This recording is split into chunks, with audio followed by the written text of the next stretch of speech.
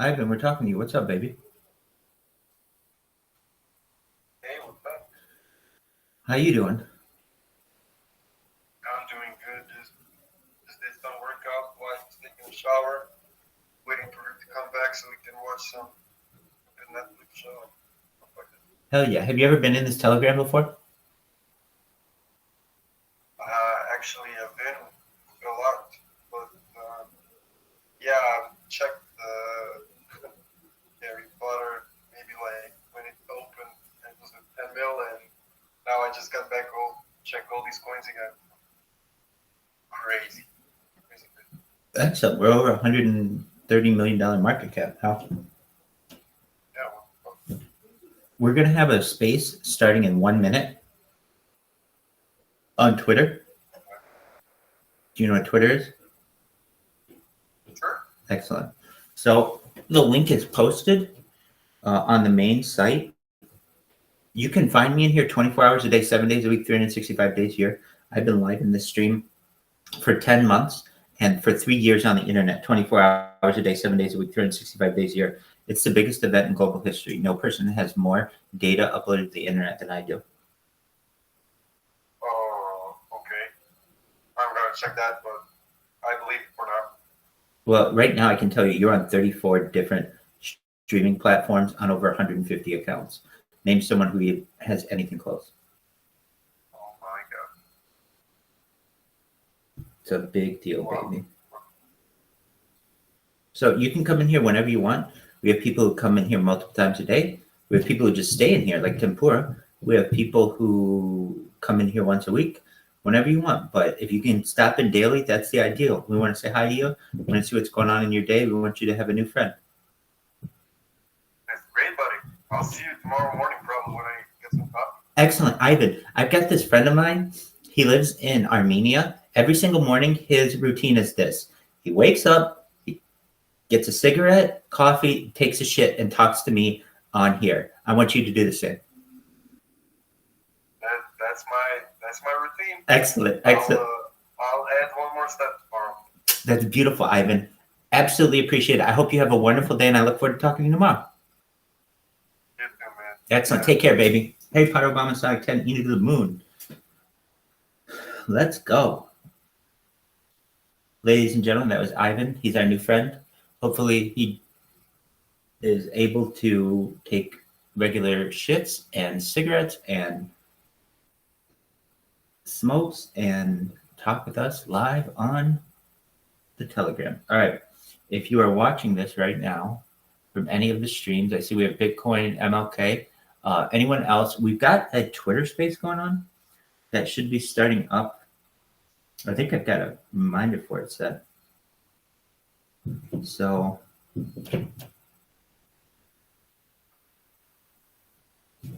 Bitcoin MLK. All right. So we have to find the Harry Potter account. Here it is. I don't think they've started it yet. Started the space, so.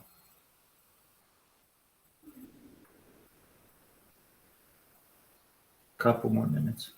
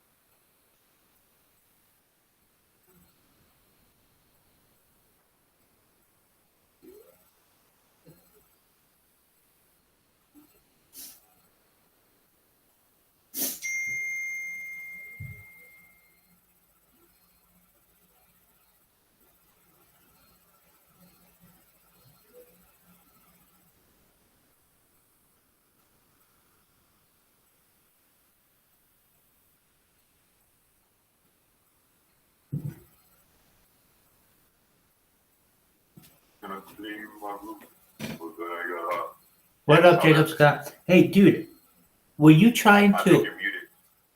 I'm not. I was just talking to somebody in here. I was just talking to someone on here. I was just talking to someone on here. Are you sure you don't have me muted?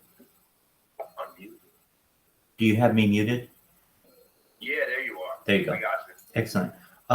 Dude, were you trying to? I think it was you. You were trying to come up as a guest yesterday in trivia, right?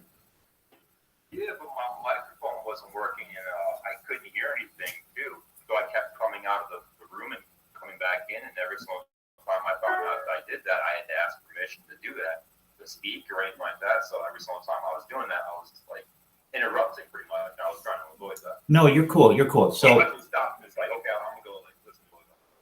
Cool. you, absolutely, you're cool. So here, okay, I want to tell you a few things. One, we have a Twitter space starting up in 1 minute, so we're gonna head over there. Number two, okay, I don't know this for a fact, but I bet I'm right. I bet you had your cell data on and you were connected to Wi-Fi. Is that correct? Or you were I only, got mobile data. or you were only connected to mobile data in a patchy, in a spotty area. So you didn't have Wi-Fi? No, I just work on mobile data pretty much. Okay. I only use Wi-Fi. You don't even have Wi-Fi anywhere? Well, my sister does, but I don't really fuck with it because I've got mobile data. Okay. So that what I think it is, and I could be wrong. Well, I know this is right when I do it. If I use my phone and I'm connected to mobile data and Wi-Fi, and I get any kind of disconnection in there, I run into an issue when my microphone won't work on Twitter Spaces. Oh, yeah, I mean, I've definitely had that issue too. And internet issues as well, where the connectivity isn't quite as well because you have both on at the same time. I definitely take notice. Okay, so I find that if possible, when you're in Twitter Spaces, to just be on Wi-Fi. So I even shut off my data. If not, what up, more light? Oh, he just came in here. I even shut off my data when this occurs, because if not, every 10 minutes or something, I won't hear a few of the speakers, and it makes Twitter Spaces basically useless. Oh, definitely. I'm always kind of on the lookout for what I'm connected to. Exactly. Okay, so I just got this reminder that we have this going. All right, so it's available.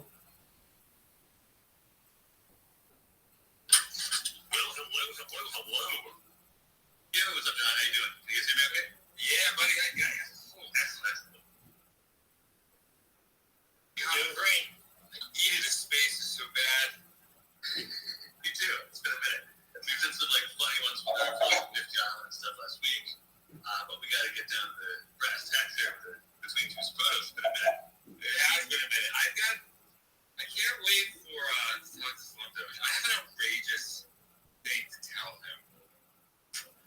And I really put myself out there when I tell the story. So bear with me, don't make fun of me. Okay, nice. So don't end the story. Yeah, I'll leave it at that. Okay, that's great. Okay, interesting. I'll just see what that is. We got this guy X plus Spectre requesting. I'm sorry, I don't know your language. So do something crazy. I can't bring it up. I'll bring it up later when we do like Q&A. We'll have a question time for Mr. Slum Doge. But till then, it's probably just gonna be me, John, and I'll be maybe it's an expert or something. We can get to whatever. We'll see. Probably not. But just say no offense to anyone who wants to come up. We gotta run a tight ship. We got a guest, so we don't mess around with the guys. So yeah, no offense to them. We love you guys. So yeah, you guys know what's going on. This is Between Two Photos.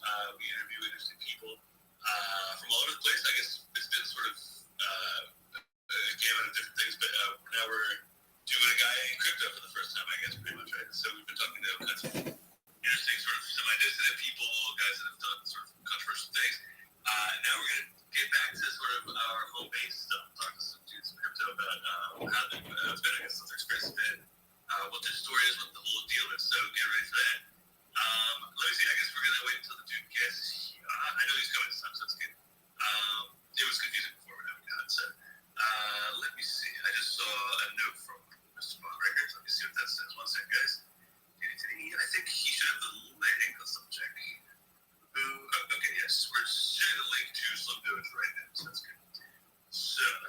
anytime. Oh, here it is.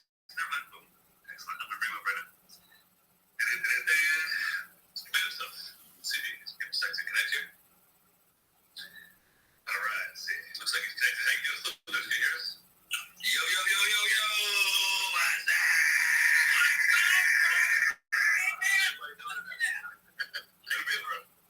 Man, the market's pumping. The charts are green. I'm fucking psyched. I'm fucking pumped, man. Let's fucking go. What's up? Let's go, bro. I'm fucking stoked to have you here, bro. You don't know how long I've been following you? Long time, my friend. Appreciate that, man. Hey, have you watched the movie? Which movie? My movie. Oh, yes. We want to talk about that here. Yeah, let's do it. Let's do it. Of course, more like what's going to do an intro between two Brunos and our esteemed guest. Esteemed guest. Well, no, sure. Yeah, thanks, guys. So, I'm Morley. I am the face tab of Ticker Bitcoin, Harry Potter, Homicide, and Edu. Look great, by the way. Just looking phenomenal. So, I don't know. No financial advice has ever come from me, but, take a look. And, yeah, this is the Three Brothers. We interview people from all over the place. We've interviewed Larry Sinclair, the guy that, allegedly hooked up with Barack Obama, some crack and all that kind of stuff. We talked to Lord Miles, the guy that, was all over the place, causing problems. We hang out with the Taliban and stuff like that. All kinds of interesting people. We don't talk to, just slouches or whatever. So, we're super excited to have Sloan Doge, who is a legend in crypto and, has very famously done very well for himself with Dogecoin way back in the day. So, great to talk to someone who's been in the trenches for a long time and has sort of seen a lot of different cycles and can kind of give us some insight and all that. So, that's it. Oh, sorry, I was introduced my co-host John, who's the main man. Head of American Crypto Academy and a bunch of other cool things you can talk about and start some fun. All this good stuff. And he's a very, very big soldier. So, very interesting guy, former intelligence guy. So, You listen to the Joe Rogan show back there? All the stuff that I do not. So, so We were. You should get into this thank you very much. this discussion. This guy made $1 million on cryptocurrency a couple of years ago. He's just been living off it. Let's give you a little bit of background on why I came to follow you and the phenomenon that was Doge and what has emerged sort of on its tailwinds, man. I spent a long time working in my early days find it's all trying to get financial advisors. You're kind of like polar opposites. Right, dealing with like the serious You're very relatable. I'm not from that background originally. I'm an intelligence officer originally. And I worked for a 3-letter place. So understanding how like weird group dynamics start to emerge and how ideas start to like get translated and that type of joy and emotion can get financialized, that's what drew me to Doge. And you were my primary source of unbelievable information. And I'm a huge meme guy at a really high level meme stuff. And brother, you are a fucking soldier. You took a lot of bullets, you took some arrows, and I'm just so psyched to have you here. Hey man, I appreciate that. I think it's so crazy how sane I've been in crypto since 2021 is considered a long time, right? Hey brother, it's been like 3 years, man. We're just getting started, baby. No man, I've been in this space. Here's the craziest part about my story that a lot of people probably don't know, man. Like, think about this. All right, I'm in the stock market, right? So I'm over here like trying to, buy Tesla stocks, sell that, like buy Facebook and all these fucking stocks, right? That's how I got started. And fucking, I had GameStop when everything started popping off about GameStop. I was on Wall Street bets, bro. I was all over that place. So when the GameStop fiasco happened with Robinhood, where they disabled the buy button, and everybody was like, yo, what the fuck? Like, let's get our money out of the stock market. This shit's rigged, right? Like, everybody automatically started looking for an alternative, right? All retail investors were like, yo, I have to move my money the fuck out of the stock market. Where the hell am I going to put it, right? And the only other option was the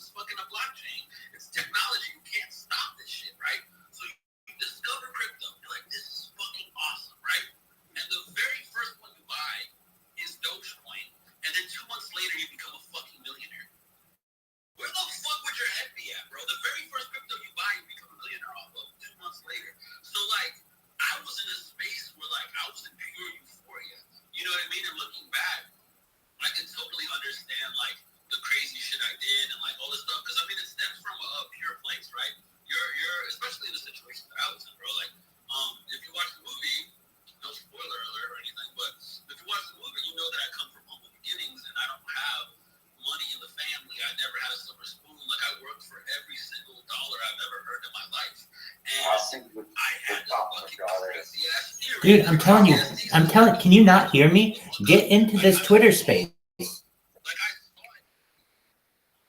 saw it. Which Twitter space? It's posted to the main Harry Potter Obama Sonic 10 e-news site. I'll send the link. Just a bunch of people talking about cryptocurrencies. Well, this is something that we regularly do. It's like it's a big interview that we have with this guy. We've been trying to get it for like 2 weeks now, and I think they finally got it. So he's telling his story. This guy has a movie made about him. I mean, it's really interesting. I'm not telling you what to do, but if you're going to listen to somebody, that's not a bad guy. I'm putting the thing in the Telegram just for a moment. I'll take it off.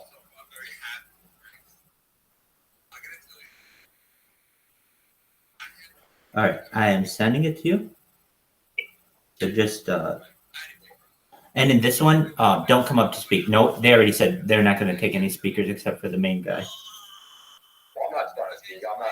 No. I know you're not, but just in case, I know, just in case you were in this one, you don't speak. Yesterday was fine. Today, it wouldn't be a big deal, but I've already said they're not taking any speakers. All right, I sent you the link. I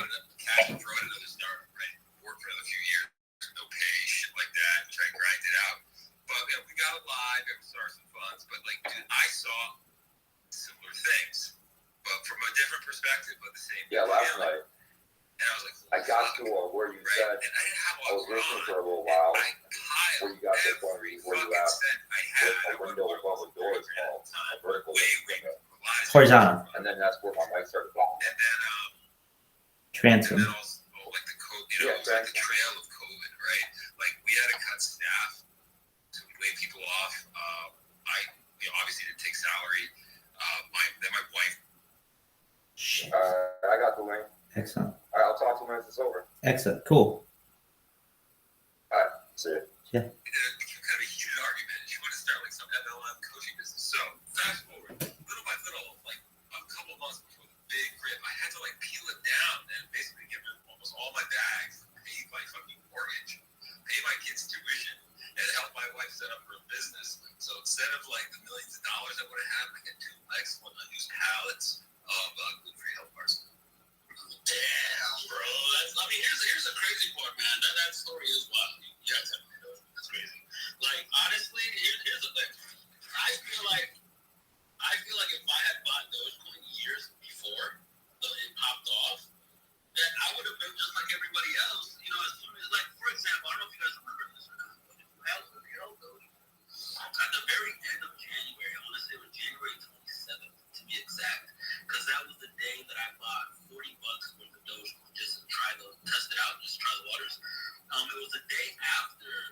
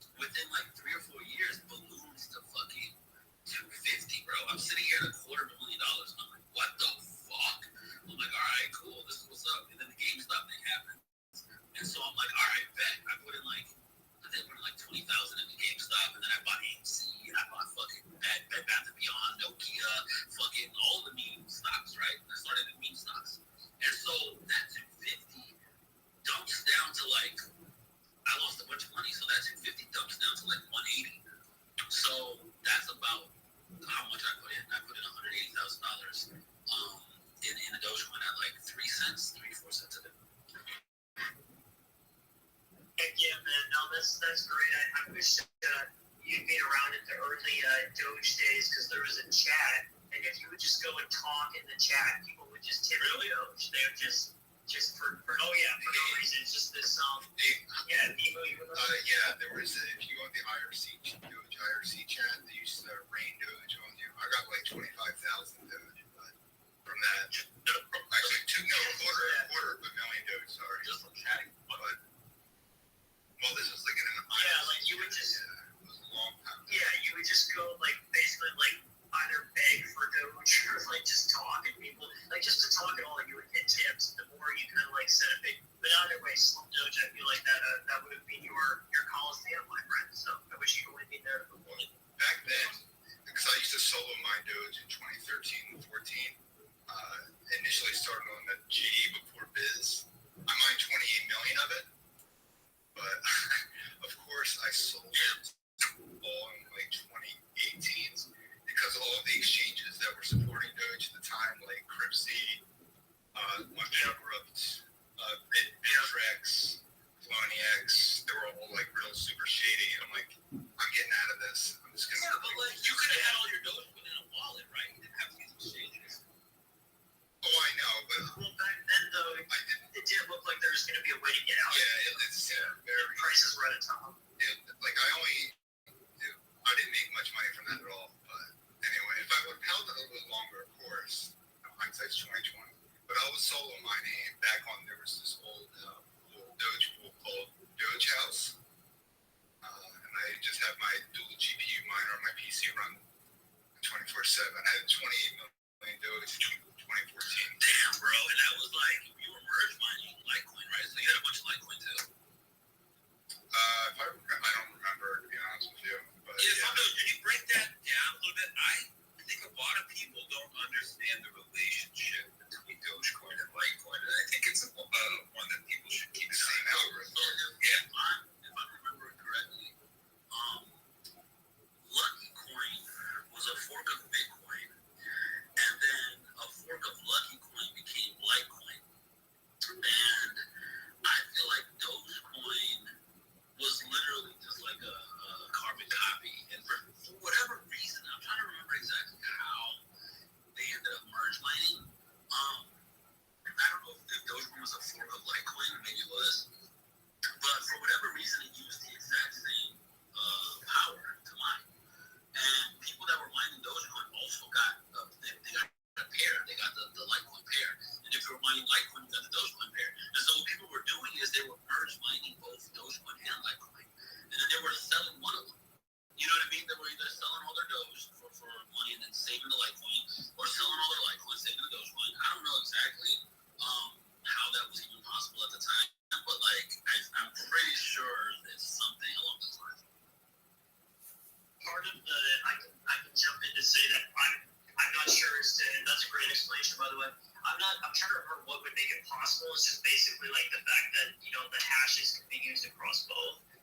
But my understanding from back then was that like it was kind of needed to keep Doge safe from like 51% attacks and stuff. Like there just wasn't the right mining space around it. And bro, I know you like the 28 million Doge story is crazy. But and I'm sure you didn't make damn near nowhere near as much as you could have.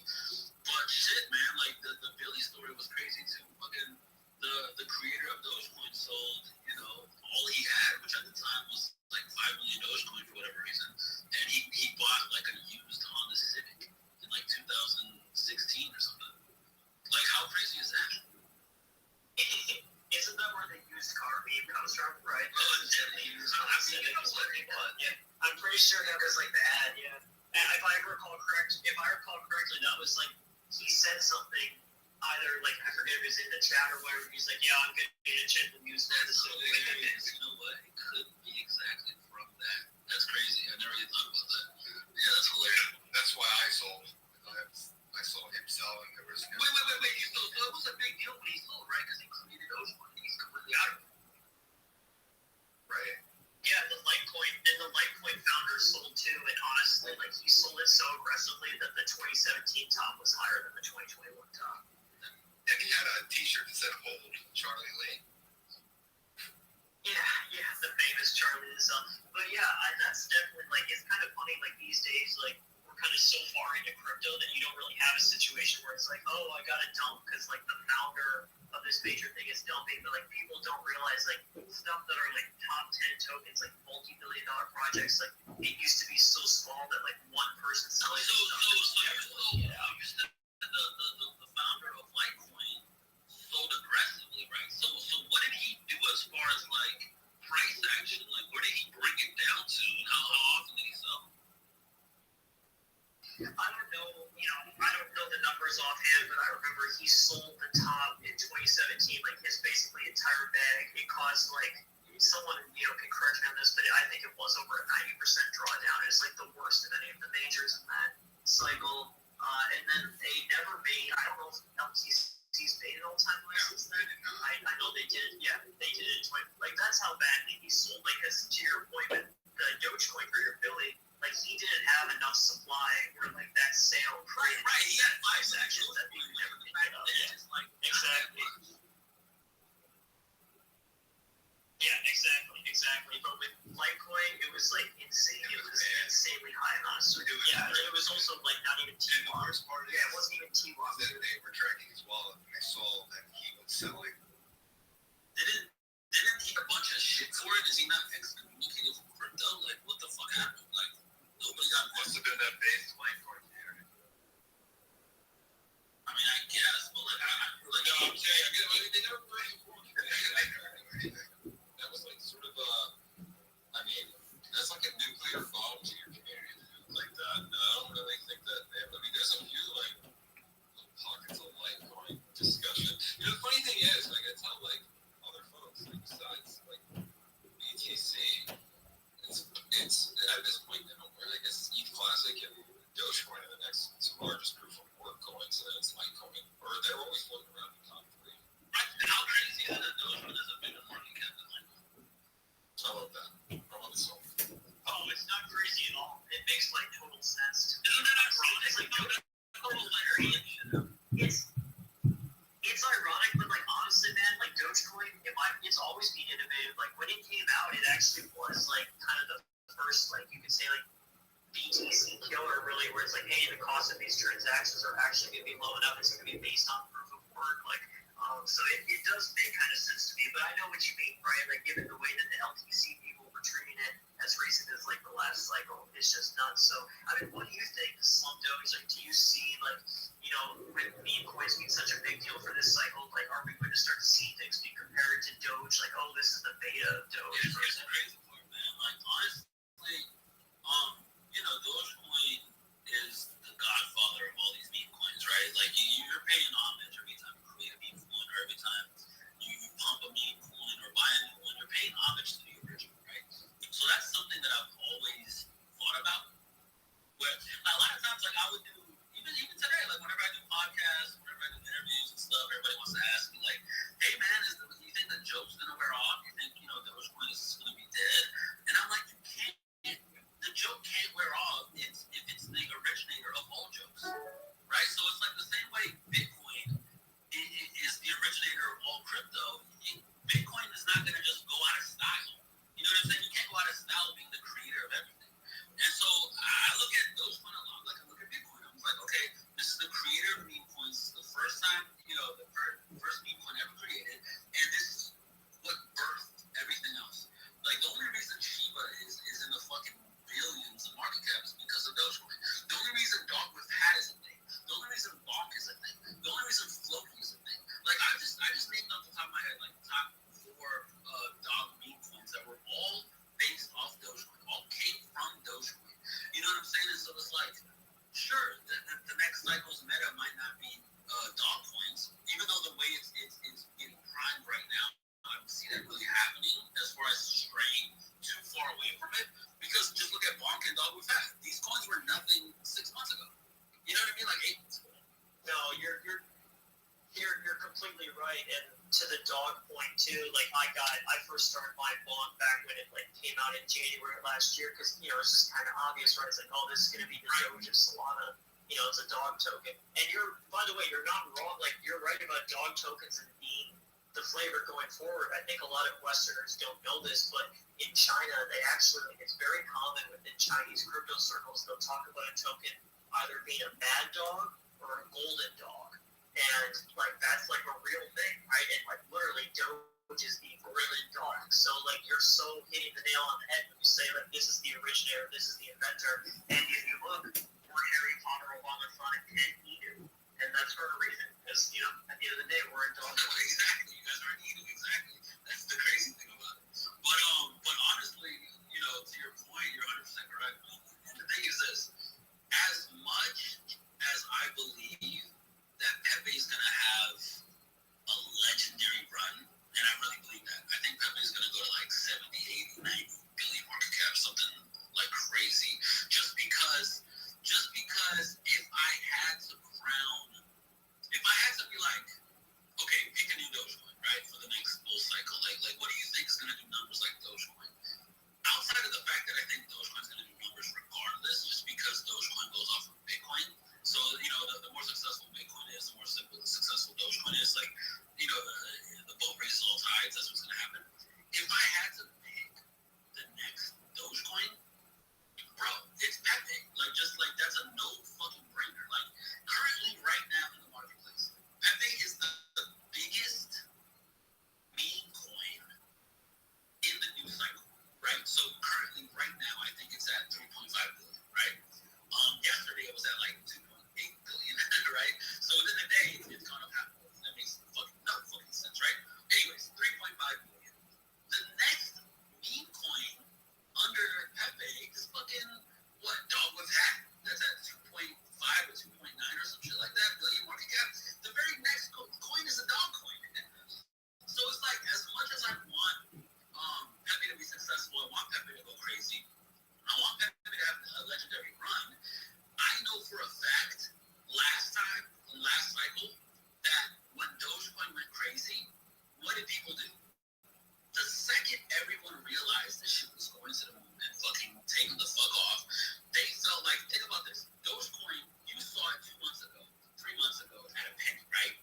Next time you look, Dogecoin's at 30 cents, 40 cents, 50 cents, 60 cents. You're like, fuck, I missed out. I fucking missed out on shit. What is the next thing? It's human nature. You automatically go for the next best thing, right? And at that time, what was the next best thing? Shiba Inu coin, which was the breed of dog that Doge was, right? So it's like, if I can't have Dogecoin, I'm gonna get the breed of dog that Dogecoin is. Shiba Inu, let's fucking go, right? And it got such a massive following that at one split second, I want to say Shiba flipped Dogecoin last cycle, right? And so it's like, that's how fervent the fucking energy was behind Dogecoin, right? Like, they wanted to find the next Dogecoin so bad, right? So if I Shit flipped. Sorry, it flipped Doge, but the issue, the reason why it flipped Doge is that FTX, Sam Bankman-Fried, he was the founder of SHIB and made an insider deal to get perps on it. Oh, so that's why. I did not know. Wow, that's why it flipped. Man, I did not know that. So I can tell you that. So this had a really crazy impact on the OTC world. So like overnight, all of a sudden everybody's being told like we gotta add SHIB, right? Like SHIB, like FTX. Everybody else is pushing on it. But here's the thing, SHIB, like those decimals go on forever, bro. And I'm not a quant dev, but like the other quant devs, they're like, I don't know how to add this right away. Like this is just so many decimal points. So like there was this kind of hilarious thing where essentially like your ability to start taking on SHIB risk and get out of it was based on your developer's ability to code for like all of these like decimals, I guess. I don't know if they were just they could have just been given as an excuse as to why like they didn't, like whoever knows, like it is what it is, but everyone was thrown into disarray. And but you could also tell that there was something kind of pushing it, like you said. Honestly, that makes perfect sense. Now that you guys mentioned it, because they were both in Karma DAO together. Karma DAO, yeah, that's what incubated. Yeah, I know. But yeah, anyways, like with that, with everything, community, all this stuff, it flipped Dogecoin momentarily, right? And that kind of sets a shockwave to the entire industry, where everybody's like, oh shit, anything can happen, right? Anything can fucking happen. And so I feel like this time around with Pepe, we're gonna see something similar, to be completely honest. And I feel like if anything, I'm giving you guys alpha right now. As common sense as this is, in my opinion, I feel like Pepe's gonna have a legendary fucking run up, right? You're gonna start having normies, your cousins, your fucking aunts, your fucking grandma is gonna be like, hey man, what's up with this? I feel like Pepe's gonna go crazy, and then I feel like people are gonna be like, I missed out on Pepe. What's the next Pepe? You don't agree? I think the next Pepe would be us. The next Pepe. If my ticket Pepe's done. I think it just the only reason why it is where it is now is because of all the exchange listings. It has basically zero community. They have no Telegram. They've never had an IRL event. You can't talk to the founders. I mean, at the same time, that's what people can look at as a strength, because it's like none of this was supposed to happen. None of this was like Pepe devs are gone. Everybody's gone, right? Now it's a community takeover, and now you can't even talk to the devs. You can't it's become its own thing. It has a life of its own at this point. There's no way to contact anybody over there. Yeah, I think that's true, but I also think like the IP is spread out over other collections that have maybe not the community size claim, but certainly the provenance claim, because they were there with Pepe Coin ETH and a few other things beforehand. That I think is one of the things that the IP's all over. No, I get that. I mean, honestly, the one of the strongest things about you guys is the originality behind the meme. To become hats off to you guys, man. I say this shit all the fucking time. Like, you guys really took something that everybody was trying to hop on the next meme point, and what do, right? They hop on the backs of some IP, right? Think of any iconic character that's a cartoon character, Mickey Mouse, whatever, and do their own thing, right? You guys were like, you know what? Fuck that. We're not playing by your rules. We're not gonna just hop on the backs of a fucking IP. We're just gonna generate our own fucking thing. Take all of these iconic things and just fucking smash them together. And bitches, we're fucking Harry Potter, Obama, Sonic, Eden 10. You know what I'm saying? Like that shit literally, bro.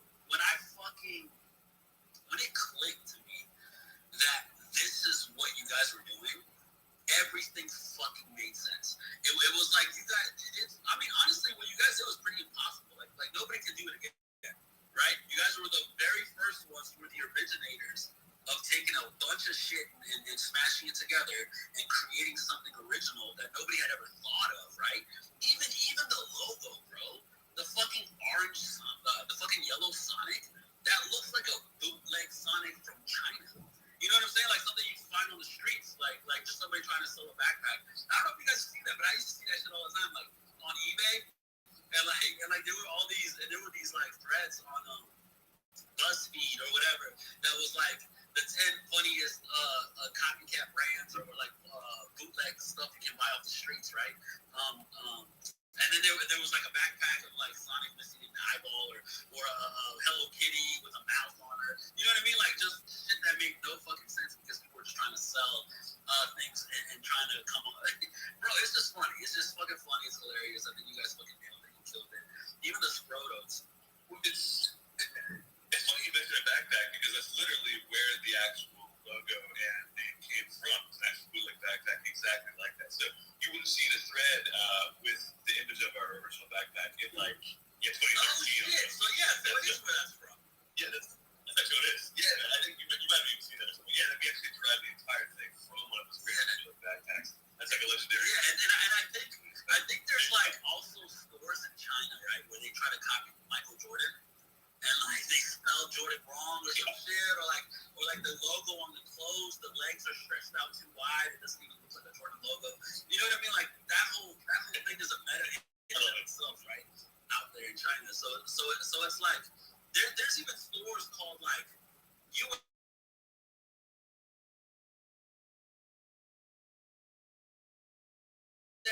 The moment it'll be all of the technical alignment work, it'll be societal impacts, economic impact. Goods, and then it just like literally created your own fucking thing out of thin air, pretty much, right? So I've always had a huge respect for you guys. Like even when I talk about meme coins, when I'm like, yo, the next big meme coins in the next cycle, I'm always like Pepe and Harry Potter, Obama, Sonic, 10. You know what I'm saying? Like you guys are always on the top list, man. Oh yeah, we saw that video, the interview that you've done with that guy. What was the name of that guy? A recent one? Like I don't know, a few weeks ago. Daniel got hits. Yeah, that was it. It could have been him. Yeah. And the thing is, I've never talked to the team directly. You know what I mean? Like, I didn't even know the fight with Bitboy. I didn't even know that was the you know what I'm saying? I didn't know it was you. Like, I didn't know it was the main devil on this front. I had to tell him. Foreman got it because I think I did a fucking poll, right? And I was like, who do you guys think is gonna win, Bitboy or the other guy? Like, I had no idea. It wasn't even like on no disrespect shit. I just honestly didn't know. That's so funny. So I've just been a fan. I've just been a fan this whole time. Thanks, man. Appreciate it. What's up, Foreman? How you doing, bro? Yo, what's going on? No, I love that fight. I watched it live. I mean, honestly, it took hours to get to the fight, but once the fight actually started, it was awesome. I mean, props to Bitboy, watching Bitboy, that was actually insane. Honestly, I couldn't believe how hard, your Dev went versus Bitboy. It was just, are you more or is he not on stage? Yeah, more like Okay, I couldn't tell. I was because I didn't see him on stage. It's more like I was like, you must have. When you were you were fighting Bitboy. That was wild, man. I mean, how'd that feel? Yeah. It was insane. It was one of the scarier things I've done in the past few years. I was totally not expecting him to be all enraged and charging at me and pushing me on the ground and shit. It was really crazy. I was training for kind of a relatively easy striking fight or something, and it's turned into this total mess. It was crazy. So it was really fun though. I did it for the glory. You want to know something crazy, man? I actually thought you were gonna win for the simple fact that you just seemed like you were in better shape than Bill. I was. Thank you. Yeah, I was in better shape, but my knee was actually really fucked up. I just didn't tell anyone said it when I ruined the fight or whatever. And I had to go through it. I'm not going to the fight. But it was crazy because the elevation was 2,000 feet higher than Denver, so you really couldn't breathe. It was really nuts. So, if you guys ever go up to Mexico City, you'll see you can't go up 2 flights of stairs. You totally die. So yeah, it was crazy. It was an insane fight. I recommend everyone try it if you kind of thing. You don't get the opportunity. But good to Bitboy. It was a good fight, and he definitely walled me a lot. I'm still feeling it in my ear a little bit, some ringing. So, but it was great. I mean, it was funny. Feeling knocking the guy over with a punch was awesome. Definitely recommend that. But it's kind of a bigger guy. But yeah, he's a nice dude. I think we're gonna maybe talk further on down the road or something. We'll see. I think he wants to do it again later on in the fall. I would be amenable to doing it again, later on for but yeah, man, outside of physical readiness of whatever you guys had, Bitboy had something to fight for. You know what I mean? Bitboy was going in there not just physically, mentally, emotionally, spiritually. Bitboy was trying to fight his demons through you. You know what I mean? And fucking everything that he had was just accumulated into this one fight where he just had to win no matter what. So I feel like he had you on that. You just went for a fight. He went for the fucking destiny and virtue. Yeah. I agree, man. I think you're totally right. And he actually said something to that effect the next day after the fight. He was like, bro, you have no idea how much I needed that win. So thank you. And I was I kind of feel it. He's like, bro, after all the shit I've been through in my life, if I lost it, I needed that. So I was like, all right, yeah, that's something fun. Because I don't really care. I'm not king fighter. I don't really think of myself as I gotta win this shit or else. But it would have been sick to win, obviously. But we'll rematch the guy. Whatever. I'll have to put on And as a side note, I should have totally threw $100,000 at Bitcoin that night, bro. Because I think the price went to 50 million, right, or 60. No, I thought it hit 30 or something. I don't know. It dropped down, and I was like, this is the perfect time to throw $100,000 at it. It would have been, that was the dip of dips. Yeah, some people were sort of mid-curving us and saying, oh, that's the end of the coin. He lost, therefore the coin's going down forever. And, right, that was it was a small dip and then it rocketed on the way up. So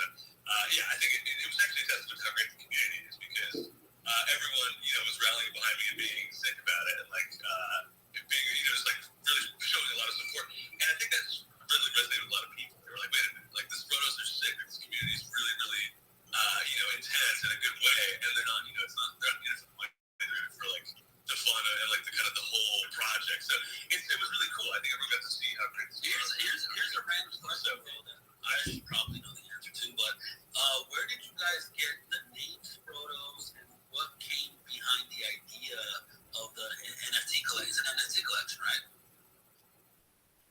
Yeah. Great question. No, it's funny. Actually, it's a funny word that came out accidentally from I was going to airdrop Tony. I think was the other guy in the BSC days. Quinn was originally on Finance Smart Chain. It came in November 2021. We were all just community members. Actually, one of the very first community takeovers, funnily enough, because it was launched by some guy, and then we don't know who he is. Disappeared forever. And we just kind of started picking up the pieces like running the coin, etc. And decided to go switch over to the ETH version. But this Frodo's coming from airdrop Tony being like, we were all starting to chill even though we were down. He was like, all right, guys, keep going. That's Frodo. That's Spirit. But he's like, oh. So we were like, oh, that's Frodo. Spamming it a million times. And then we began like, all right, guys, like, revealed Frodo. Like it just became more of like part of the lexicon. And with the NFTs, we did that as a nice thing for our holders. Way back, we had sort of retraced from like 10 million on the initial pump to like 600, 700K, really brutal. And so no one wanted to be friends with us, no one wanted to be a holder. And we were like, well, fuck, some of the people stuck around. Some people were still making funny memes and stuff like that. And the Telegram, go crazy. So we were like, all right, well, for these guys, we have these drawings lying around from before that we thought were funny. Why don't we like spin those up into an NFT collection, just give them to the guys, who stuck around just to show, our appreciation. And we were like, okay, we don't want to fuck it up. Like, we want to make sure it fits out. Let's give people fives. And then we were like, no, we don't really know how to we were just let's do this by ear. None of us has launched NFT in our lives. And then we were like, okay, well, let's just give everyone like 10, let's say, whatever. And then I forget, we did some other stuff like free mint kind of stuff. But it went really, really well. We're very good at launches. Same with the coin. It's like one of the first launches ever. And everyone's super happy. We got 10 Frodos and the price started going nuts. And we were like, hey, we've actually created something in and of itself pretty cool. It wasn't just like a giveaway. It actually became its own kind of thing because everything's one of one. I don't even get the whole spiel, but check it out on OpenSea. I think it's the only NFTs I'm interested in. So. No, I like it, bro. And I'm surprised that, like, bro, 99.99% of the time, if anybody gets a free airdrop, they can dump it ASAP. You know what I'm saying? So, like, I'm surprised that, like, it actually held strong and then people, gravitated to it even more. It's a really good point. Actually, I didn't even think of that, but you're right. Nobody really dumps too many of their Frodos. I guess Bitcoin Obama dumped his, but that's about it. Everyone else is allowed to them.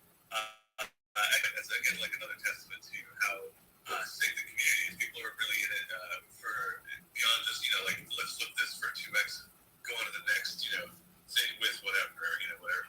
And I think, you see, we've lasted since last May, too, so it's kind of rare. But, same with Dogecoin. I think it's just a long living meme coin. I think there's a lot of parallels to be drawn. I'm not going to say we're like the next one, but I can say like we could enter that pantheon that Dogecoin is in and kind of found it to begin with. So that's the goal. We want to my thing too is that I despise derivatives, man. I hate derivatives with a passion. And so the crazy thing is, like I said, you guys created something completely original, completely one-of-one. You can even see that with the NFT collection, one-of-one on everything. And the craziest thing to me was reliving the moments you guys was seeing over, right? Like there were many, like those robotic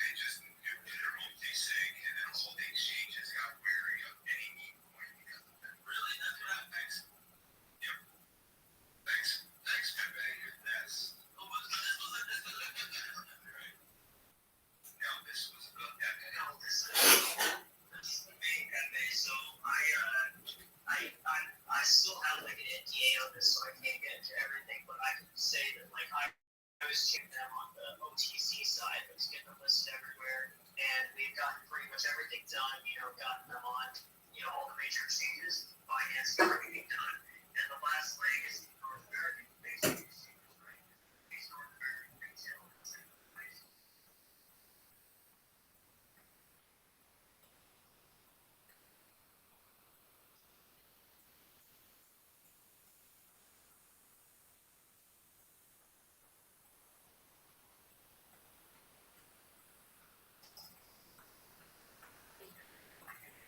And so that all happened in about a span of like 2 or 3 days. And so it's just like to conservative.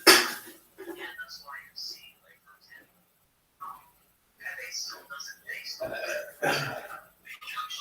happened is that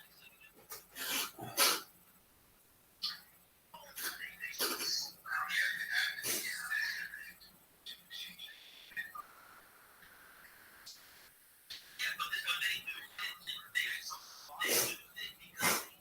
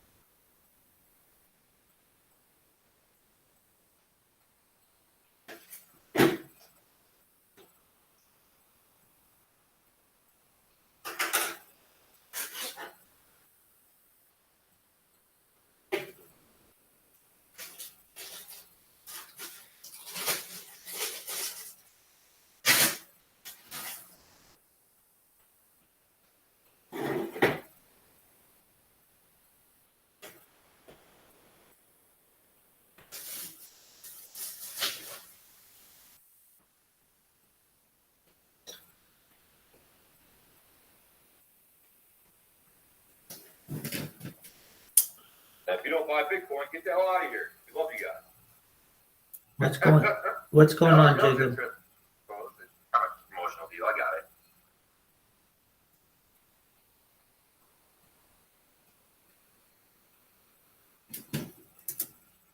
Human life looks like if it's in.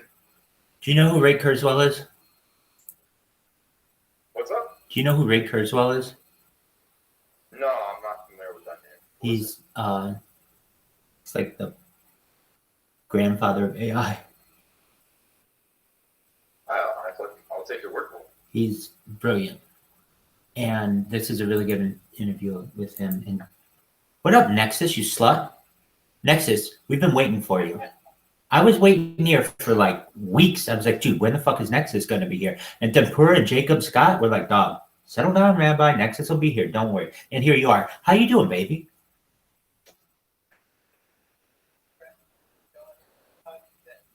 Oh, great. Thank God. How about you? It's great, man. We're got a nice sunshiny day. We've got some green prices in the market. We've got dinner cooking in the oven. Everything's great, man. Hell yeah. Were you just in that Twitter space, yo? Oh, yeah, dude. I was hoping the last time around, you know, when you guys know that we would get pleasure to hear from some of those millionaires. But, you know, better late than never. Hell yeah. That guy's got an inspiring story. Really good speaker. So do I understand this correctly? He made $1 million with 40 bucks. I think that's what he has said. Pretty crazy. You know, but such opportunity here in this space, you know, kind of believing in, get behind something, something valuable regardless of price. Always good to meet people with convictions like that, because they have the best story. Right? Absolutely. Who's the Black Hawk, man? Go Hawk, hard lead, go. Only another year, but definitely go hard. Yeah, I mean, hey, at least you guys will get another good pick. And, you know, that kid, man, I tell you, I don't care how bad he is. That kid is fun to watch. Hell yeah. I'm a lifelong dedicated Hawks fan. Chicago, so I like everything. But, Green Bay, Packers, and Cubs. Yeah, man. I grew up playing hockey all my life, so I'm a big fan of the Capitals are my team. But I root for players, you know, not even like the team. So I Yeah, think for sure. that kid is Sometimes great. it's really good matchup too on opposing teams. Yeah, sometimes I'm like, they beat me, but you know what? Good for that guy, because I like him. Yeah, I definitely think if you like the sport, you kind of like inject into it all as opposed to just like go, one team. But I mean, if they're in a playoff, you kind of have to be dedicated to all of that. It is what it is, right? Yeah, I love talking about hockey and stuff. When it's not crypto and other things like music, whatever. Hockey's kind of my culture, born and raised. And it was perfect though. That's all we ever did in the hockey. Chirp each other all day. You come on crypto Twitter, it's no different. So, it's perfect. This is my nipple. I didn't mean to interrupt or anything. No, you're absolutely not. We're happy you're here, Nexus Blade Brother. I'm glad you could confirm. I mean, Jacob, didn't it seem like he made 40? I don't know if you heard, but with $40, he made $1 million. Well, he kind of added to that. He had some other investments as well, but I mean, I definitely got just some of it. Is that okay? Now that was part of the part that made him a millionaire. Almost definitely. Yeah, so definitely invest your money wisely. Has he sold any of his notes or not yet? Well, here's the thing: if he didn't, am I missing out on something? He was saying that the coin was at like 225, but I looked at the chart. It looks like it had an all-time high like 64 cents. Yeah. I don't think we ever made it sell. At Okay, least my portfolio. That's like, yeah. So it, Terrence, I don't mean to digress, but did you happen to see my my Twitter account profile picture? what's your Twitter? It's actually got Taylor Swift holding a sign that says Trump won. I mean, I could bring it up because there's obviously some indiscrepancies in the kind of mass populace, so to speak, as opposed to just a political view. I'm saying like Sonic Hedgehog, Obama stuff, just having the indication of Obama in there, could they have some political drawback due to the coin itself? Is what I'm trying to say. You know, like, whatever you guys believe in, your values, morals, like, just have a good heart. Politics are one thing, right? Well, I'm just saying, you're trying to push this point in general. You can push this Right. the Obama. But I think But times somewhat lean to it, you could have some discrepancies in the mass production of it. I think the name is awesome. I think it would, even if you like Trump better, it would flow, right? It wouldn't roll off the tongue better than the way it is now. Right now, it's perfect. But it's got a lot of political connections to it, no matter how you want to waver it in. hold on. Without getting political, I don't know how we got here. Back to Doge, its all-time high. It's 73 cents, and this guy said he bought it a penny. So that means he only did a 73x, unless I'm missing something. Is that correct? I think he goes pull up.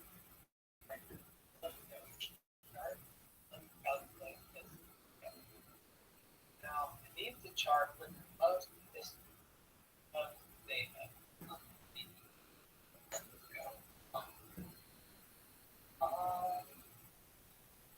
Well, I suppose we can just look at the market cap. Are we assuming he bought the better bottom of this coin? I'm not sure. So let's assume that.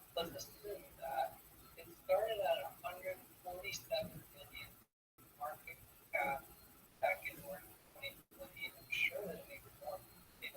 This must be.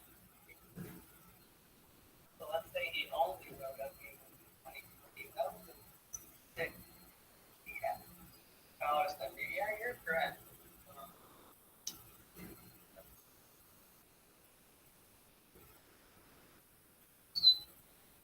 I think you're correct.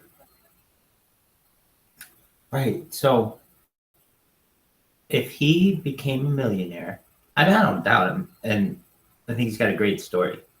I'm just trying to replicate it with $40, kind of. So if I took $1 million divided by 70, did I say 76? Something like that. So that means he had to eventually invest at least $13,000 at that price point. And he didn't. He said he invested like $40. So he had to put some significant wealth of his family in there, perhaps. You know, I think one day I want to do an interview with some YouTuber named Grant Humphrey. And in that interview, he did say he eventually bought more than that. So I didn't say. Okay, so And then he also did say, like, he didn't know if he could actually be in there, but the name better because in terms of how many Doge he had like over millions of Doge. So he called himself Doge. But he was like saying he wasn't speaking in terms of US dollars but Doge. okay. So, all right. Well, so he just did really well on it. So perhaps he had a 73, 76x on it. Well, He also in that interview said that that was many months, many years, many things. So I hope he gets vindicated for his house. I hope all of us do. I hope we all think of the profit plan and get out of it.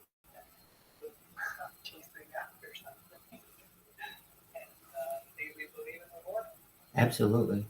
So, Jacob, I don't know. Nexus just brought up a good point. He said he saw another interview with Slumdoge Millionaire where Slumdoge said two things that are, I think, really important to clearing up how this guy made all this money. The first was that he might consider himself a Doge millionaire, which is really like 100,000-aire or like a 10,000-aire, and that's fine. I mean, he's doing well in other investments too. Like you said, he invested his mom's money, so that's a really important point that you brought up. And then the other point was that Nexus just brought it up. There's the mom.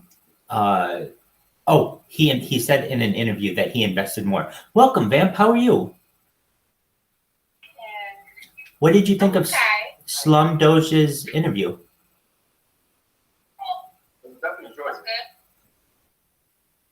So we were trying to. So to kind of keep you apprised of where we were at in the conversation, I was trying to figure out. My question was just kind of out of curiosity. So did he take $40, meaning Slum Doge Millionaire, take $40 and turn it into $1 million? And the answer to that is no. But some of that $40 was certainly a major investment.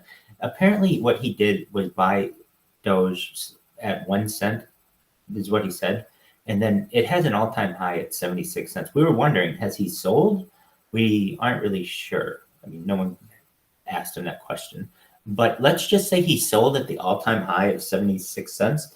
Then what would that mean for his return? Well, he has a 76x, but that still doesn't get him into $1 million unless he eventually turned that $40 into something like $13,000 of investment. It just didn't work out. So Jacob brought up the. Yeah, but didn't he say that he got a pretty amount in the first run and then jumped in again with a big amount? Yeah. Exactly. So there's other. Meme coins for a while. Exactly. So there are other parts that he reinvested. He had his mom invest. And also, we didn't know what he meant by millionaire, as in USD millionaire or Doge millionaire. We're in the assumption that it was USD millionaire, at least I was, but he could mean just Doge millionaire, which is something too. Is it? Yeah. So I thought it was a really good interview, though. Vamp, did you have a chance to come to trivia last night? I was busy. I took a peek in it next. I was busy in another week. Very well. We had. That was a great time on trip. Yeah, that was fun. Excellent. I'm glad you enjoyed it. I thought Between Two Sprotos was good, and I think that Slum Doge Millionaire has a really interesting story. Now, what was this? He has a movie? Heard of it? Well, he said multiple times in that interview, right at the beginning, he said something about he had a movie, and then to ask him, and they were like, we're going to ask you about that later. So, of course, there's the movie that was Slumdog Millionaire, which is a play on his name, but it's going to be hard, I think, to find. I mean, it shouldn't be. It's a movie, but I don't know what it's called. That's the thing. But did anyone else hear him say that there's a movie that came out about him? That's a, I'm trying to Google it, but every time Slumdog Millionaire comes up, right? Yeah. Exactly. Okay, Slum Doge Millionaire. I've been waiting 2 years for this moment. Please celebrate Dogecoin hitting 20 cents with me today. Oh yeah, it is. The Dogecoin documentary is officially out. Okay, so it's. Bitcoin all started out by being a joke from Elon Musk. It didn't start out that way, but he jumped in on it. So I can find it. It's like $9 to buy or $6 to rent, but I paid $0 if I can find it. All right, so this is Dogecoin documentary. Just one moment. Let me see what I can do.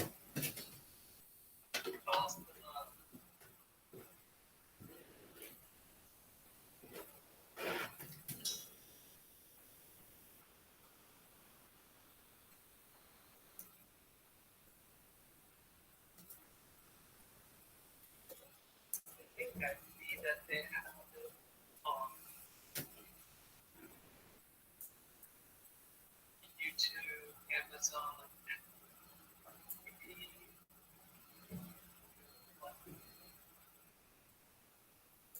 Yep, this is the guy. Over. Am I saying his name correctly?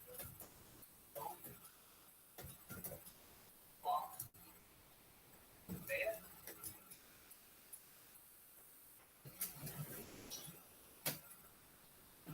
I believe the name of the documentary is "This Is Not Financial Advice." Yeah. So just one Yes, moment. it is. Let's see if we can find it. We're going to track him down and find out who he is or what this is. Came out last year. Yeah.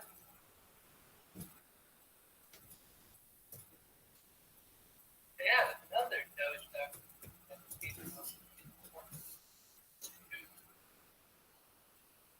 Never heard of it. It's got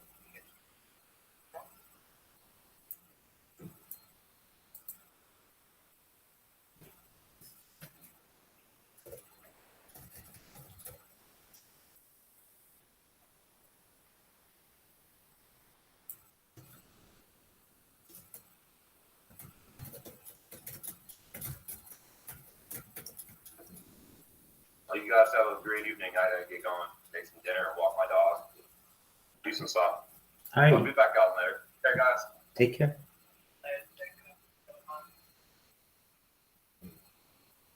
Yes, sir. Wait, stop, sorry.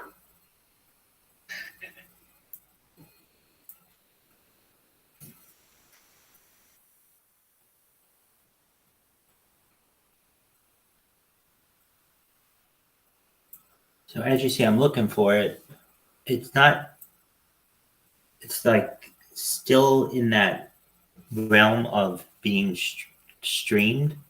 So it's not super easy to find. It's pretty new is what I'm saying.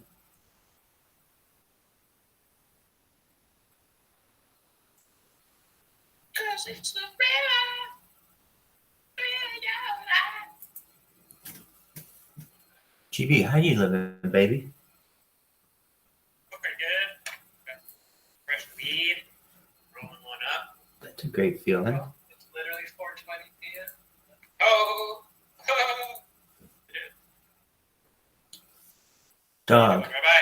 I'm kicking ass, taking names. We're trying to find.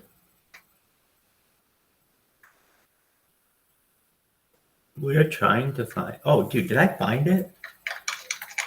No way. This has just got to be the trailer or something. There's no way this is right. This is going to be The fake. game? Trying to find some game. No, we're watching this documentary on Dogecoin on Slumdoge Millionaire. I can't believe this is the real thing. I always put something like this on, or not always, but then like you get a minute into it and it turns out not to be a real movie. Yeah, or just stops loading or something. Right, exactly. Makes you, oh, dude, that's him. Or it looks like it. That looks like that guy who was in the VC just now, or the Telegram, the Twitter space. Yeah, that's good. They might be the movie. All right, so here's the thing. What up, Snoo, you little slut? We've been waiting for you. Snoo, if I could. Oh, look at that. He just ran away, little bitch. Okay, that's cool. He's back. Snoo, we missed you. How you doing, baby? What up? Hey, dog. Snooze. Were you in the Twitter space just now, I'm yo? alright. I'm alright, huh? Were you just in the Twitter space, baby? No. Why the fuck I was not? in it for a minute, but then You I was out running the errand and lost connection. Okay. All right. Cool, dog. All right. Here's the thing. We're gonna try to watch this or you're going to help me at least try to, what is the word? Troubleshoot it? Okay. So if you weren't aware, I'm going to share my screen and I am. I'm going to undo it and then redo it and then try to share the sound. The issue is not the video, surprisingly. Usually that is. It's the sound for me. I don't know if it's because of this microphone that I have, but okay. Also share system audio. Cool. That's what we wanted to do. So we're going to come over here. We're going to share the screen. You're going to see the screen in a second. When you do, I would appreciate it if you can make me aware.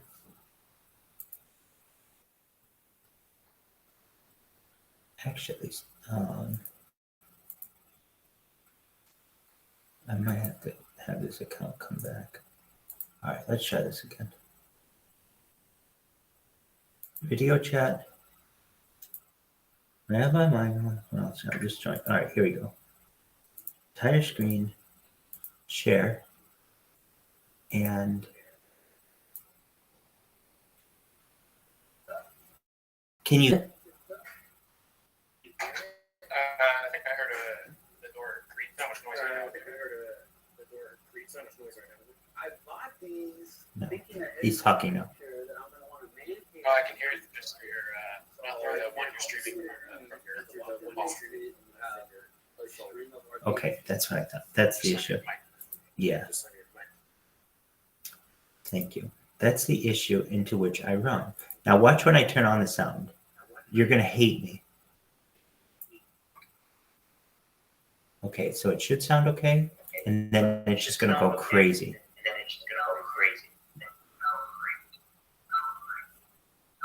Hold on. Maybe it'll work if I mute everything.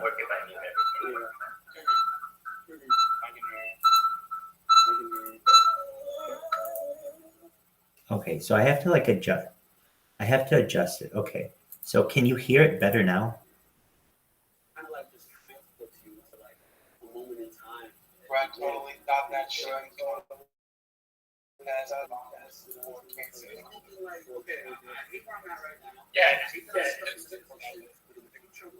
G-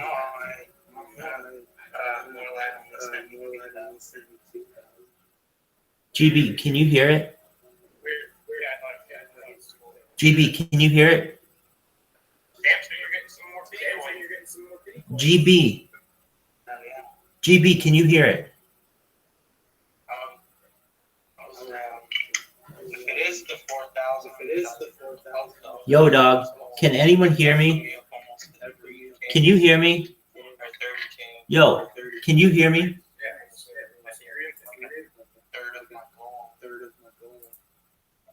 No. Yo, can you hear me? Dog, can you hear me? Dog, can you hear me?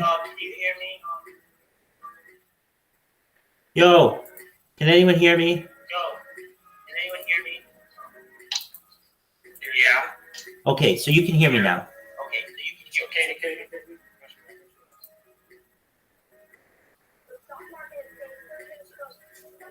Can you hear the movie?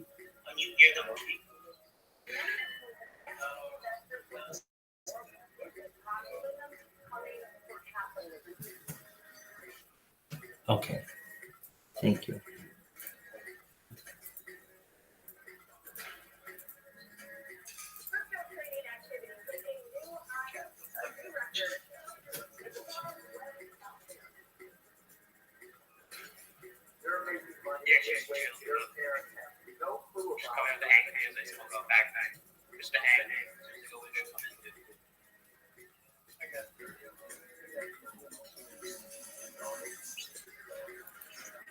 Can you hear the documentary now?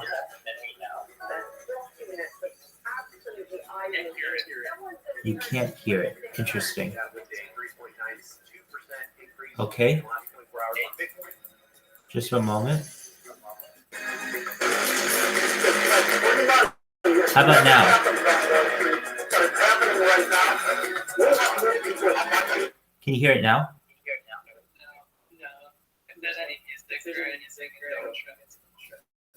No way. That's incredible. All right. I'm gonna try it with a different. I'm gonna try it with a different browser. Get ready for me to blow your fucking socks off.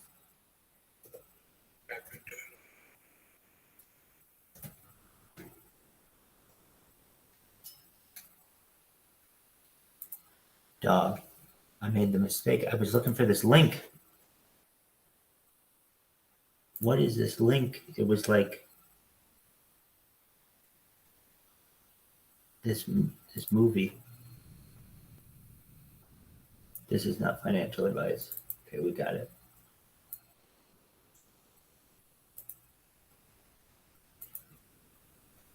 GB, have you heard from Squirrely recently?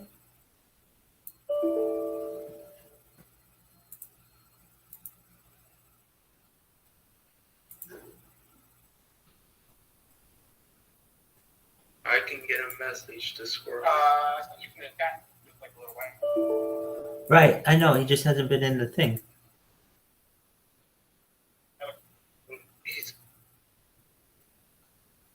He's been around, so. That's good. Yeah, he's been around. I think he's been hanging over the lands. Yeah.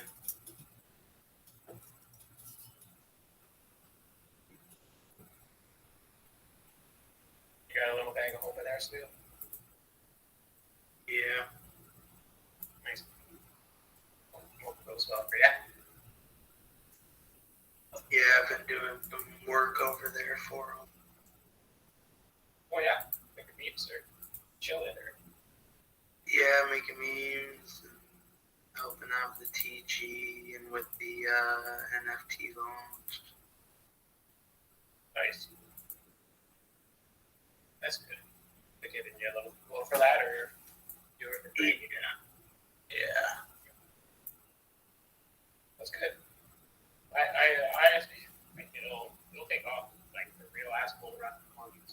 I think it has a chance to get multi millions for sure, like close to 100, if not more.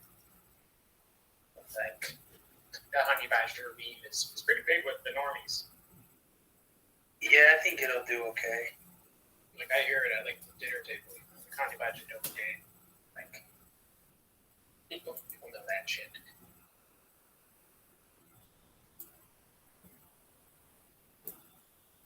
Yeah, I think I'm gonna just bait it all, perhaps. I don't have any money. So. Yeah, I mean, that kind of sucks for me too, is because I'm I'm making a little bit of money, but I'm still not making money that I can turn into anything really. So I'm kind of just helping out, but I'm I really want one of these fucking honey bastards, bro, but I know I don't have the gas to mint it. There's no fucking way. $70 or something probably, or 40 or at least, right, for gas. I mean, it's been expensive. Yeah, maybe ask for your next payment. You can pay for gas.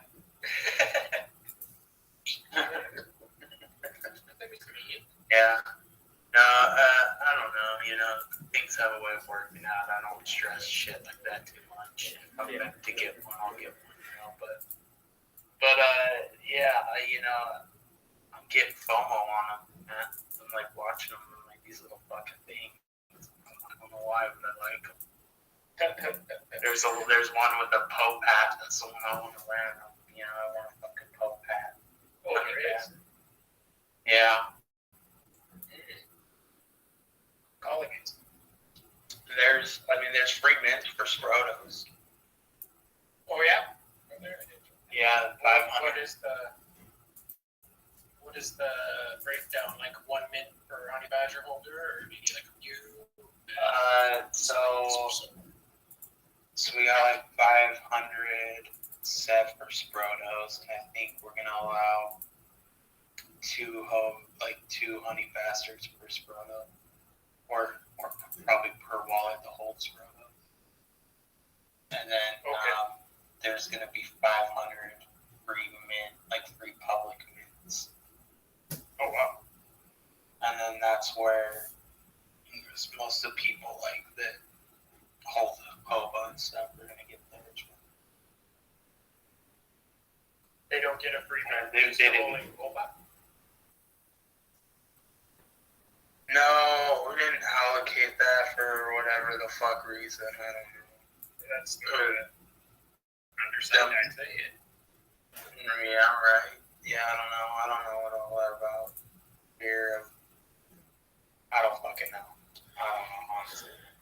I came in at the end of that whole like conversation and everyone was all wanting it to end, so I didn't dig back into it. Yeah. But yeah, so there's 500 public mints. I assume something's probably going to be done about the holders. Yeah, like, what's the point of having a Hoba like profile picture if you're not like your person? Right. Well, that was my thing. Is I'm like, we should probably make sure Hoba holders get it. They're the most likely to wear the fucking honey bastard profile. You need people to wear it. Yeah. So Sprotos aren't gonna wear it. I mean, giving it to Sprotos is cool. The Sprotos aren't gonna like fucking change their profile picture. No. Definitely not. They're showing pictures or whatever. It's like that's the whole thing I see with like profile picture, like token project is that it's supposed to represent you're part of the community kind of thing. So like it makes sense to just give them 10 like Spartos or whatever. I don't know. Like yeah, I think the idea. I think there was just so much like I think there's so much belief that it's just not like gonna be a day one mint out. Right? That even like that these 500 public mints aren't even gonna be claimed. But I don't know about banking on those ideas, bro. It's possible it could sell out 5 fucking minutes. I've seen it before. yeah, I've seen it many times last year. And we're trying to get Yannick's to do a space for it, and if that's the case, it's possible it could get, you know. Yeah. I was in the Sproto ladies, and that thing sold out in fucking under a minute. That was crazy. I was what the fuck? Yeah, that was way out. That was actually, I don't normally use, random funds. But I never made any on it. Okay, I don't. But that was actually the first time that I was able to watch it actually go up. People found value and everyone loved it. It felt good. It was the first and only we had. Perhaps. Finding a new thing. We're time dancing forever. That's good. You gotta win. Gotta get the win. So I love the win. Just so it's one mint first photo. Okay. That makes sense. Yeah, I mean, I did. I expected some sort of like. I don't think those mints will be coming. I don't think they're gonna mint out. The Sproto ones. Maybe. Probably not, but there are a lot of people that just stay free and they go, okay. Yeah, I think more like Morelight's gonna have been watching cute. Yeah. 219K I mark. probably have a for a minute, but I'm not getting into it, but I still gotta create my shadowy this reels today, so hopefully that'll volume's crazy. go And somewhere. it's not really a high supply. Yeah, hopefully it does. The reason I claimed it. Because I haven't even claimed it yet. I gave up on all that, bro. I was like, I'm done with Yeah, my so fucking you guys go Sproto for it. lady. So Yeah, I did it's already click disaster. the social media, which is quite nice. The review is So today. Crypto American follows this, so that's cool. I can't believe it. It's been like a month and a week. So I mean, what happened to Sproto ladies now? Nothing. They're just having water. Yeah, have nothing to do with Proto, really, or Bitcoin at all. Like an entirely new thing. You just launched 10 hours I ago. don't know. Let's see. Yeah, I'm just That's like, that's what I. I might have to get some of this. who knows? Maybe my Is this still hot? Sproto lady will sell it or something. That makes sense, though. I don't know, I kind of like. Yeah, I think that NFTs are weird. Like they're about values. But then again, I saw all the ones. I kept the one I like. Like, yeah, I had 6 Proto ladies because they're 6 Protos, and sold 2 just before, after the snapshot.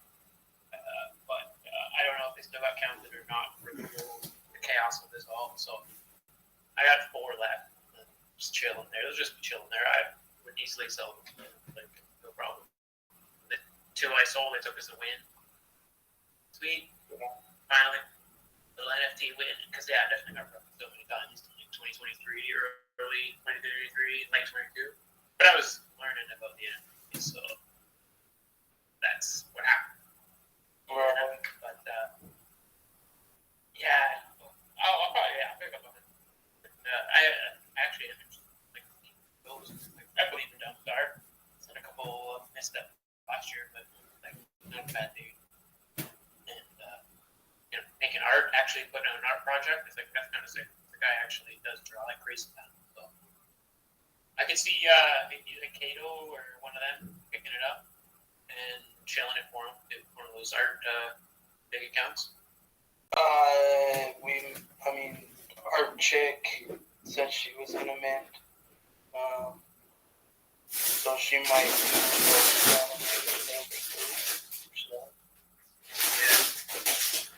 Yeah, she might even or whatever, just comment or whatever. I bet people travel the wall anyway. Yeah.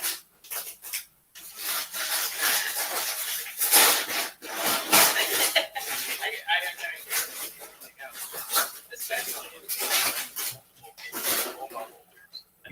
you make that a known thing, but it's almost too late for that. Like, I guess it's not 2 days. You can do a snapshot tomorrow or whatever, but like make it known holders get 2 free minutes, like that pumps everything. In my opinion, like it would make the people anticipating the launch number of them go up, and the amount of people that are still only go up for that reason. And maybe it is just that reason. They cheated, whatever, but it's volume on that. The project is good. I don't understand the argument for against it. But like I said, I wasn't there, so I don't know. I think it was. Yeah, I don't know. If it was me, I would. But I don't know. It's like that. They're worried about them going on a war or what. But, yeah, probably that. Sprotos did big because like I saw them selling 0.01, 0.02. Like you got to start like people just dumping them right away. I got 10. Not sure. Kind of my problem. I might just go in there and argue that and be like, bro, let's think about it logically. It's going to be the Sprotos that probably dump them. You get the. Maybe. Yeah. I mean, well, I shouldn't say that because I'm not trying to imply the Sprotos are deep. But they're profile pictures. They're NFTs. Yeah. You want to try to at least get them in the hands of someone that's going to wear it. That's it. Totally. That's, yeah, the incentive for more free for wallet holders or whatever. It just makes sense. The more people that wear them, the better. Yeah. And like, because they're like, just like Protos, like they're true. If you are a true believer and chiller, like you have 8, you're going to sit on those 8 until they're worth it. Like, you're going to sit on them, like, because you're invested. Like, You're that if you normal believe picture. in it. Yeah. Yeah. Yeah, like I'm gonna get however many I can. I'm gonna hold on to them because I think they're fucking cool. I like them. I think they're cute. Well, the little retarded grim one. They're mine.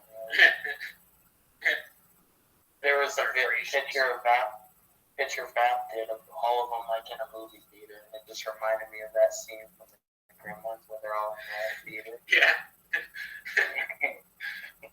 So ever since I saw that picture, I've grown a little fondness for them. And then I saw the Pope hat, and I was like, I gotta get that guy. Yeah, I got that. That's your dude. It was nice tuning in. I gotta go check out my dinner. Party after try to hop in. Sounds good, brother. Yeah, sure. Take care, Pimp. Later. Later, legends. All right, sluts. I need your help. Can you hear me? Yeah. Excellent. That's not. Can you hear me now better? I bet you can't hear me at all. Can you hear me now? Yeah. Clear, no slap better. Excellent. I downloaded a different program. So we want to.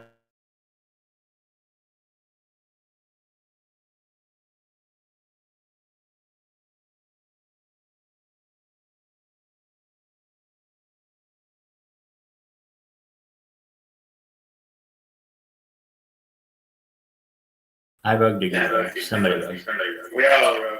I think it was a Telegram thing. And that sometimes happens. All right. So the big thing is I want you to be able to hear the sound. Yeah, we can. Yeah, we can. All right. So it's working better than it was, is what you're saying. Yeah, if you like fire shit. So we have like a real studio now. It's actually way cleaner video export Okay. than So I'm using whatever else you're using. a native software application. Thank you so much for the feedback, It's a GB. little choppy, but it's pretty good. Thank you for the feedback. Yeah, The sound's good.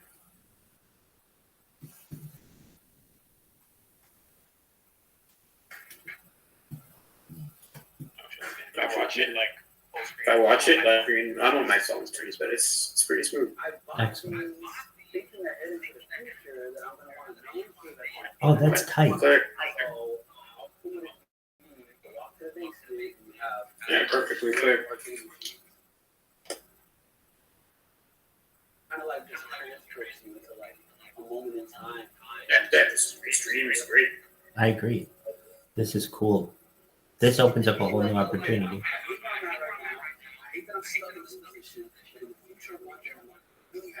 Yeah, it's better than even when Bong Rakes is Oh, wow. Thank you. stream Harry Potter Ghost Guns. So those get choppy. Yeah.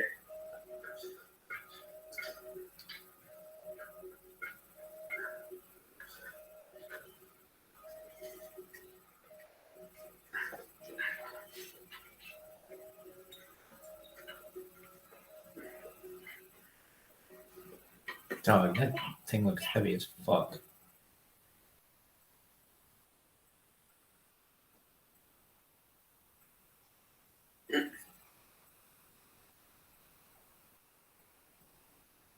Investment strategies.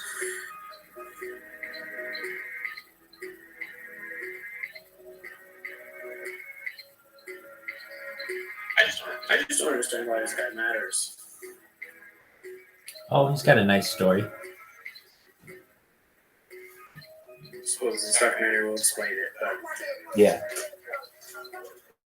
It's a good point.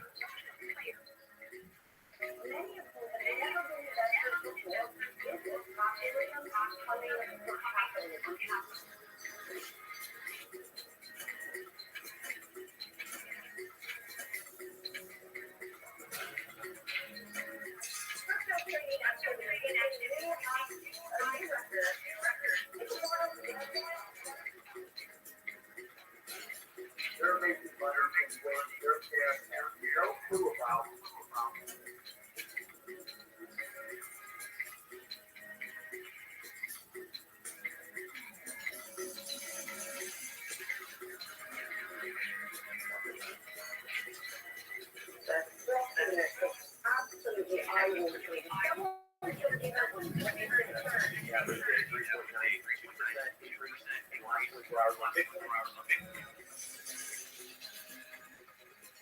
It's like free money. It never happened but it's happening right now.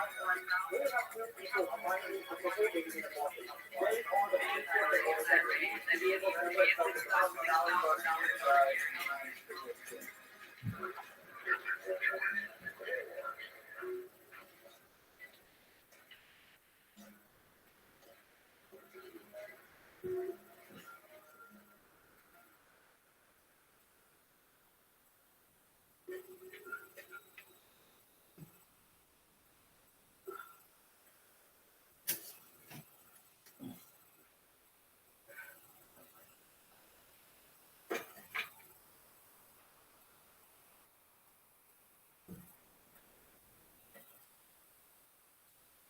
What's going on, guys? Welcome to my brand new channel, The Dogecoin Millionaire, where I plan on becoming a millionaire by buying and holding Dogecoin. So yesterday was February 5th, 2021, and it was the day that I literally took everything out of my bank account, sold all my stocks. I maxed out 2 credit cards and took out cash advances and threw it all into Dogecoin. Oh, so this guy spent $180,000. So he only had like a 5x. Okay. Yeah, like I realized today in his faces is like he had money. I thought he was like the classic story of like, oh, he had $100. Billion. Nah. Look at this. What just happened? I just crossed over $1 million on those. Look at that.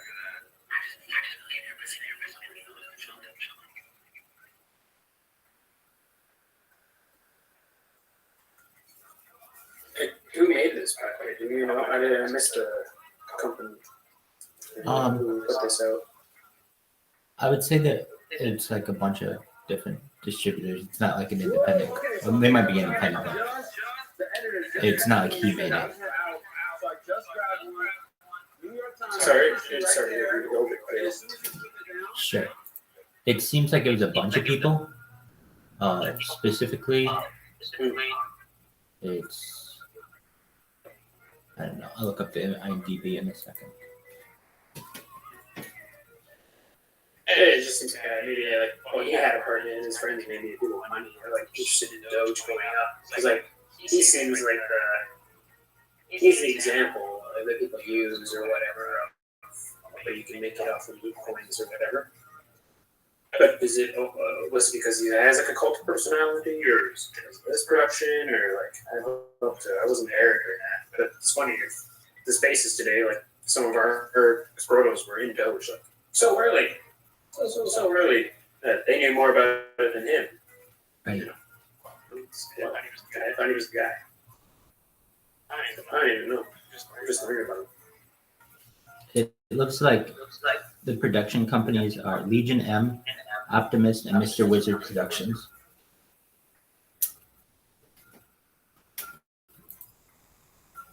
That's me. That's crazy. That's crazy. That sounds like handles on Twitter. I know. And I guess when you said it's not I don't know what that means, but it seems cool. Look at how big this fucking picture is, dude. This shit takes up the whole thing. You understand there's people that wear suit and ties that read this shit, and they're gonna open this up and it's gonna be some durability. I just look so slow, so I don't even look like that. I look like him. I beat the system. Yes.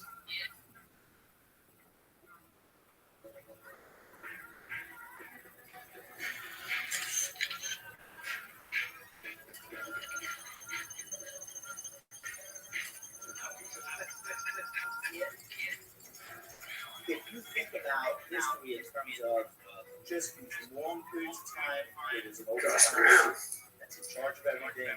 They tell everyone how it works, and they are an unchallenged source of authority. All of a sudden, this information goes through where every man, woman, and child says, look, this whole thing is bullshit. I am every bit as capable of determining how the stock market works. Or what stocks I want to invest in. I want to invest, it was only in these certain circles that there were opportunities to be able to grow, to buy, to learn. Yeah, you literally had to go into a physical financial institution, bank branch. It was like a physical investment advisor who took on your account, so not everybody off the street with $5 who wanted to own Apple can do such a thing. And that's led to massive inequality in people's stocks. Something like 10%, people hold 70% of the stocks in the stock market.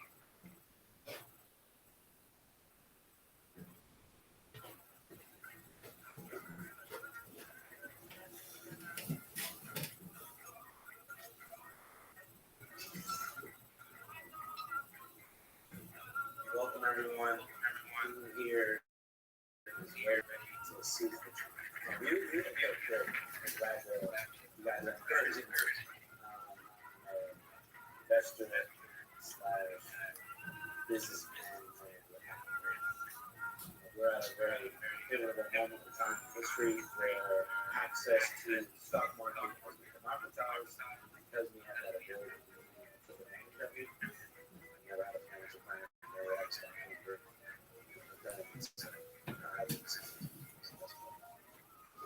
Oh, thank you, everybody. Appreciate you. I want to see this trajectory.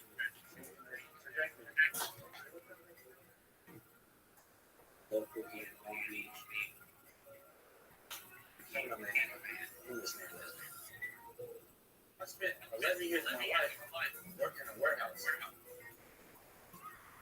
Working 67, 80 hours a week. So no, I lived in 5 dudes for quite some time because I needed to have a low overhead because I was putting 70% of my income on the stock market.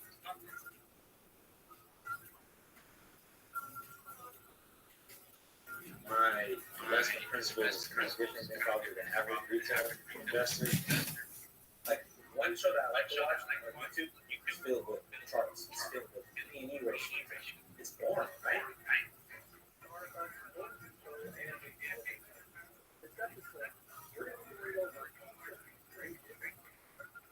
I don't think that I put $10,000 in those. $10,000 You know what I mean? Like Costco, Home Depot. It's something that it's going to be for 10, 20 years. Procter & Gamble, it's all the boring stuff. Literally, like, you know, cereal, like, that's gonna be going on. Biggest investments on this year was in potato chips. That's not sexy. So it's not sexy. You don't want to be a part of it. Those are wrong. Let it be like, look, I'm the chip man. I'm the chip. It's boring, right?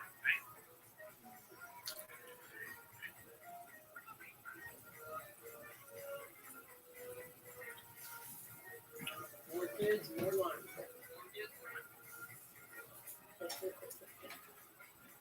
like just going on there Wednesday night. Either say first about it, about real things more than I do about 6 or 7 things, and then I spend all my money on something I feel really strongly about. Dude, we got to 100,000 really fast, man. That's crazy. I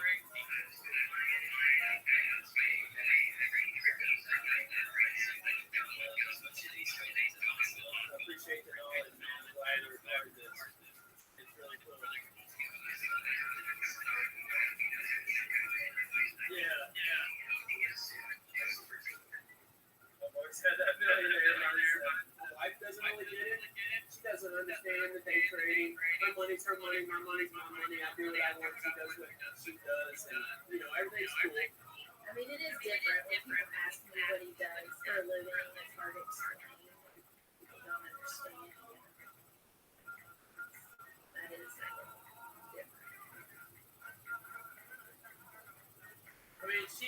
telling me, like, they go all in on the stocks and risk it all, and I hear her say all the time, why are you putting it all in the line? I'm like, no big deal. If it doesn't work out, life goes on. It's going to be okay.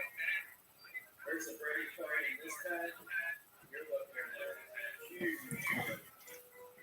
reopening. Because what if we get, we don't get a break if this tax worthless? I can sell the tax for $700. Let them risk it. You know what auction is? Where people bid on something. What up, Denise? What up, Slick Rick? Pick it up. Thanks for helping. I'll give you some money later, okay? That work? Crazy, man. Hard market. What is it right now?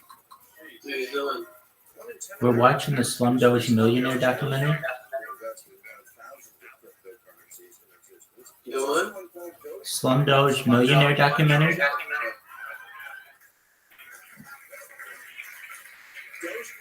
Recently routed to be worth more than the market before, and Kraft Foods, and it has no product and no workers. The crypto is up 1,000% year-to-date thanks to support from Elon Musk, Snoop Dogg, and other celebrities. Assets are kind of being valued by the masses, by the mob, by social media. I think those things is a perfect representation of that. Of course, there are people. So basically, Dogecoin is a community-based cryptocurrency. What's a cryptocurrency? Come on, we're living under a rock. Cryptocurrency is digital money. There's value in it because people give it value, right? What up, dumb star? You little slut. We're so happy you're here. You're a fabulous container of garbage. So what, are we talking over the documentary, or are we supposed to be quiet?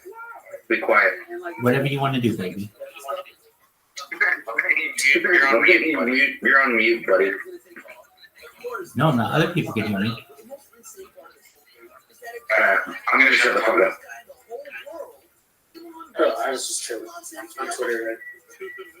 I do want to talk to you, Dumpstar, about the Wait, we don't talk about Hoba here. Anyway, Scrotos get 3 minutes of Hoba on Friday. So it's like 502 minutes per Scroto. So there's, I looked at the holder count, there's like just over 1,000 Scroto holders, and I don't expect that many Scrotos to participate. And then there's a public 3 minutes as well, just for whoever. Yeah, I think for Hoba holders or not? No. One of my partners was like, no.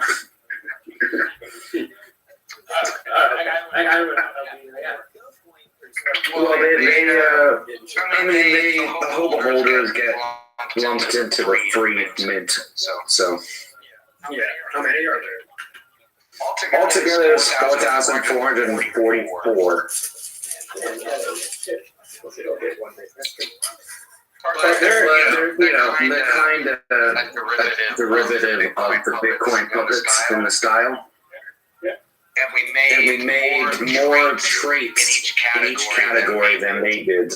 But we have less than half the amount. Cool. It's a dumpster original. That's why I like it. Oh, that's cool, man. Good for you. Yeah, expert project. With your skill.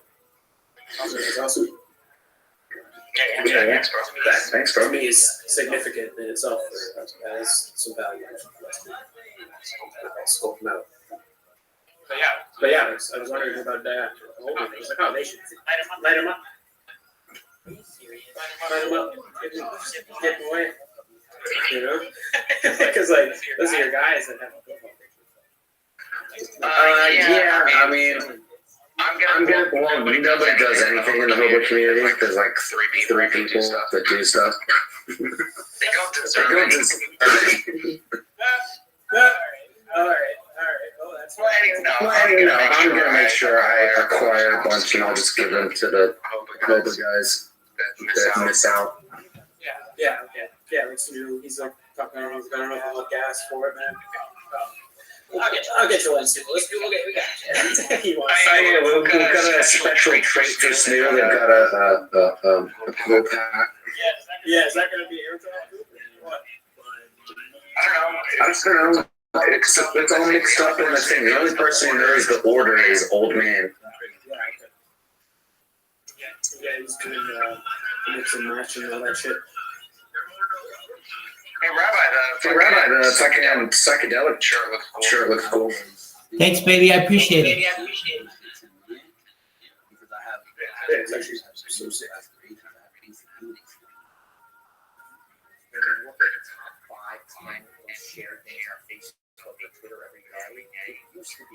Oh, I think I have great faith to get the names out for you.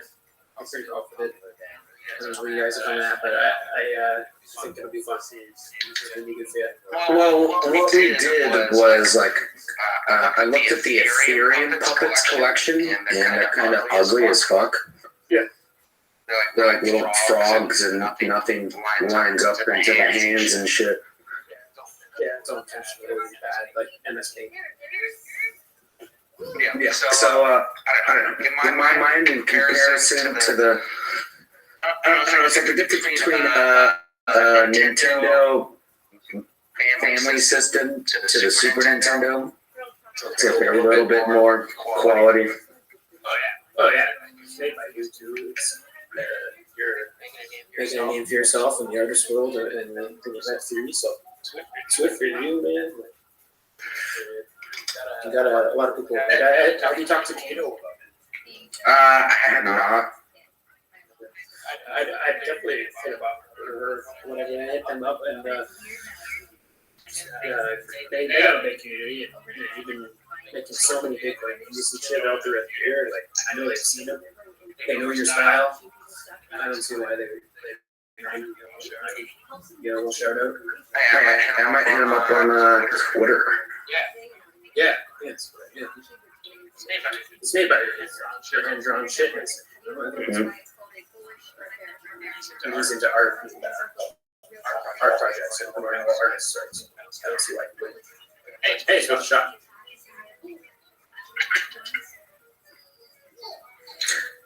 I think he was at the Miami party, but I don't remember seeing him.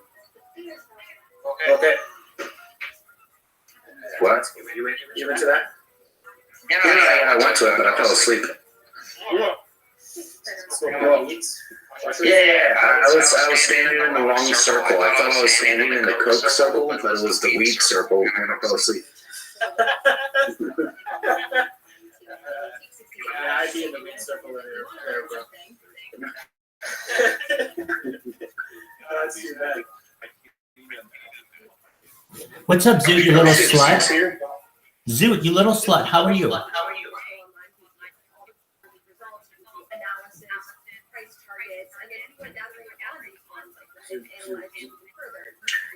And Rudy to the fucking Mooney. No? Nothing? No. Zoot is not a dev. Maybe might. Zoot, can you hear us?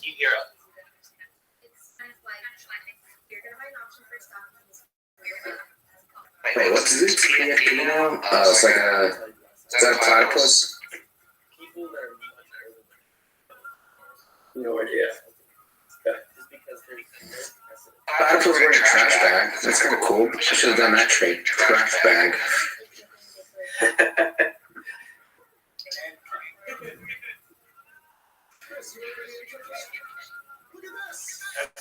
That's fun though. eBay wants to design it up using her.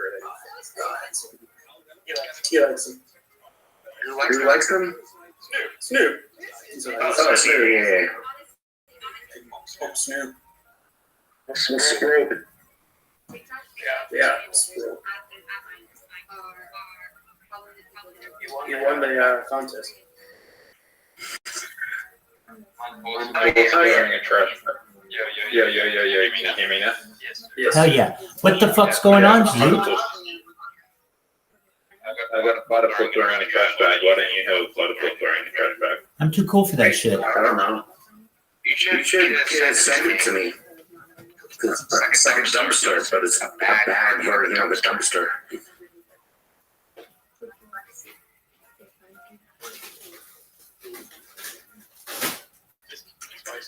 It's probably some soul shit, eh?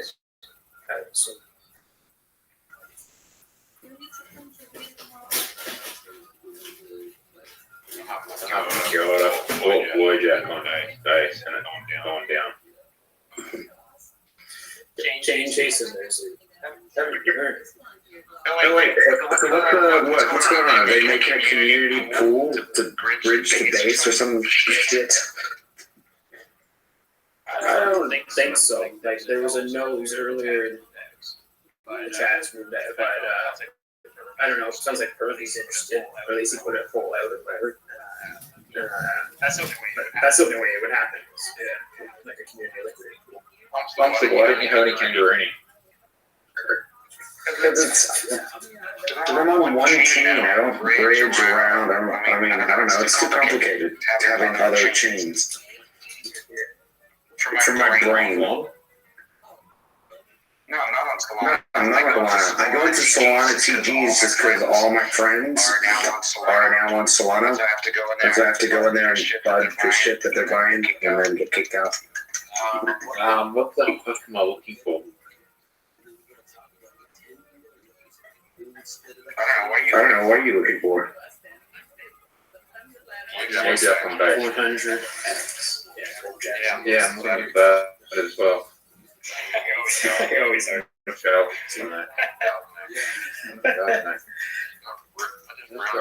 I just ground shirt.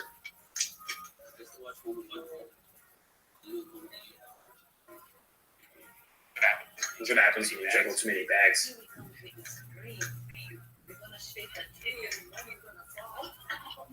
Actually, you know what's helped me with actually launching that Honey Badger token? I'm not trading.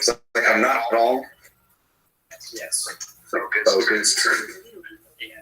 Yes. That's it. That's what I realized. Particularly when it's like put all my energy here. It's all Western risk, and I know long run that where the energy goes, like that's where the money is going to go. So just keep building. And you can build a lot. Watch. I've been Splitting my time 50-50 between. I got IRL stuff I have to do, work, and then I got time to draw pictures, try to make sure I do shoots for both projects, and then everything's Gucci.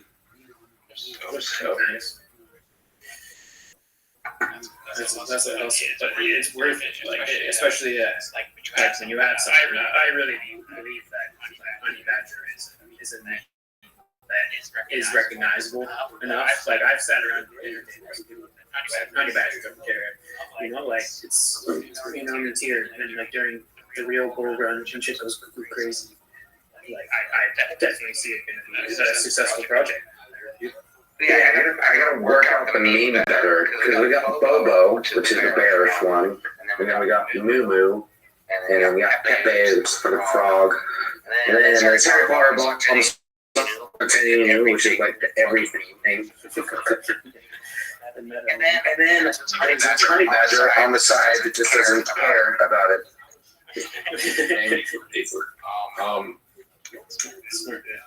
What am I looking for? Please tell me what I'm looking for. You're looking for your next 100x.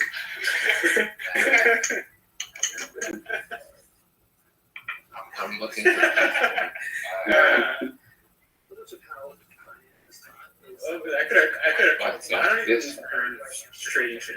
I did some. Like I just like, oh, that should be, and that's probably gonna go right, and then it doesn't right, you know, like somebody showed on my page or whatever. I don't fuck around with any of it, but I don't get FOMO, so I don't feel like I miss out on anything. That's Slurf. That Slurf token was a funny thing that happened. So quick. Was it a psyop? Like, do you think the guy did it on purpose? No. No? No, I think he just fucked up. That could have been you, dude. You could have fucked up the Marini launch. Oh no. Did the dev like sold earlier or something? No, the Slurp is a sloth token on Solana. And it was a little spoiled. it was a pre-sale, and then he burnt the tokens for the pre-saler. Yeah, the dev was a little spoiled. See, you say that, Sue, and sloths are known for being slow, so it sounds like it could have been a psyop. You get it? Yes. Around trip my back.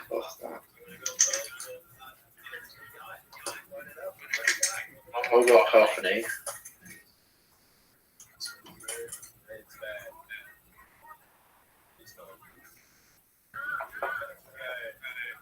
Also, that's the worst thing with the honey badger. I got people in my chat constantly being like, hey, you should launch it on Sol. You should launch it on Base. You should do this. I'm like, no, it's here, and I don't know how to do that. So, it's okay.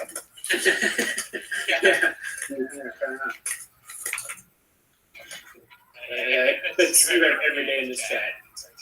The guy that just showed up today is like telling us what everybody wants to do is go on base. That's today. Dude, have you not seen like every single chain come and go? Since the start of this launch. Like how many metas have come and gone? Because we're still alive. It's insane.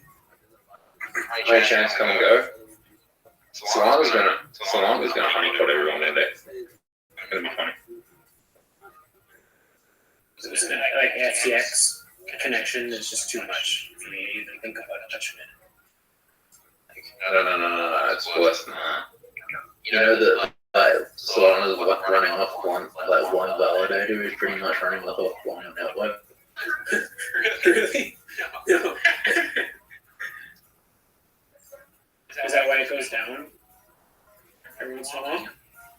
Yeah. Look, I don't care what's a Ponzi or not a Ponzi. I just want to be in the Ponzi before everyone else.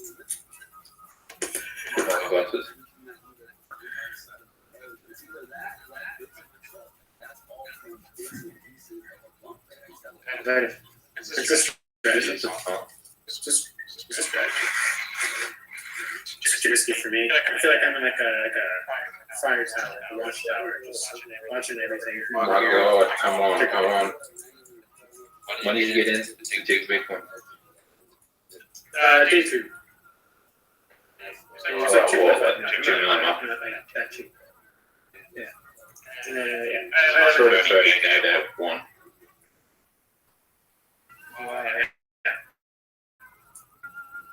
Did you have me for the $100? I only have this.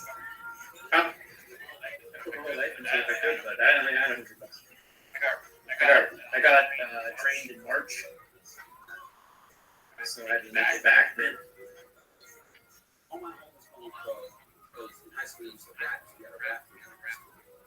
And then I've slowly been adding. I only have like 100K. Slowly adding what I can. I ain't rich.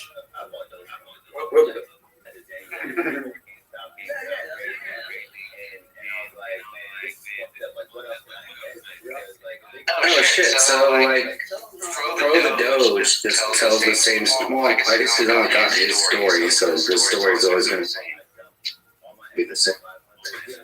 I guess that's a thing now, he just tells that story. It's kind of his thing. That's what he's known for. They're not having much money and they make money on Doge. I don't understand why he is. That's what it is. Before that, he made 180,000 on meme stocks or whatever. Yeah. Tesla. Yeah. Damn, man, good for you. But it's just Go here. Waving like a fucking. you wait. You're fucking up the start. biggest issue is our life is broke. This time around, it's nothing stopping us. I did my best, and I hit on that 2 days after, and I'm like, create the most incredible shit you can possibly create yourself. Because this time next year, I'm gonna have enough money to start my own marketing. I'm gonna do things our way. And Dogecoin is gonna be possible for all of us. Sounds like Snoop.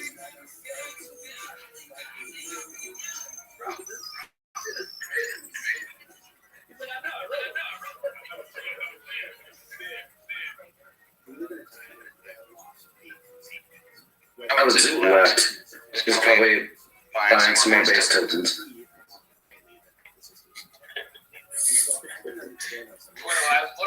What am I looking for? Stop looking. Take your Bitcoin chat. This is it. Just put all your money here. Chill, take your Bitcoin. Act crazy. And set your character. Like, you know what? I fucked up. Like, you know, keep bringing up Hoba, but like after I watched it, somebody's like, you know, fucking honey badgers are the mascot for Bitcoin. I was like, what? And yeah, so back in the day, BTC was using honey badgers as they were calling BTC the honey badger of money. It's like kind of a derivative. Yeah, you didn't know. I didn't know. So, sorry. You're not going that angle. And then fucking Bitcoin and MLK, and he jumped in the chat, and he's like, hey, you know House Hufflepuff in Harry Potter? The fucking mascot's a badger. Like, son of a bitch. Alright, what do we got? What else? I've got a lunch with Raven. Then I fell lunch. All 4 houses. I can't even imagine having lunch. It's just I don't know nothing about that. It's good for you. Well, I had somebody else to play it, but I just managed all this stuff. Oh, passport's here. Hey, passport.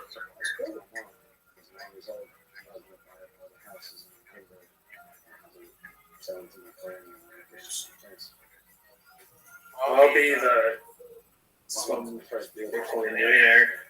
It showed up with $100 and maybe $1 million. That's me. But you'd go with Schlum Bitcoin or Schlum Harry Potter bonds on Ken Inu? Yeah. It wasn't even fit. Really? Yeah. I'll be the next one. I'm just gonna hold till I have $1 million. Or more than $1 million. Double that, so I keep it in it so it goes higher. I'll hold until it's harder. Just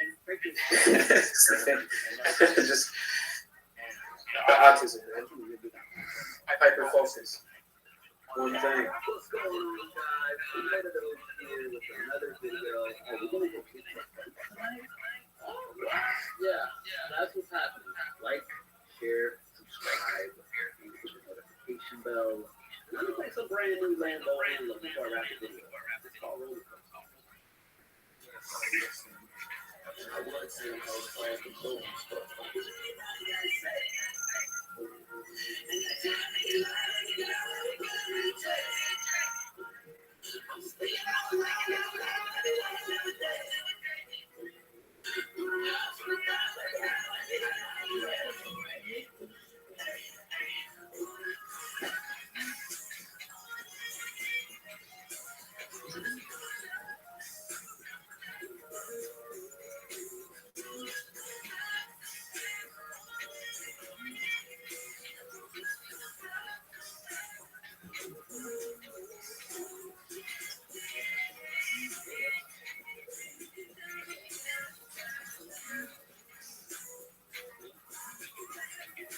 It's pretty cool. Fast and smooth. I think on the internet, especially, we've seen with the mask and shit. That was only for like 3 years. Right.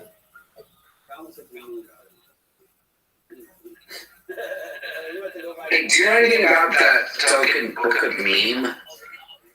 Nah, nothing. I just saw it pop up one in the feed, but.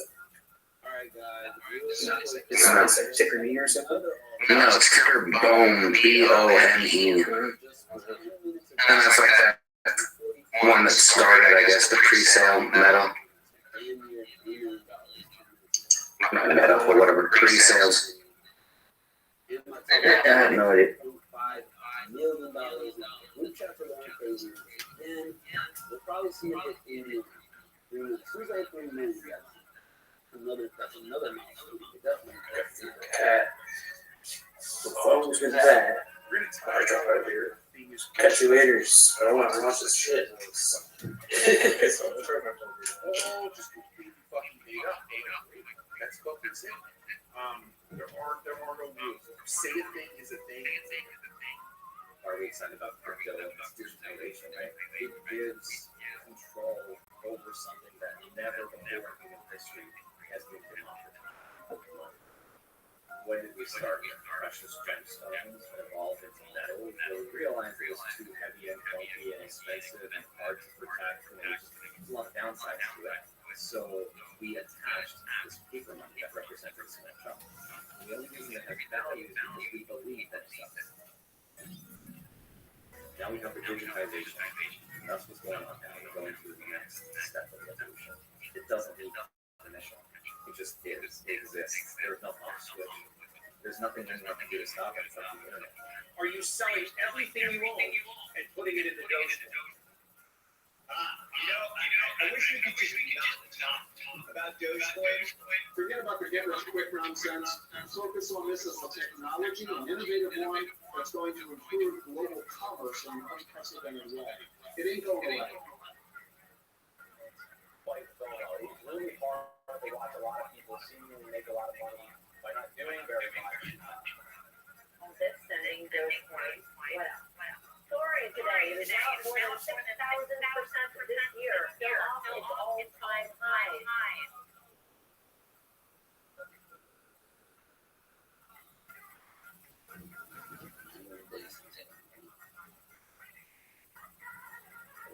Really quickly, today alone, about $400,000. That's insane. Okay.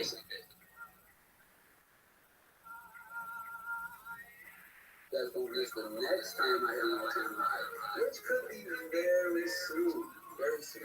So I'm not a financial advisor. This is not financial advice. For the entertainment.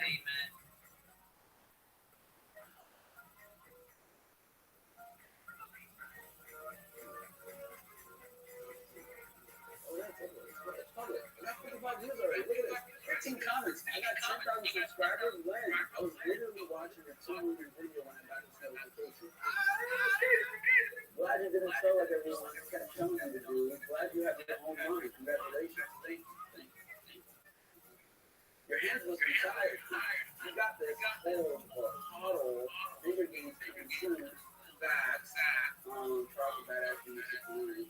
Rav Slim, bro, congrats. I'm not selling over for a year like you. Hey, Rav, what's up? That's so cool. Keep hodling for the little guys everywhere. I will. This is like taking a break.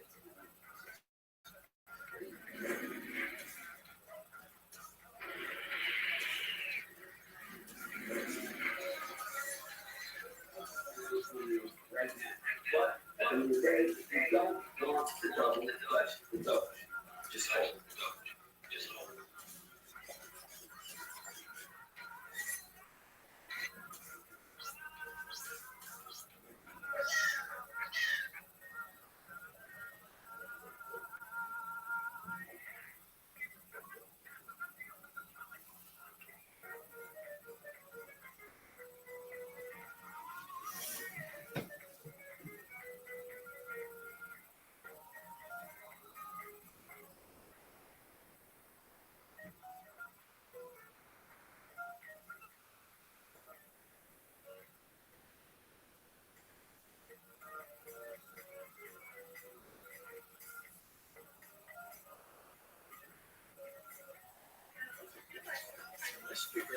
See you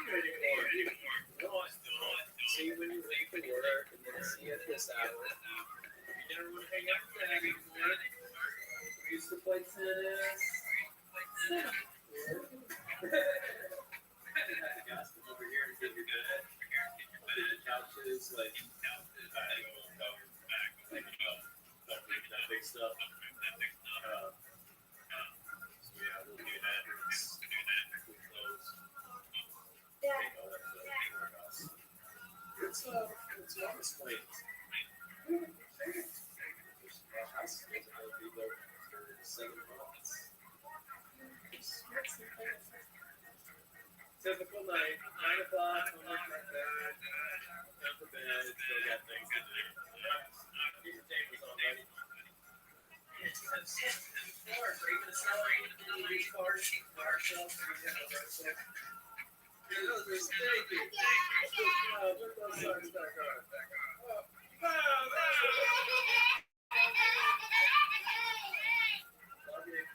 Yeah, there it is.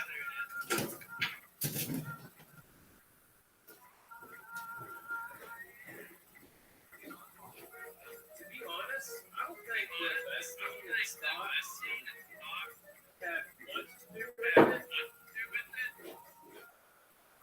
Yeah, I just don't think the relationships and trading. But marriage is tough. Free TV. Put that up there. You get that thing for the pizza? Yeah. Okay, cool. I'll see you, bud. See you guys. In the last 9 years or so, it's kind of been my thing, what I do. I'm trying to reach the next level, so if I fail doing that, so be it, you know? Get back up, do it again.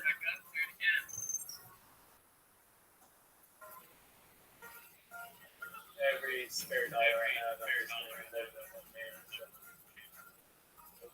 Hopefully that can continue to climb. 3 weeks ago, these big grayscale added mana to their portfolio. It's a whole other world in this computer. Buy land, buy art, buy music. They got a casino. They can actually use your mana to play games. It's been exploding, so I'm going to ride that wave for a while. It used to be for those people that their social circle were the people in their neighborhood and their co-workers, people who they saw face to face every day. What social media did in many ways is just increase the size of your social circle to the entire world. And now, the richest person in the world is who everyone can see, everyone knows about.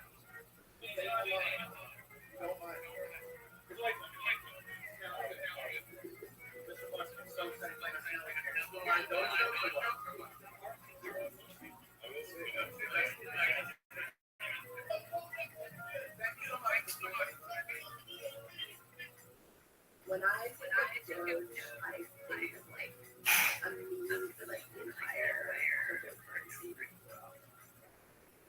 Elon's the mascot, and we're all looking at him like, is this guy crazy or is he genius? I think he's just like stirring the pot, like he's just like his head. So then sometimes I'm like, what does he have?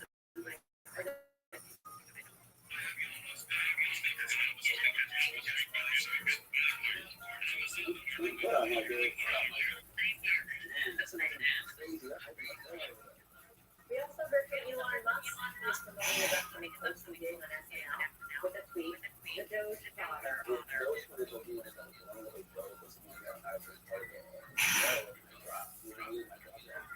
was selling like right before SNL. I think that's what's going to be. Basically, hundreds of these sellers that want to. Dude, that's like that's like playing blackjack. Imagine if the price drops 80%, you lose more money. In that instance, in a weird way, I'm hearing what everyone looks to when they're buying those because this person who's holding, and if I can do what they can do, they can make whatever you say is possible. And if you're selling, you're selling. people are always like, when are you going to sell it? And I'll be like, Leonardo DiCaprio, things like, I'm not fucking selling.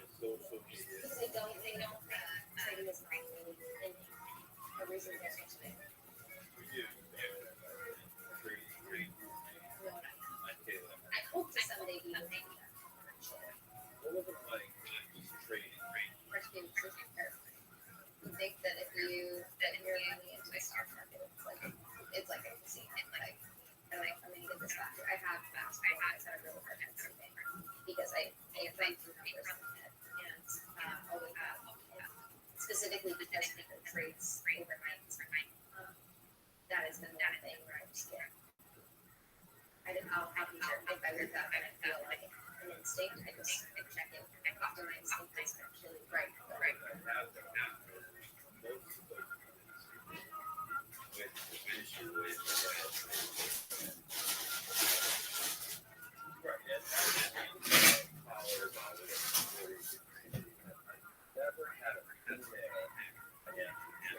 I'm trying to give like a voice of reason for people who want to feel safe in one space, and now I feel like it's more valuable than I could have expected. And that provides opportunity and me a learning lesson. I don't want to pass myself on this wild opportunity to actually learn.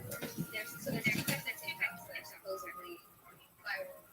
Now the one that I'm doing is this exactly, but I'm putting a spin on it.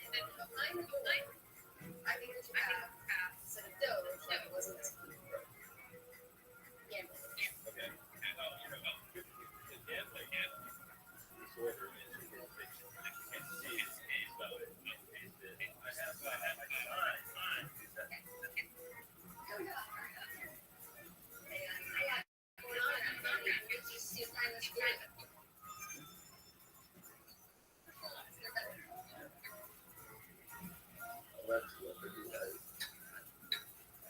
Today is May 8th. Elon Musk is hosting Saturday Night Live to the month only.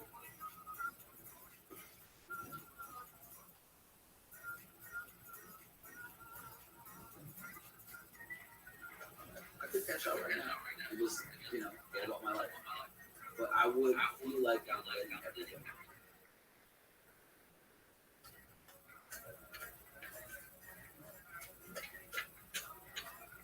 How can we really stand this if we're gonna just sell out? This is for every little guy out there. There's a way out of all of this world.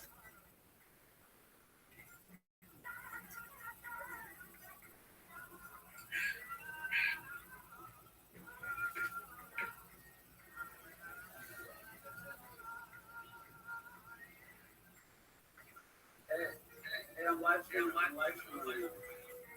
You guys hear me?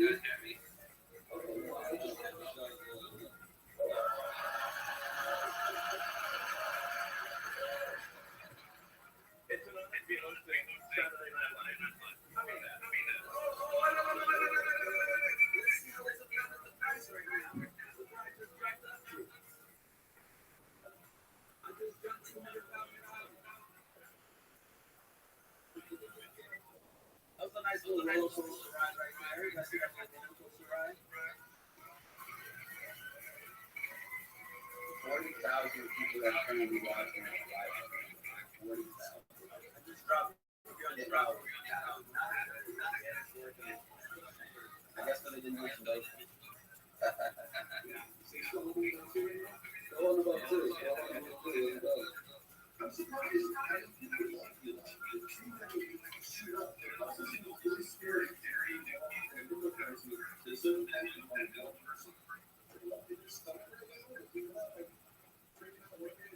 I'm actually excited. I'm starting over 200, to be honest.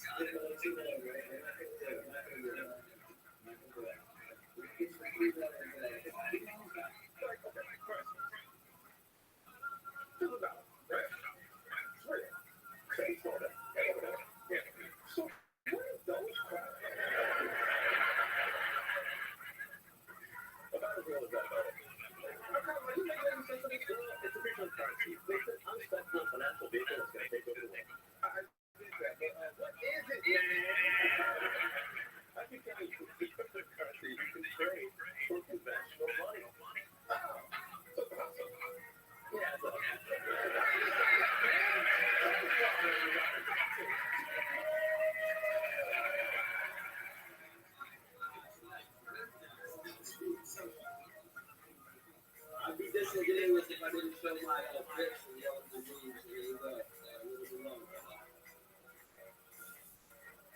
But it's okay, guys. It's okay, guys. We're going strong.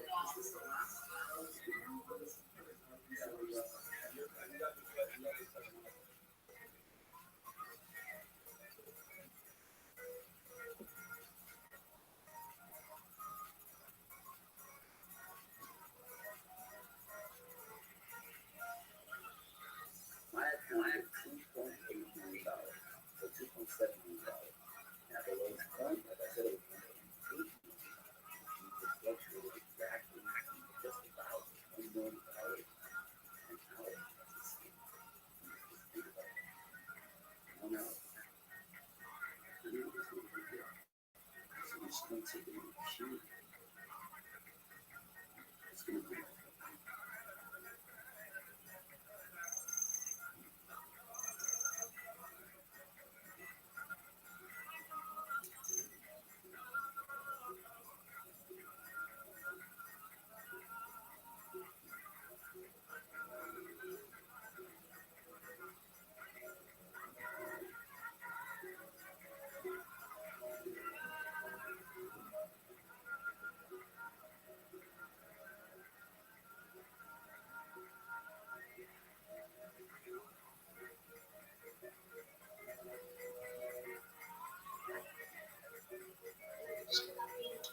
What up, Bill? Bill, how are you? Yeah, Bill. Bill, how you living? What's new? How are you? We're watching a documentary. Come on in. Water's fine.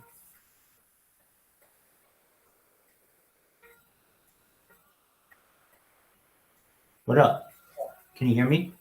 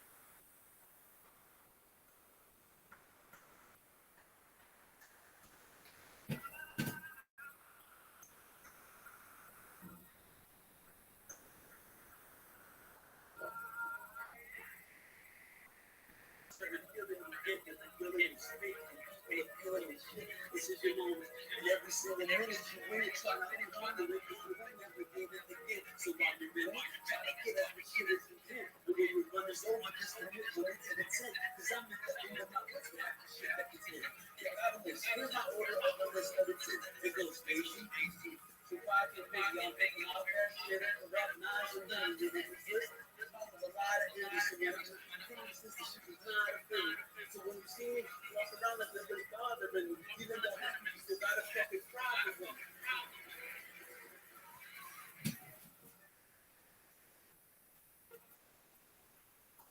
Nobody taught me how to invest when I was in high school. No one taught me how to invest when I was in college. gift that's under $50 for him. Karen, you know that.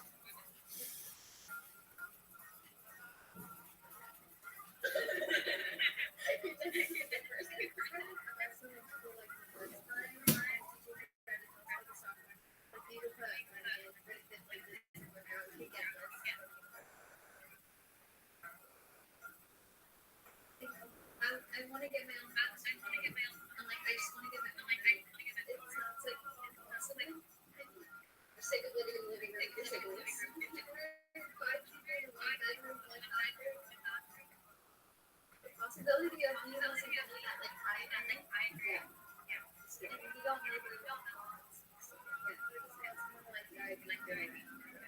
So I just put it. Every time I drive. If you're an investor starting out, you have to pick the examples you want to follow carefully. 30-second videos are not going to make it so that you're a good investor. But it's not a bad place to start when you're curious about things like compound returns. The alternative is not really learning any of this stuff until you absolutely are forced to. Compound interest blows my mind. If someone were to invest $500 for your first grade, you never even added a single dollar to it, that investment would be equivalent to $38,000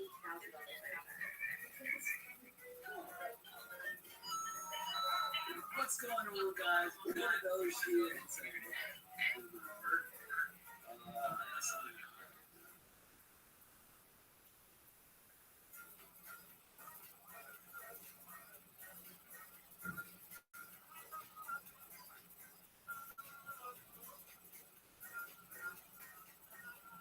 this is probably the most amount of people that I've ever had at my place at one time.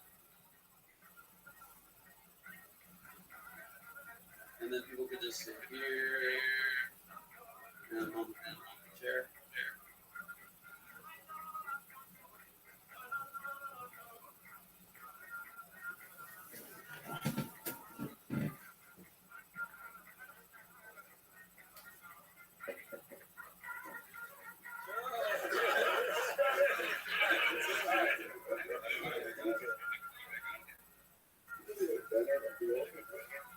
Yeah, people draw me shit. That's probably the coolest one. You really like Doge going on? These fucking guys got a lot of money. Wait, this is the dude that literally stayed on couches, like on people's couches, like for months. Why are you guys so? Don't give me like Detroit, whatever YouTube. Like, look, you can at least get money that like none of us can even touch right now. I'm not saying all, but like 50K, 100K.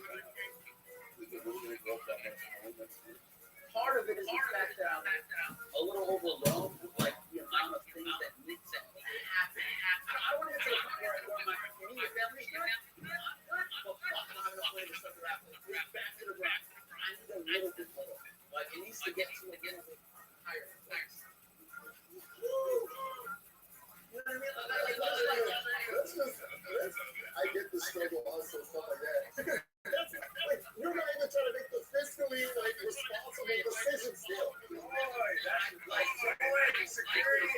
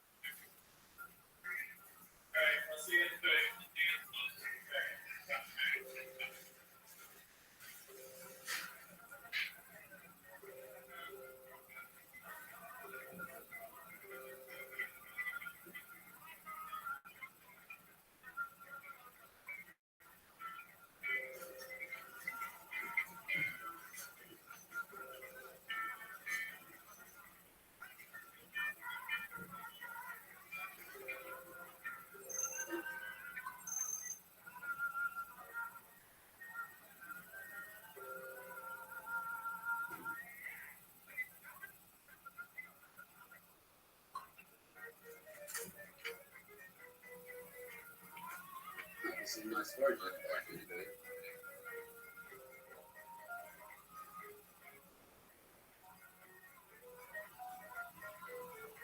Unfortunately, we have made a decision to close your credit card. Ending in 8310. Here's what you need to do.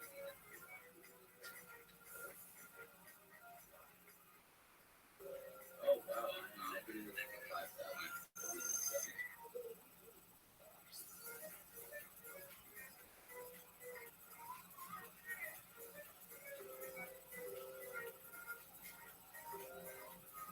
It's honestly, it's never. You stayed home, just like sat on the couch, didn't move. You wouldn't lose any money. Don't go outside.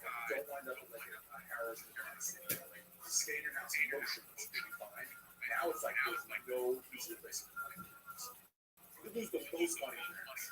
My formative years as an investor with original.com being a bust, one of the best things that ever happened to me career-wise. Didn't feel that way at the time, but seeing the NASDAQ drop 90%, just learned a lesson that you could not learn from reading a book or listening to somebody tell you a story. You learn that lesson viscerally.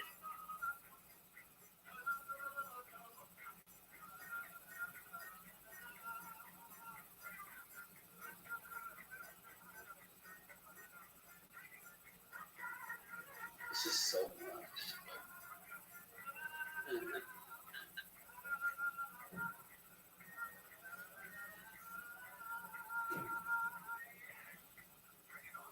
It's 2 months of money.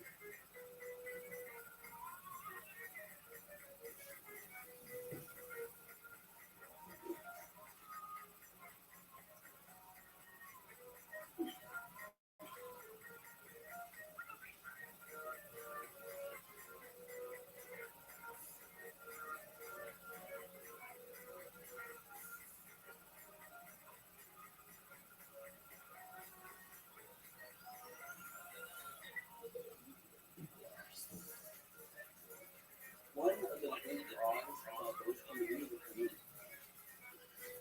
was a group of people that had a common goal and really wanted to change things. How we use it, where we put it, where we save it, where we use it, how we use it. Dogecoin is basically it's a big fuck you to the system. It's a big fuck you to the big banks that just make tons of money and over fist over the common man, over the common person.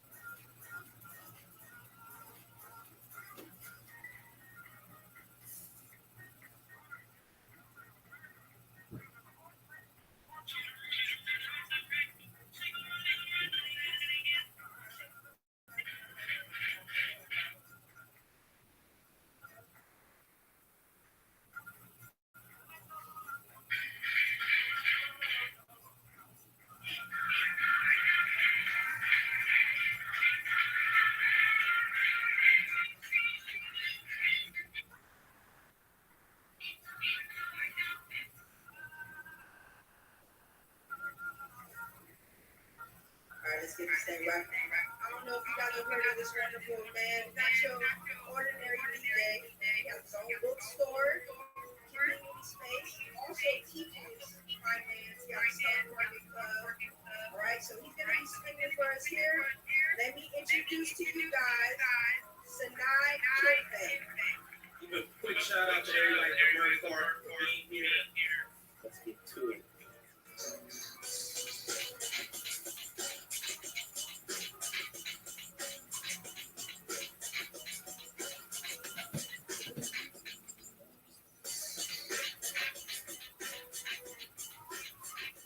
I don't have this irresponsible relationship with marketing. Up, I'm down. I'm okay with where I am. I earn more than enough money to be somewhere else in the world. I choose to be a part of this place.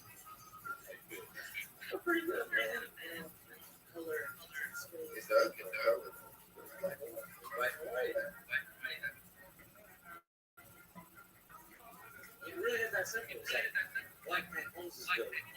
So I put a black man home. The whole point is to have children in the community see faces that are similar to their own and be like, who is that person? And then spark the moment of discovery. Yeah, I see y'all barbecuing every time I come in here. How long was it? June 25th. I should get the quick. I have a bookstore downtown. Start doing teaching people how to That's something, you know, we don't know about it. You know, I thought you were going to do the same thing. You know, Instead of working for the business all the time, own the business. Exactly. Instead of paying the rent, own the building, and let other people pay you the rent. There's way more opportunities today than ever before. Think about 2016. Never paid my lifestyle right now. It would not be possible if it wasn't stock market. Just been powerful. I got Instagram. It's my name.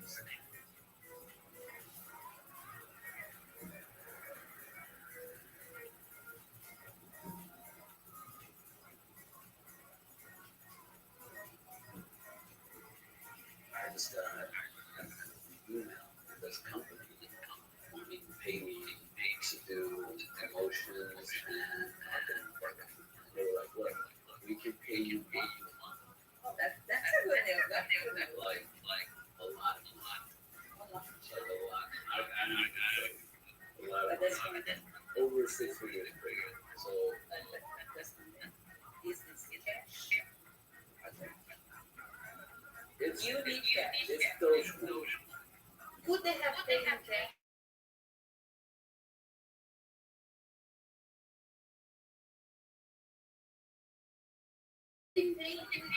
because I asked them, Why you didn't ask for cash? You know you need cash. But you need a present right now.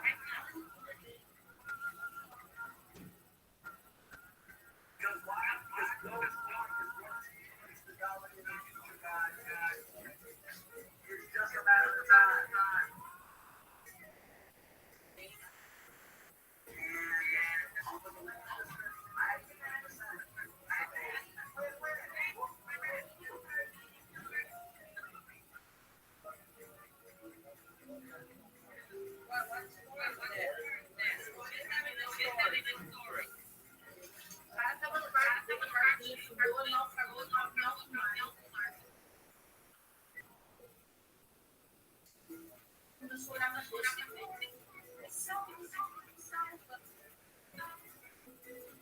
Aí de repente passou por perto, jogou a boia pra ele, Deus me salvar, Deus vai me salvar. De repente aquela situação, Deus fez o quê? Trouxe ele para ele. Ele pegou, não, Deus vai me salvar. O cara tá morrendo, daí ele fala assim, Senhor, por quê? Eu te mandei um barco, eu te mandei um copo, e você não se ligou. Quer dizer, Deus te deu um golpe. Let me explain something. Come on,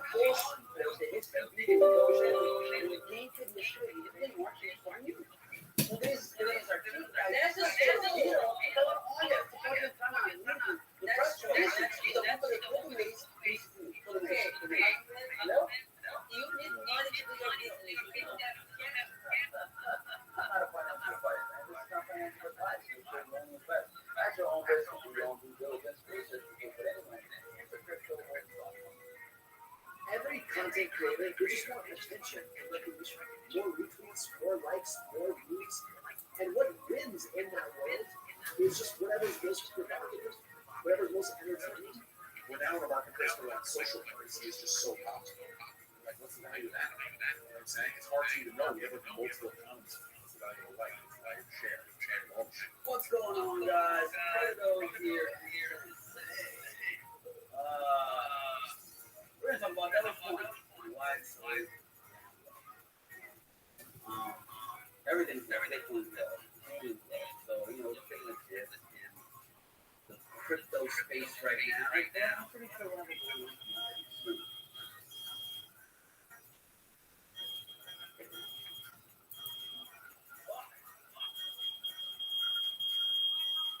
People have just decided that I'm free reign is just fashion. So yeah, but who's lost? If we're gonna consider it a loss, which it's not, you're not down at this point, but if we're gonna consider it a loss, you lost more than me. You lost $10,000, $5,000, $1,000, however much you invested. I lost millions.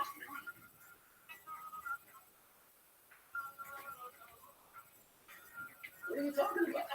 I could have dumped on everybody. I could have cashed out and out there.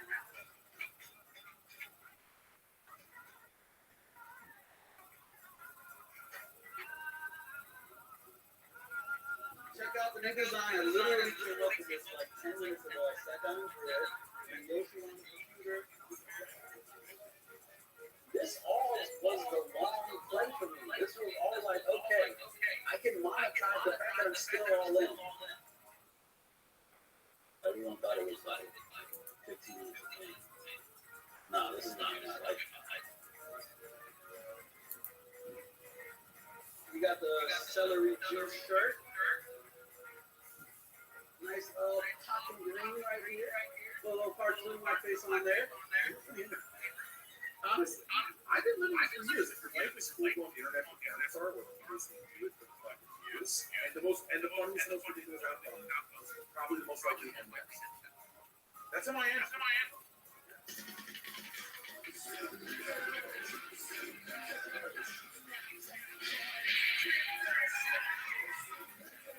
Actually, and I'm gonna have my own cartoon, I'm posting it over and everything. There's gonna come a time where I'm making $1 million a year from being a millionaire, and I can monetize my entire life. I took a chance with those. You saw what happened. I'm taking a chance. We'll see what happens. Scared money don't make money. Right? Let's talk about our $1 billion Floki purchase. What differentiates Floki is the fact that it's named after the actual dog. Floki stores are just a Floki with a T. 20 of those is just ads and panels and they over $200,000. I charge anywhere from $10,000 to $15,000 to $25,000 to $30,000 a promo or an ad. You're talking about crypto island. Capitalism is like popping as hard as it ever has. Amazing. And this is like Thomas Jefferson and everything. You know, I think that this is what, right? Like, this is what. You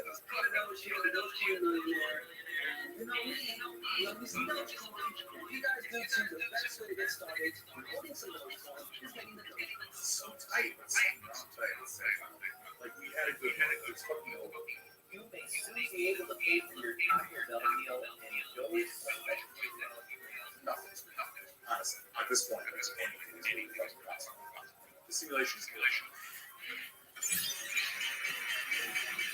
You want to shout out this quick filter? You're going to need What's your favorite?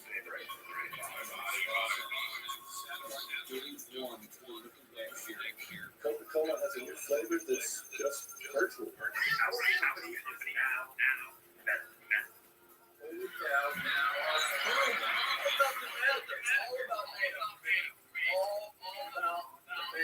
The idea that investors are starting off in this atmosphere where it's 3 a.m. and we're all chasing from the highest high. There's nothing else to do. That's where we are. Dude. All time. What's up? Okay, first game. 600K second day. Now we're up like 800K. Yeah.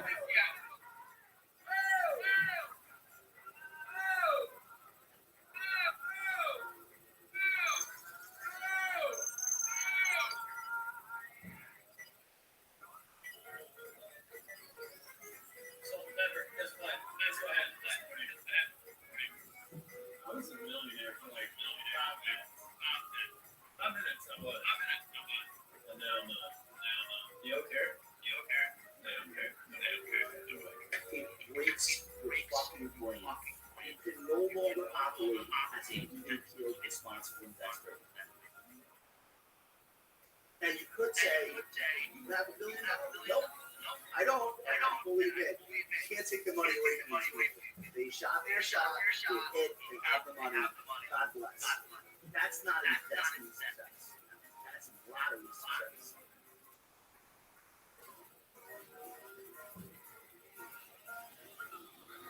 Someone's gonna win, someone's gonna lose. There's no way around it. Freaking brick, holy mother. Wednesday was one of those painful days for crypto investors in a long time.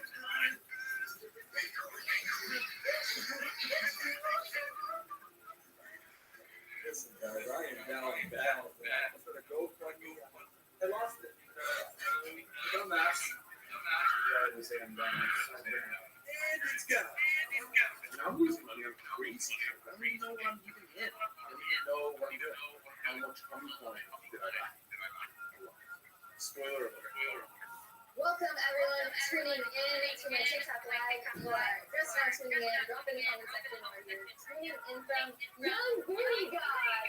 As always on time. Today, we can have a thought-provoking conversation. I'm really grateful for the high performance markets. For those of you that started investing because of GameStop, and because of AMC, and because of Dogecoin, because you thought you could not really make money, I'm so glad that you went. And there's going to be a lot of people that tell you, you should not be in this market, you're just trying to make money, you're going to blow your account. I hope you don't blow your account. If you do, it's a learning opportunity. I haven't blown my account, and I haven't experienced these things.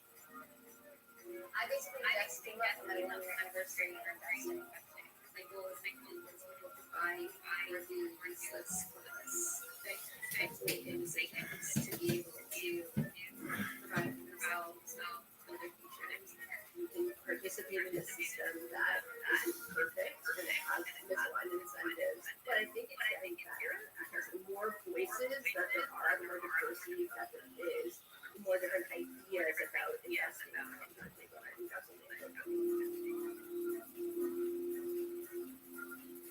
I'll see you when you're in Congress. I'm not subject to it. When we invest, we don't hope. We do. It's all about purpose. Everything worth having. It's not a tank thing. Whether that's faith, higher being, respect, reputation, peers. None of those things come fast. But success in life is getting better. True success.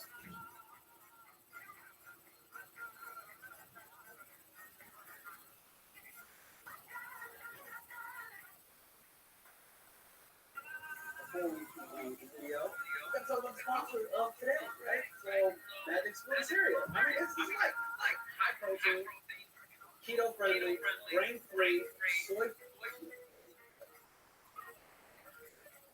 High protein, Magic Spoon Cereal. High protein, keto friendly, high protein.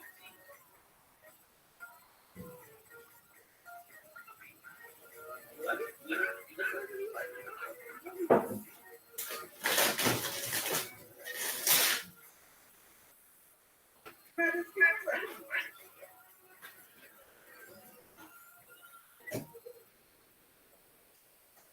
So everybody's like, bro, you're just fucking lucky, man. You're just fucking lucky ass motherfucker. Like, you know what I mean? And I'm like, I'm not though. But I mean, a little bit, but like, I'm not though. You know what I mean?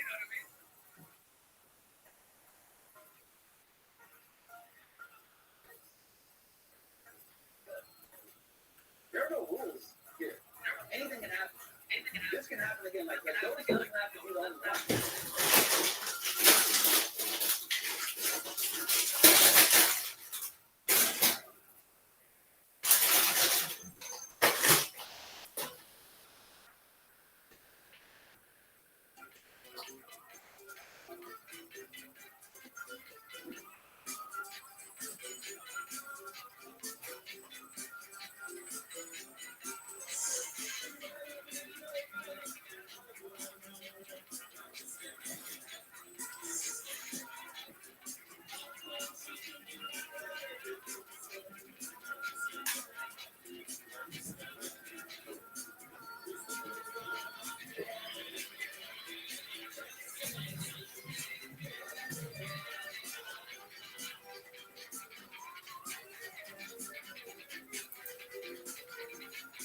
Everything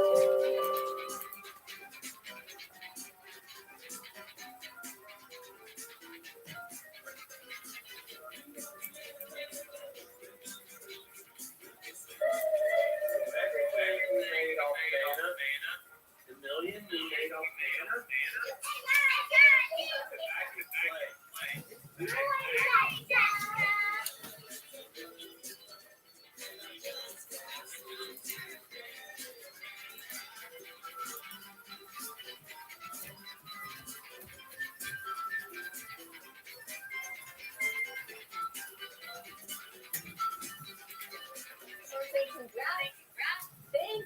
Yes, it's been a crazy year.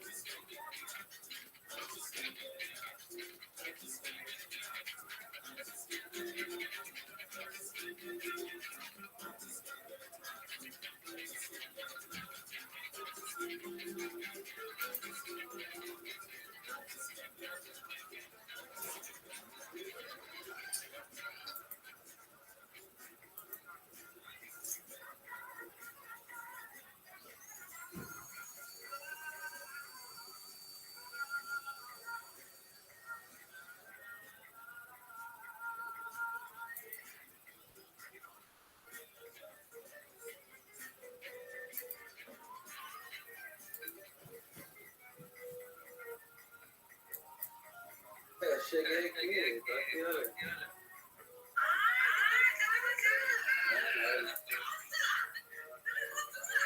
Olha só.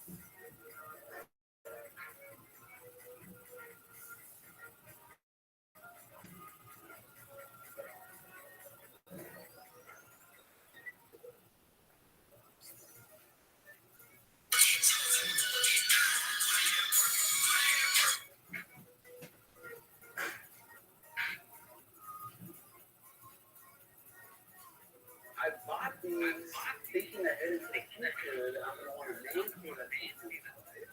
So I'll put it in the walk to the basement and have a string of arcade machines. Kind of like just transcripts into like a moment in time and live. It's me thinking like, okay, I hate where I'm at right now. I hate that I'm stuck in some position. In the future, what can we have?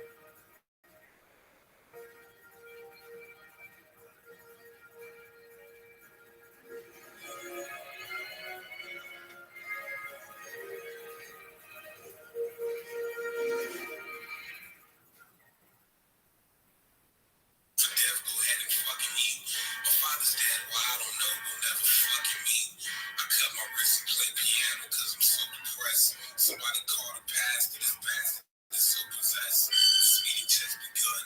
Nigga, I'm Satan's son.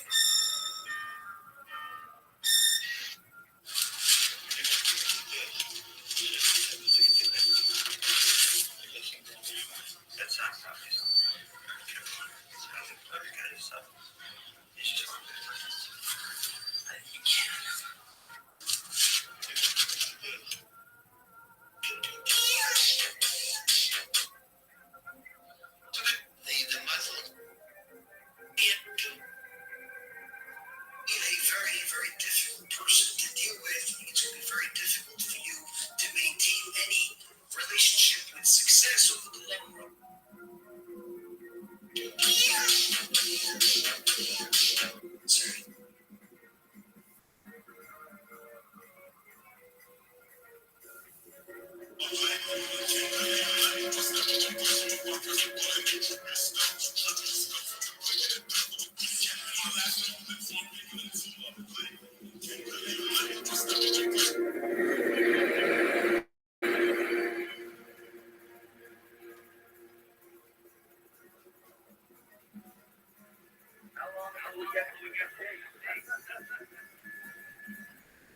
been quiet already for the past 2 hours.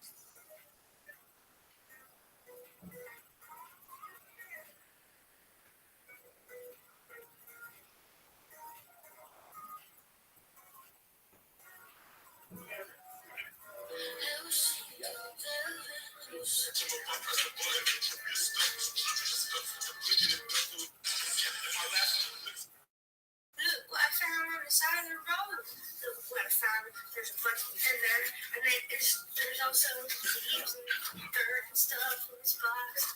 But I found chocolate brothers on the side of the road. What a good day.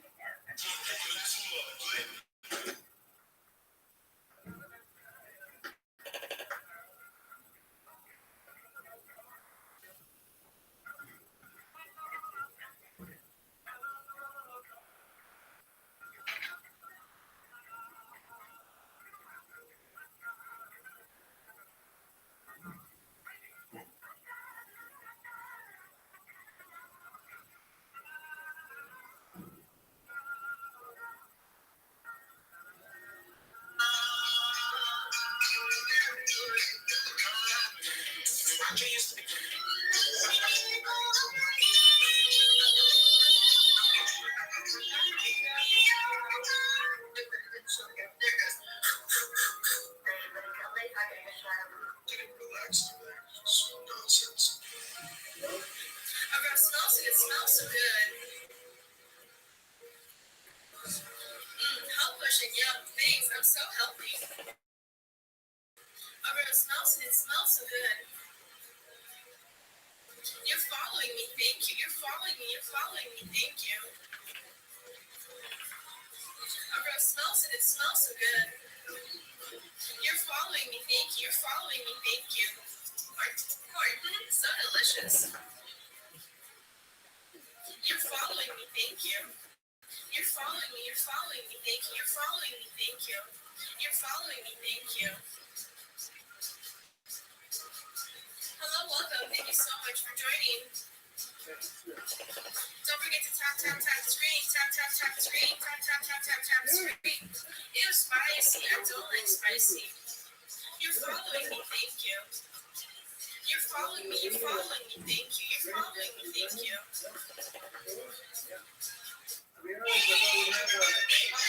Breakfast together, but Thank you for all the likes and support. Thank you for all the likes and support. Hello, welcome. Thank you so much for joining. Don't forget to tap the screen. Tap the screen. Tap the screen. Hi.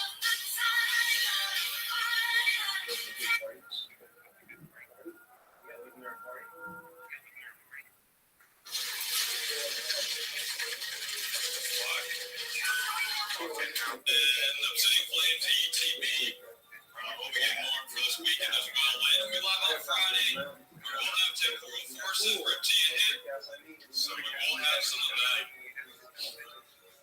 It's not too bad. It's not too bad. A little getaway for a little couple days, so not too bad at all. They want to. Like, I do know there's a few agents out here. For the time.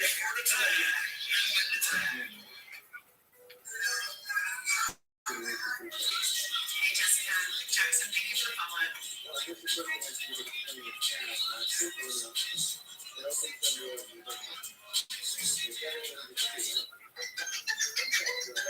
Monetization. Hello, Caroline. Have a good night.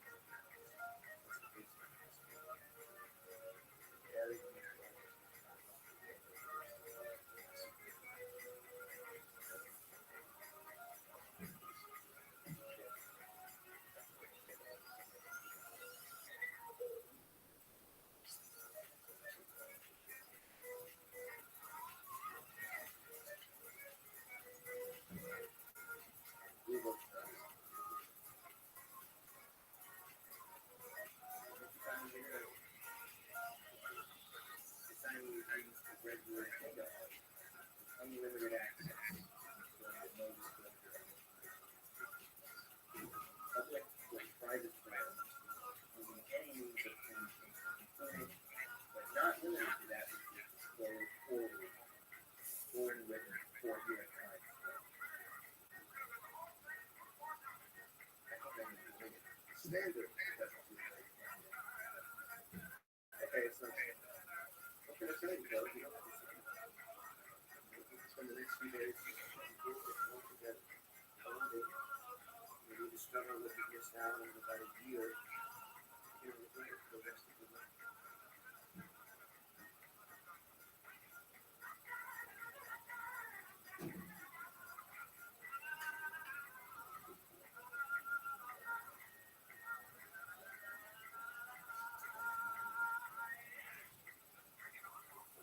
So, you know what the Turing test is? Yeah, I know for sure. It's like human interact with a computer. And a computer does no interact with a computer. Test it. And what was the past? The computer has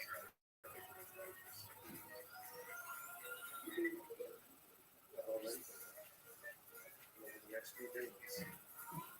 You're going to be the human component of too. Yeah, that's right. You got it. Is it that test is you are dead center of the greatest scientific event of history. You've created it. That's the history of science.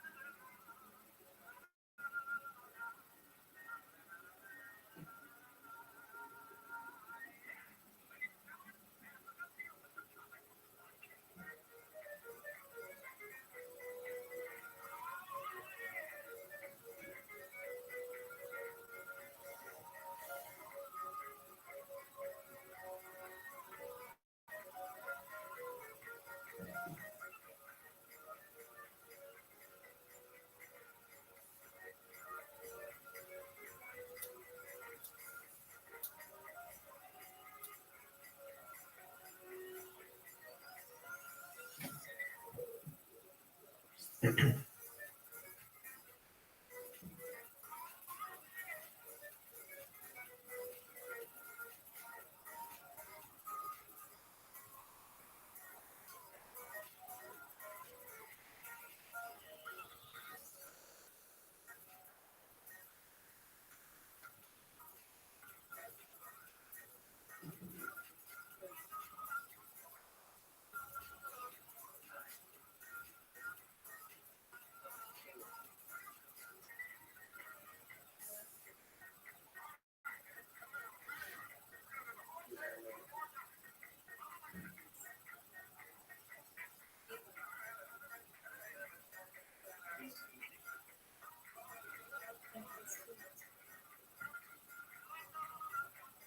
met anyone who could.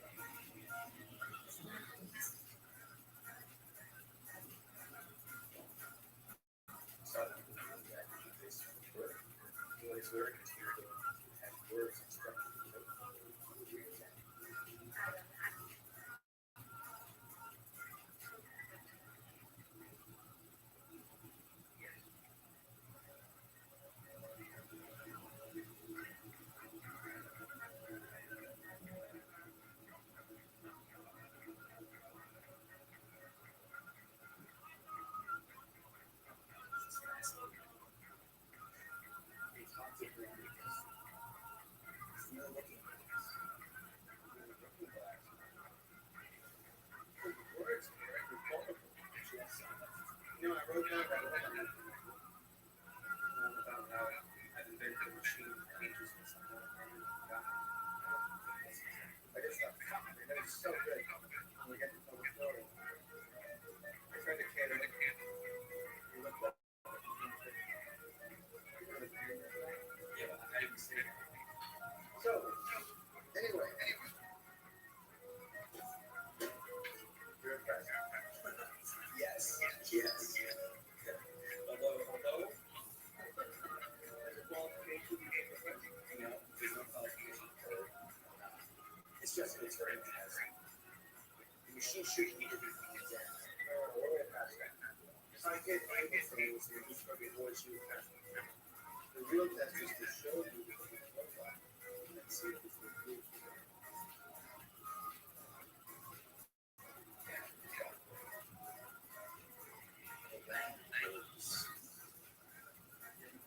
The system is stochastic. Right? No, at first I thought that we had those land, but the same time, once you get to get I started to do models on height. I'm just going to be a very small. That's not a good thing. It's like, how do I do that? So I'm going to do this.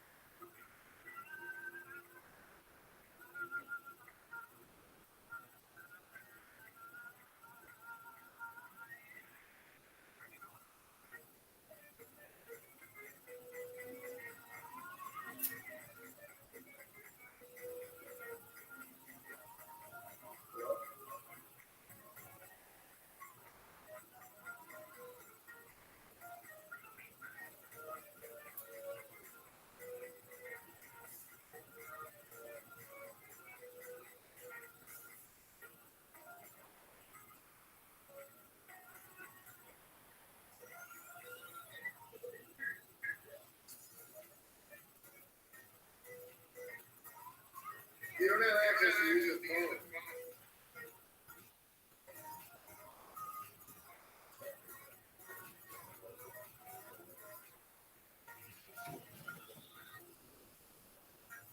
You're a great guy.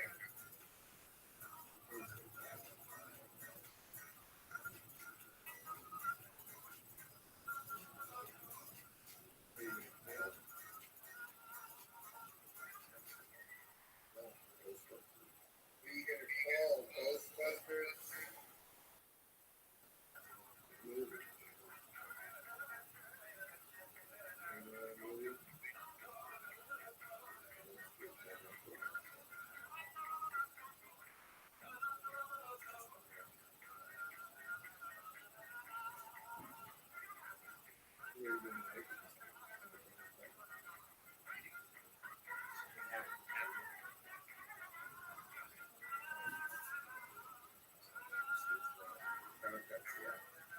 We could get Lincoln.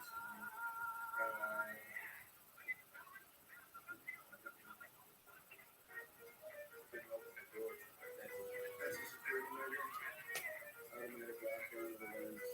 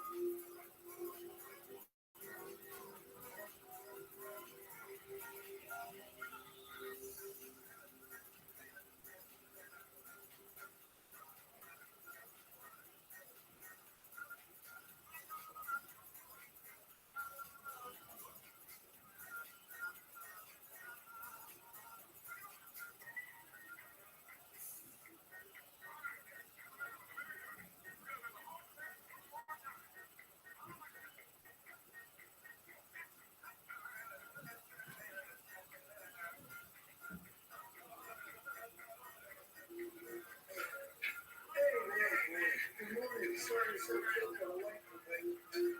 I didn't finish the next one. It's some alarm clock, huh? It's right up there. So, day two, you ready? What's the plan? Yeah, I'm not sure. I'm still trying to figure the examination. Yeah, it feels like that's the game of the station. Close loop. Like testing a chess computer by only chess. How much did that test before? You know, you can play it.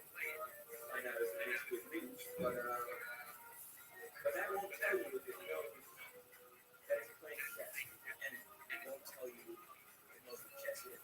That's what simulation like that. And I think being able to differentiate between those two is turning chess on. I just want simple answers to simple things. Yesterday I asked you about a new play. Now the question is, how does she feel about you?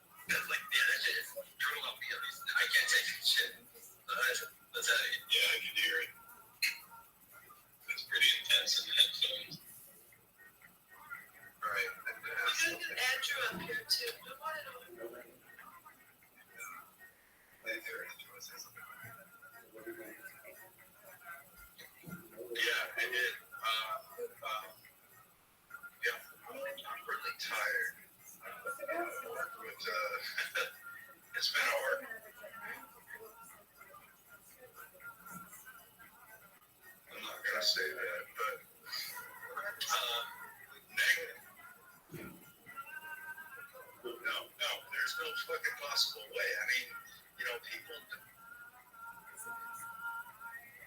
It's okay. I got it. I guess the sound I want other people to die. I feel like the pain and frustration in your voice, bro. And I just want to say that I understand that feeling. Because I've been hanging out in these spaces for a while now. Like just in general, spaces, plural. And it's a fascinating, crazy place. And I used to get like anxious inside and like just so high strung, you know, about everybody's like broken pieces that they're throwing all over the place, you know. And I wanted to like help, you know. And I think that a lot of people feel that way. And what I had to understand is that I just can't let it influence my body, you know, like I can't let it make me feel so angry and upset because all these people are just trying to get better, even though it might not look like that for some people on the surface. Like deep down inside, they're in intense pain and struggle, and they're looking for somebody to listen to them and, you know, just like help them out. And you kind of like have to surrender to the whole process that is spaces where people come with their varying levels of fucked upness and they want to be better. Listen. You are a badass. You are a badass. Everybody, you know, but just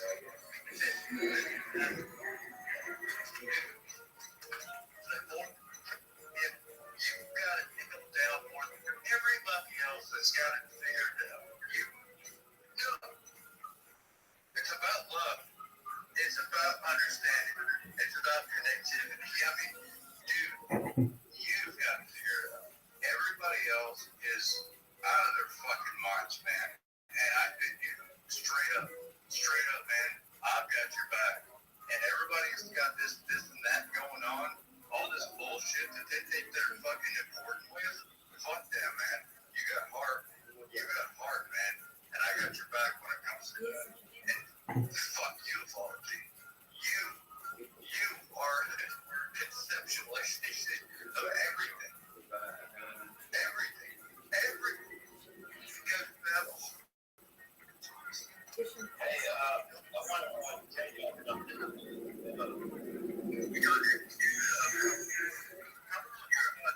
you're breaking up here. You can't.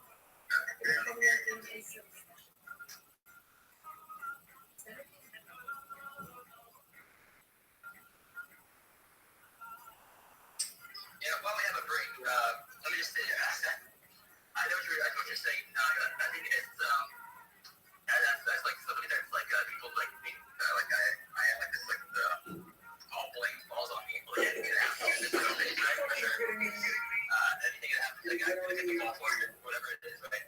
I'll hold that.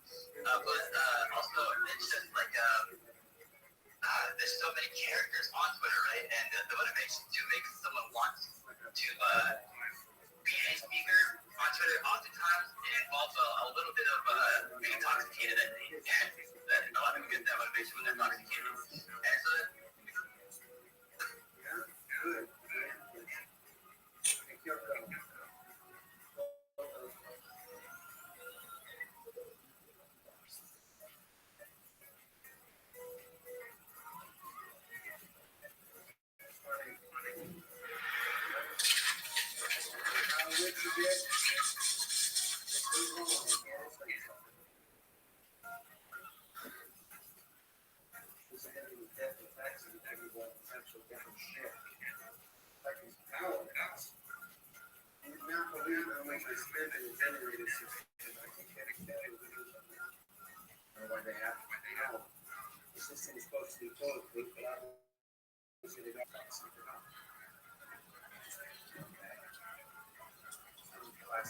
out to you, so I think that was going to be second.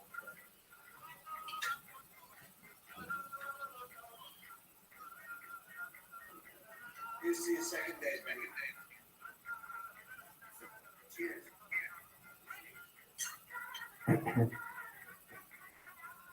Oh, way to go. I got 1 point. Solid. Good. Yeah, I still watching CCTV. Sure, but I want to read it. It was not interesting.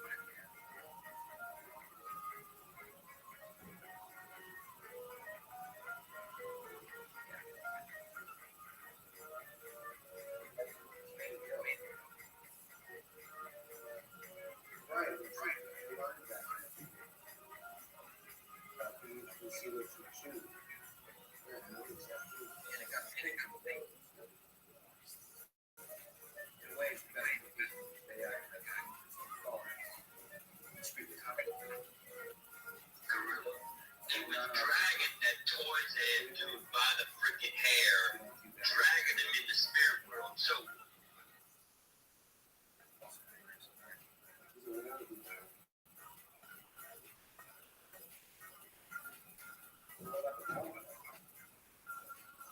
in this simulation where you're in the spirit world, so if you're acting as a player fighting demons or this or that, it's real. It's very real. Because that big gorilla could probably beat the shit up.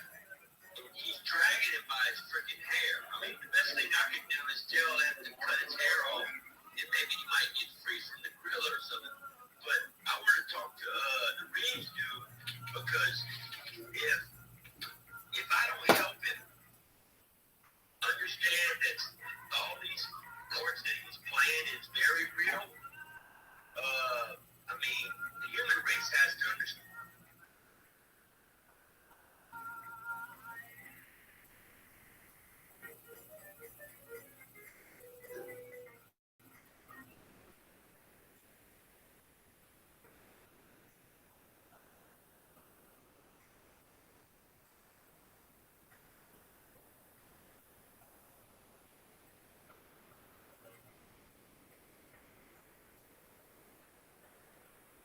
Happen like a omen thing, you know, or maybe something good's gonna happen. I don't know. But oh shit, you think Antichrist? Is that what you're saying? You're like the kid from the omen?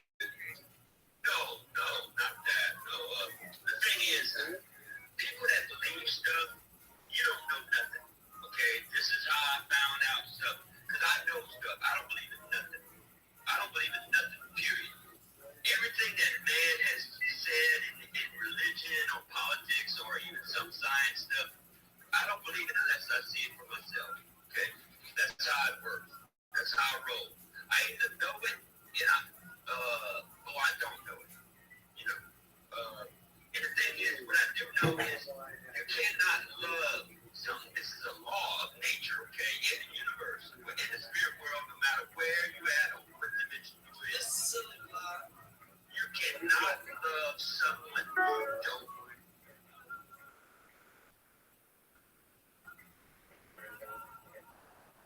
Shit, like, I don't know. What do you think, Taylor?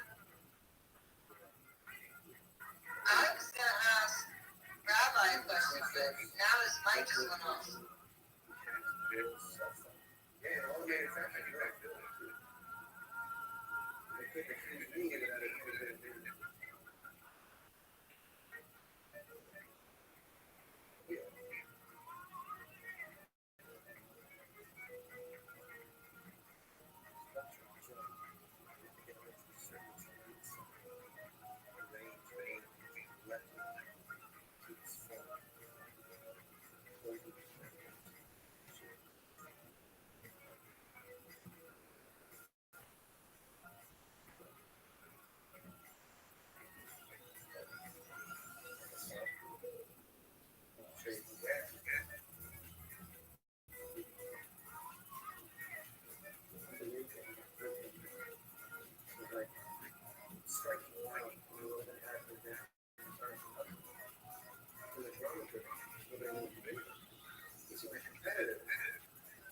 fixated on sucking it up and modifying and doing shopping. They thought that searching was what meant what people would think. Actually, they were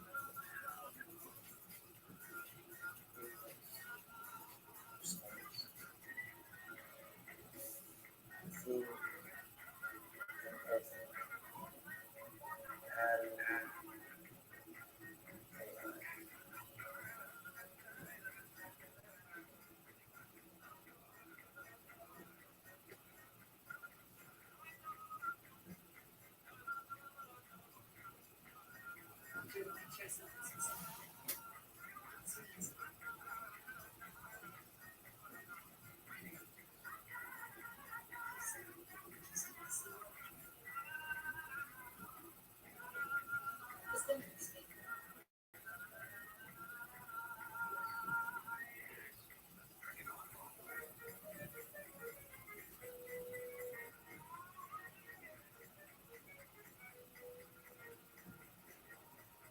you've never been inside this building.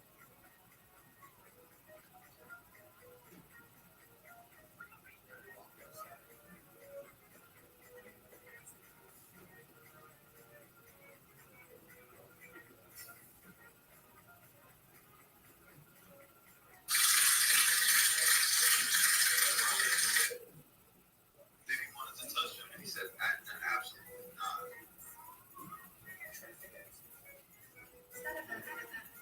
You know, I got some funny ass memes I gotta tell you. I really got some funny ass memes. Well, like, you know, if somebody looked at my phone and they went through my pictures, like if they were going to try to find anything on me, the only thing they would find is like Pepe and Coco. And that's pretty psychotic, bro. Like, you know, that's totally psychotic. You know, did you watch that? No. Why are we talking about 6 weeks ago? That's like.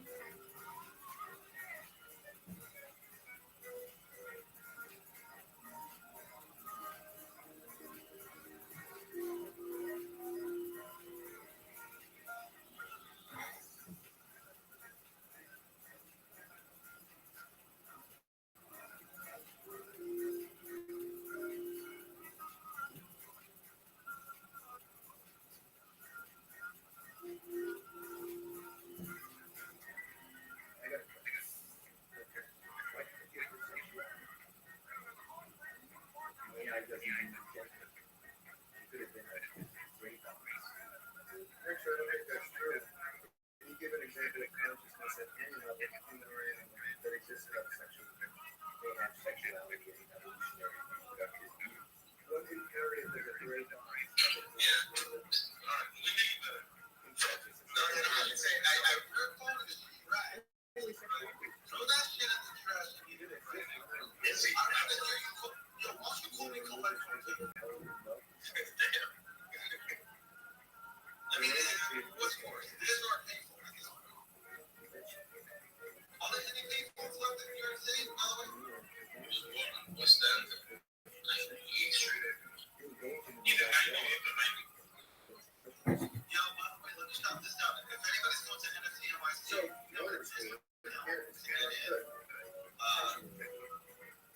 this year we're partnered up with NFT NYC, and we do have discount codes, and I think they're only good for I believe it's 3 days. That's it. 3 days is all that it's good for. So you can contact Leslie. I want somebody to contact Leslie because she's thinking the graphics are horrific, and I keep telling her no, please, and she won't stop. Love Leslie, she tries. The effort's there. Yeah, you know what? Don't even answer it. I see the recording. Yeah. Say good morning.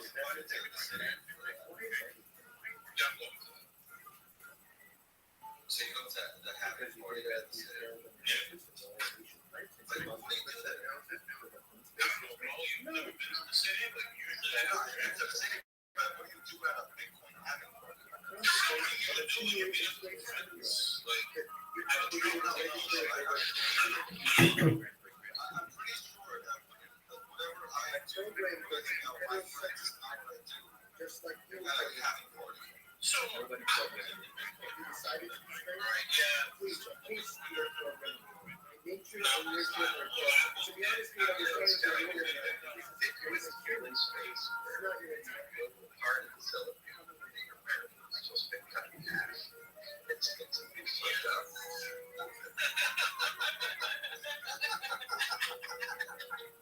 That's a good finish.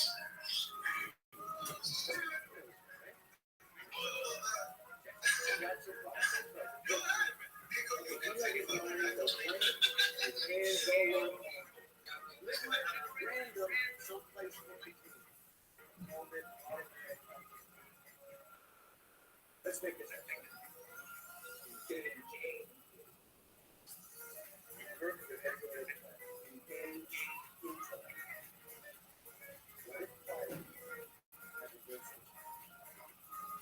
What if instead of making all without this, you say, you know what? I can't do anything unless I know exactly why I'm doing it.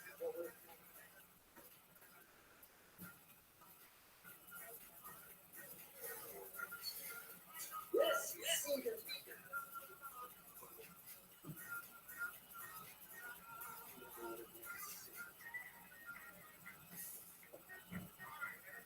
The challenge is not it's to find an action that is not from intent to breathing to talking, fucking, falling in love.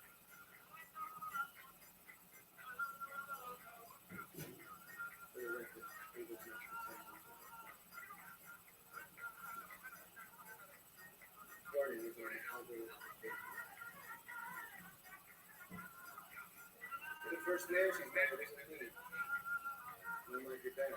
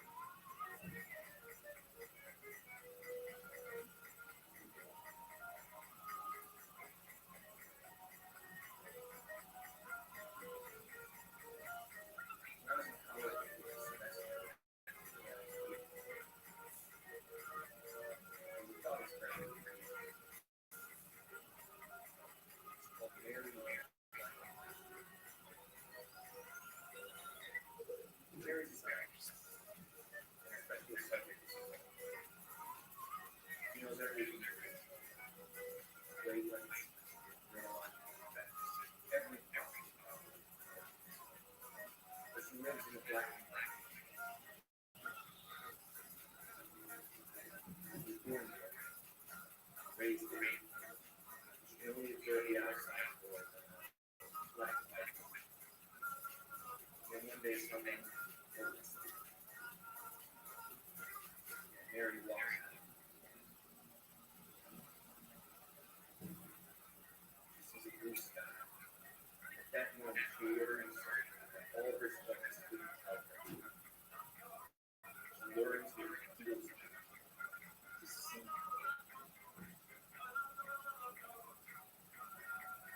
It's always for show students different from the computer and computer.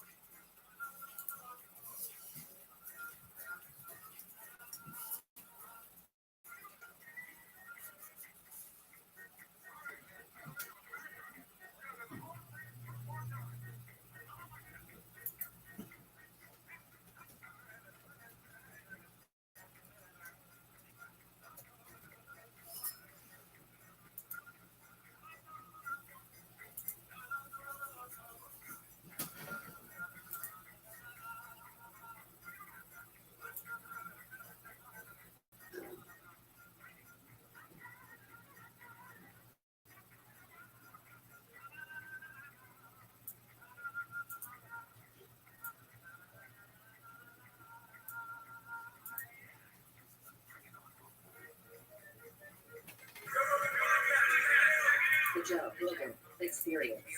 We're going to do Joe Rogan podcast finally. All day. Great to see you. I was saying something before, I'm admiring your suspenders and telling you how many pairs of suspenders? 30. How did you? I wasn't like a bit. Do you really? Every day? Yeah. Why do you like suspenders? Practicality thing now?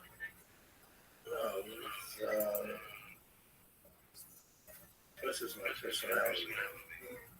And different ones have different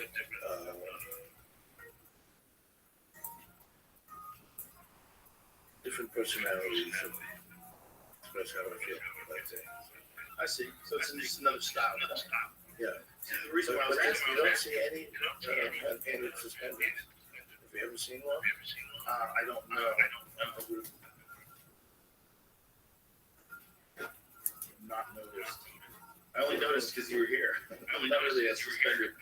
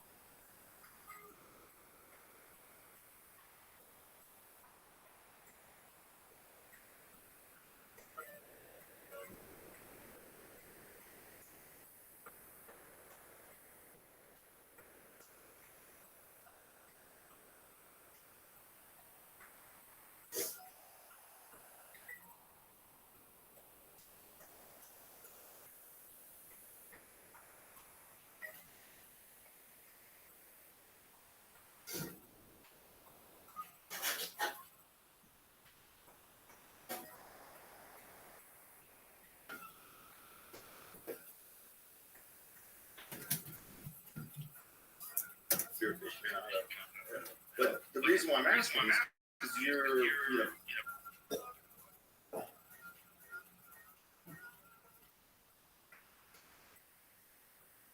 basically a technologist.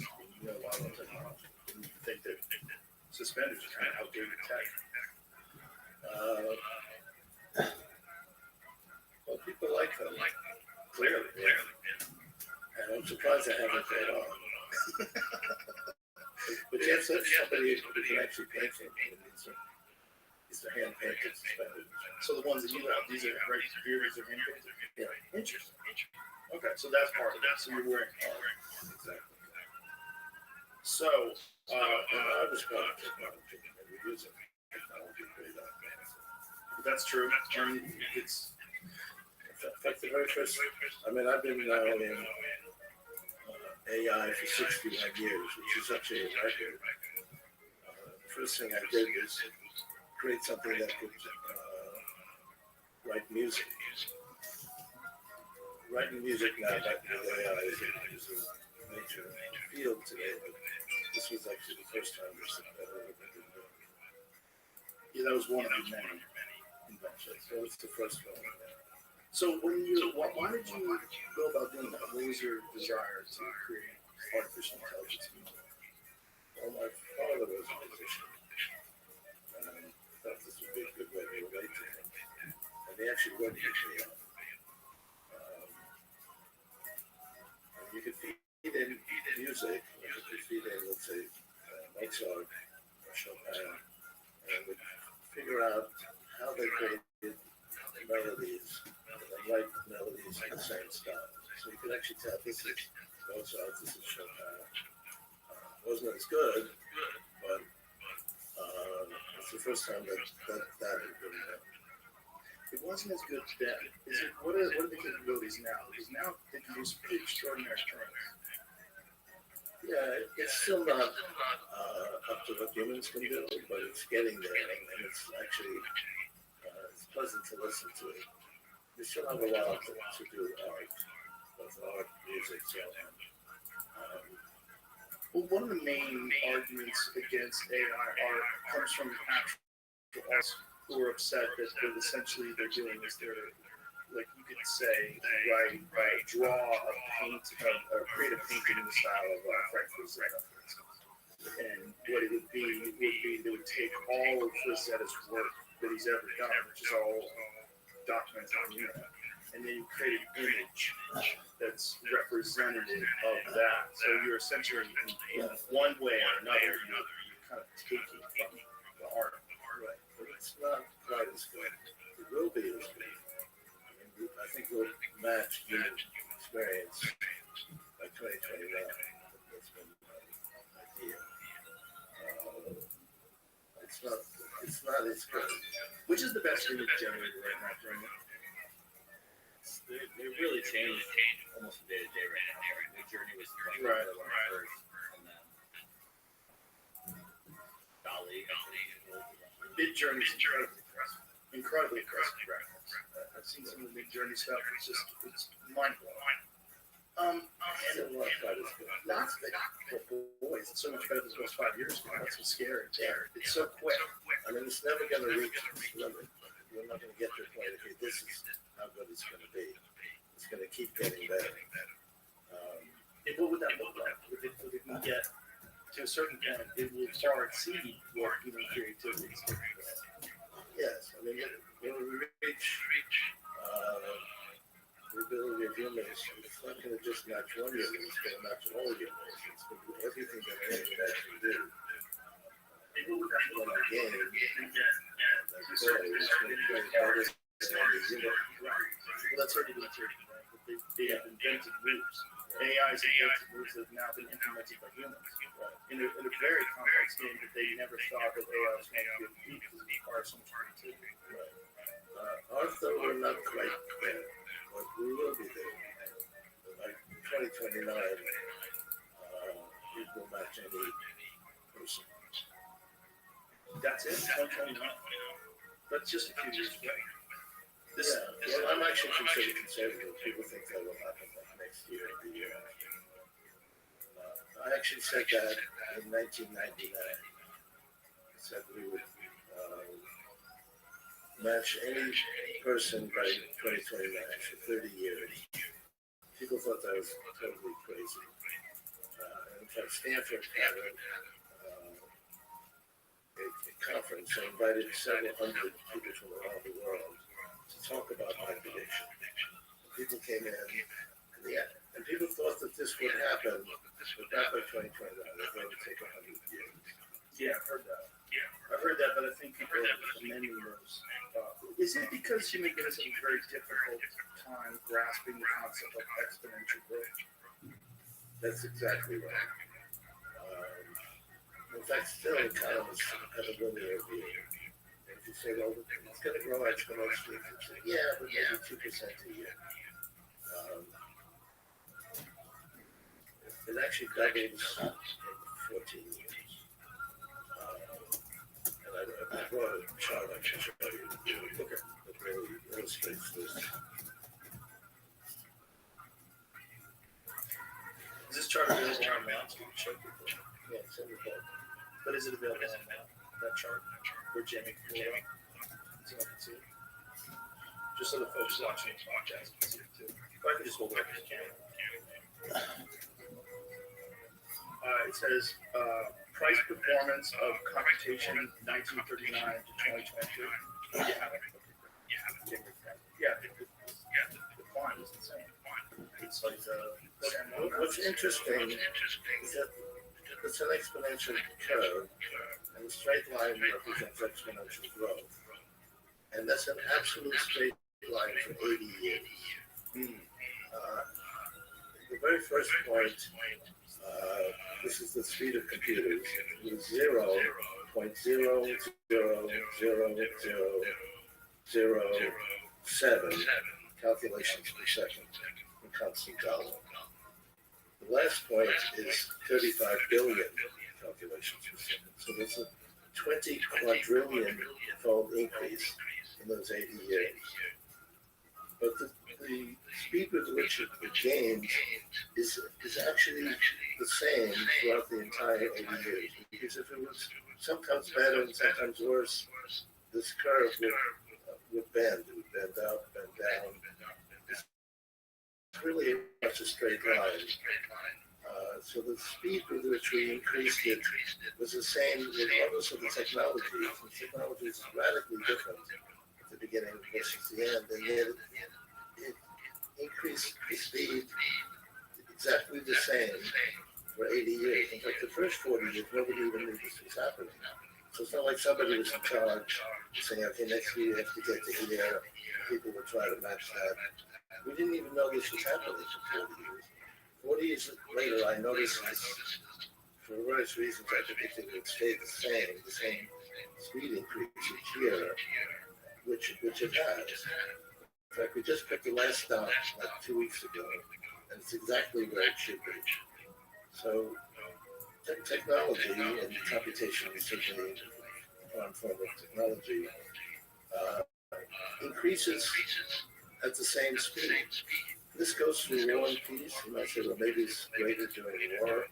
No, it's exactly the same. You can't tell whether it's war or peace or anything else up here. It just matches from one type of technology to the next. And it's also true of other things, like, for example, getting energy from the sun. That's also exponential. It's also just like this. It's increasing.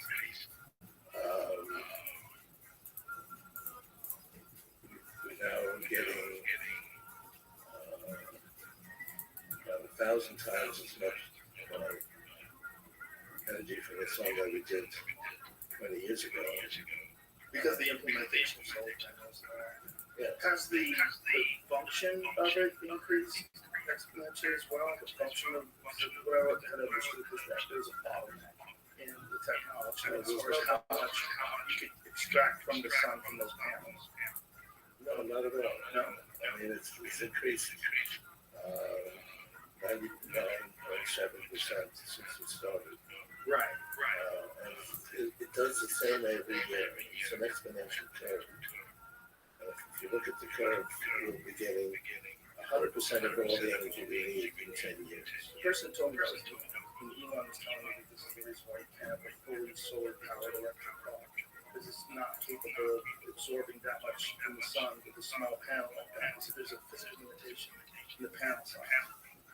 No, I mean, it's increased 99.7% since we started. Since what year? It's about 35 years ago. 35 years ago. And 99% of the ability of it, as well as the expansion of use. I mean, you might have to store it. We're also making it finished gains in the storage of electricity. Right. Battery technology. So you don't have to get it all from a solar panel that fits in the car. The concept was, could you make a solar panel car, a car that has solar panels on the roof, and would that be enough to power the car? And he said no. He said it's just not really there for him. Right, it's not there yet, but it will be there in 10 years. You think so? Yeah, he seemed to doubt that there's a certain limitation of the amount of energy you can get from the sun, period, how much it gives out, and how much those solar panels can absorb. Well, you're not going to be able to get it all from the solar panel that fits in the car. You're going to have to store some of that energy. Right. So you wouldn't just be able to drive indefinitely on a solar panel. Yeah, that was what he was saying. So, but you can obviously power a house, and especially if you have a roof. They have some of those solar powered roofs now, but you can also store the energy. We're going to go to all renewable energy in the sun within 10 years, including our ability to store the energy. All renewable energy? So what are they going to do with those nuclear plants and coal power plants? That's completely unnecessary. Nuclear power, which we don't. We can get it all from the sun and the wind within 10 years. So in 10 years, you give the power of Los Angeles with sun and wind? Yes. Really? I was not aware that we were anywhere near that kind of power. Well, that's because people are not taking into account exponential growth. So the exponential growth also of the grid? Because just to pull the amount of power that you would need to charge, X amount of million. If everyone has an electric vehicle by 2035, let's say that, the amount of change you need on the grid would be pretty substantial. Well, we're making exponential gains on that as well. Are we? Yeah. I wasn't aware. I had this impression that there was a problem with that, especially in Los Angeles. They've actually asked people at certain times. We're not looking at the future. It's true now, but it's growing exponentially in every technology. Essentially.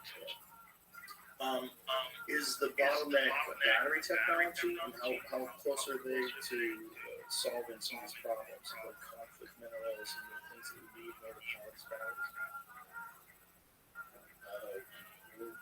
Our ability to store energy is also growing exponentially. So putting all that together, we'll be able to power everything we need within 10 years. Wow. Most people don't think that. So you're thinking that based on this idea that people have a limited idea of the computation we're doing. It's just continuing to do that. So we have large language models, for example. No one expected that to happen like 5 years ago. And we had them 3 years ago, but they didn't work very What up, Apollo? So it began a little less than 2 years ago. We could actually do large language models. And that was very much a surprise to everybody. So that's probably the primary example of exponential growth. Well, at Sam Matt now, one of the things that we're talking about was that AI figured out a lie. But they used AI to go through a CAPTCHA system, and the AI told the system that it is vision impaired, which is not technically a lie, but it used it to bypass, are you a robot?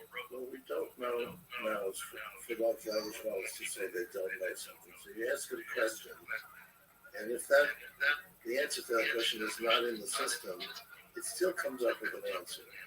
So it'll look at everything and give you its best answer. And if the best answer is not there, it still gives you an answer. But that's considered a hallucination. And we don't hallucination. Yeah, that's what it's called. So AI hallucinations. So they cannot be wrong. They have so far, we're actually working on being able to tell if it doesn't know something. So if you ask it something, you say, "Oh, I don't know that." Right now, it can't do that. So it gives you some answer, and if the answer's not there, it just like makes something up. It's the best answer, but the best answer isn't very good because it doesn't know the answer. And the way to fix hallucinations is to actually give it more capabilities to memorize things and give it more information so it knows the answer to it. If you tell it an answer to a question, it will remember that and give you that correct answer. But these models are not, we don't know everything. And it has to, we have to be able to scan an answer to every single question, which we can't quite do. It'd be actually better if it could actually answer, gee, I don't know that. Right. Like particularly, like say when it comes to exploration of the universe, there's a certain amount of, vast amount of universe we don't know. So if it has to answer questions about that, we'll just come up with an answer, which will likely be wrong. That's interesting. That would be a real problem if someone was counting on the AI and have a solution to something too soon, right? Right. They don't know everything. Search engines actually know pretty well that is, and if it actually answers something, it's usually correct. But large language models don't have that capability. So we could actually, if they knew if they were wrong, and they also tell us what we have to fix. What about the idea that AI models are influenced by ideology? That AI models have been programmed with certain ideology. I mean, they do learn from people. Yeah. People have ideologies. Right. Some of which are not correct. And that's a large way in which it will make things up because it's learning from people. Right. So right now, if somebody has access to the search engine, they will check before they actually answer something with the search engine to make sure that it's correct. The search engines are generally much more accurate. Right. When it comes to this idea that people enter information into a computer in which we rely on ideology, do you anticipate that with artificial general intelligence it'll be agnostic to ideology? It'll be able to reach a point where instead of deciding things based on social norms or whatever the culture is accepted currently, but it would look at things more objectively and rationally?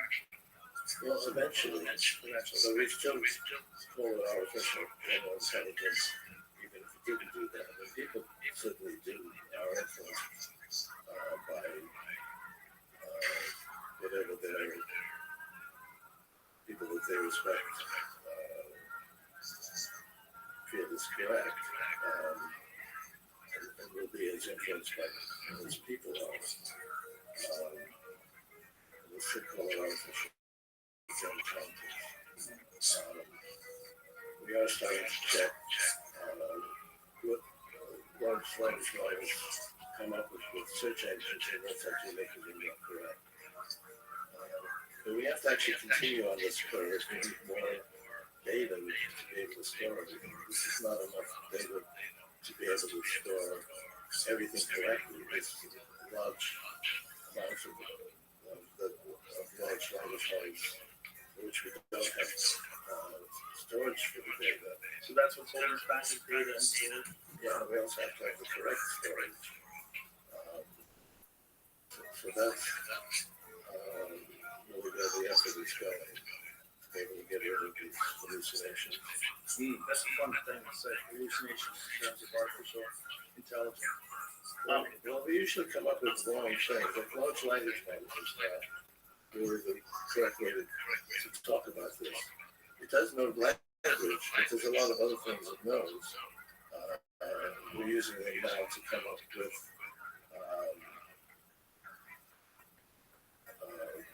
medicines.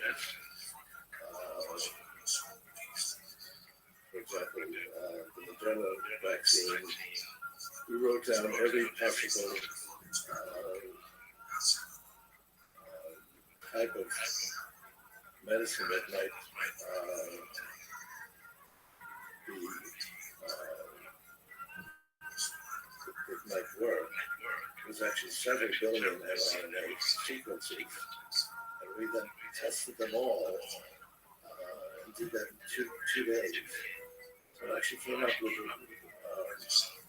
tested several billion and decided on it in 2 days. We then tested it with people via the web lab as well, because we were able to test it with machines. But we actually did test it with people for 10 months. There was still a record. So for machines, when they start testing medications with machines, how will they audit that? So the concept would be that you take into account biological variability, all the different factors that would lead the person to have an adverse reaction to a certain compound, and then you program all the known data about how things interact with the body. Right, to be able to simulate all the different possibilities. Right. And then come up with like a number of how many people would be adversely affected by something. That's one of the things we would look at. And then accuracy based on age. But that could be done literally in a matter of days, years. Right.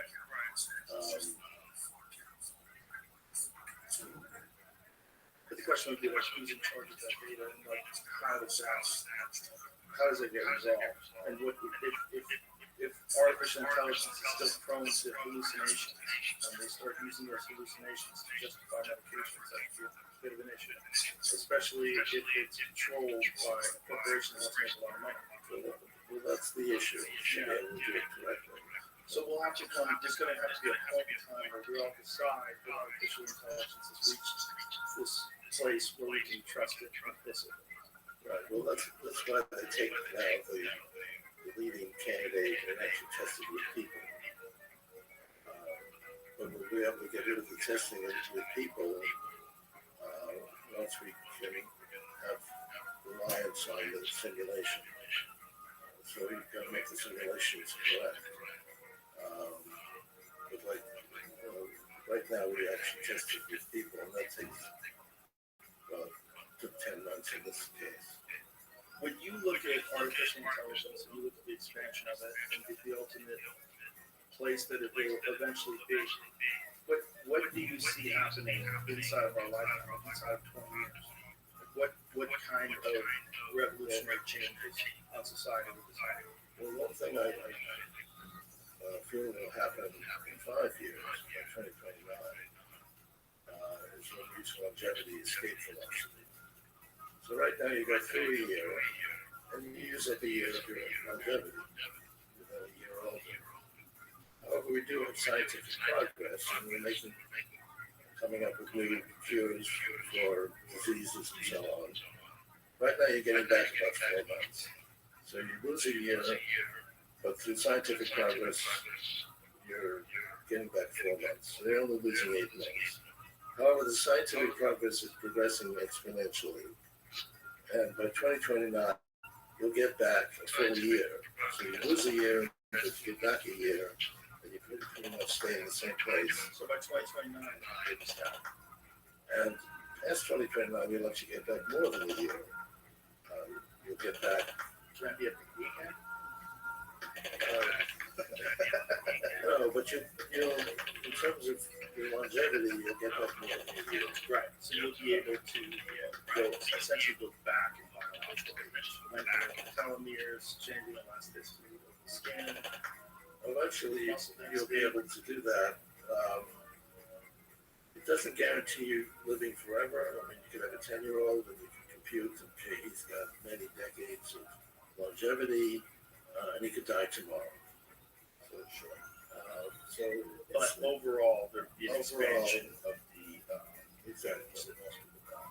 And that's something that we're going to get. And it's also using the same type of logic as large language models, but that's not language. You're actually creating medications. So we should call them large event models, not large language models, because it's not just dealing with language, it's dealing with all kinds of things. When I talked to you 10 years ago, you were telling me about this pretty extensive supplement routine that you're on. Well, I'm trying to get to the point where we have longevity escape velocity in good shape. Right. And yes, I do follow that. I take maybe 80 pills a day and some injections and so on. Peptides? Yes, peptides. So far it works. Have you ever gone off of it and see what you feel like normal? No. Well, I do that, right? Yeah. I mean, it seems to work. And there's evidence behind it. How old are you now? 76. You look good. You look good for 76, man. That's great. So it's doing something. Yeah, I think it's working. And so your goal is to get to that point where they start doing the you live a year, stay static, and then eventually get back to right. And it's not that far off. If you're diligent, I think you get there by 2029. But not everybody's diligent. Right, of course. Now, past that, this is for life extension, which is great. But what about how AI is going to change society? Yes, well, that's a very big issue, and it's already doing lots of things, make some people uncomfortable. What we're actually doing is increasing our intelligence. I mean, right now you have a brain, and it has different modules in it that deal with different things, but really it's able to connect one concept to another concept, and that's what your brain does. We can actually increase that by, for example, carrying around a phone. This has connections in it. A little bit of a hassle to use. If I ask you to do something, you gotta mess with it. Actually, it'd be good if this actually listened to your conversation. Oh, it does. And without saying anything, you're just talking, and it says, "Oh, the name of that actress is so and so." Yeah, but then it's a busybody. So interfering with your life, talking to you all the time. Well, there's ways of dealing with that too. You shut it off. But we don't. So we haven't done that yet. But that's a way of expanding your connections. What a large language model does, it has connections in it as well. And in fact, it's getting now to a point that's getting fairly comparable to the human brain. We have about 1 trillion connections in our brain. Things like the top models from Google or GPT-4, they have about 400 billion connections approximately. There'll be 1 trillion probably within a year. That's pretty comparable to what the human brain does. Eventually we'll go beyond that, and we'll have access to that. So it's basically making us smarter. So if you have the ability to be smarter, that's something that's positive, really. I mean, if we were like mice today, and we had the opportunity to become like humans, we wouldn't object to that. In fact, we are humans and we don't object to that.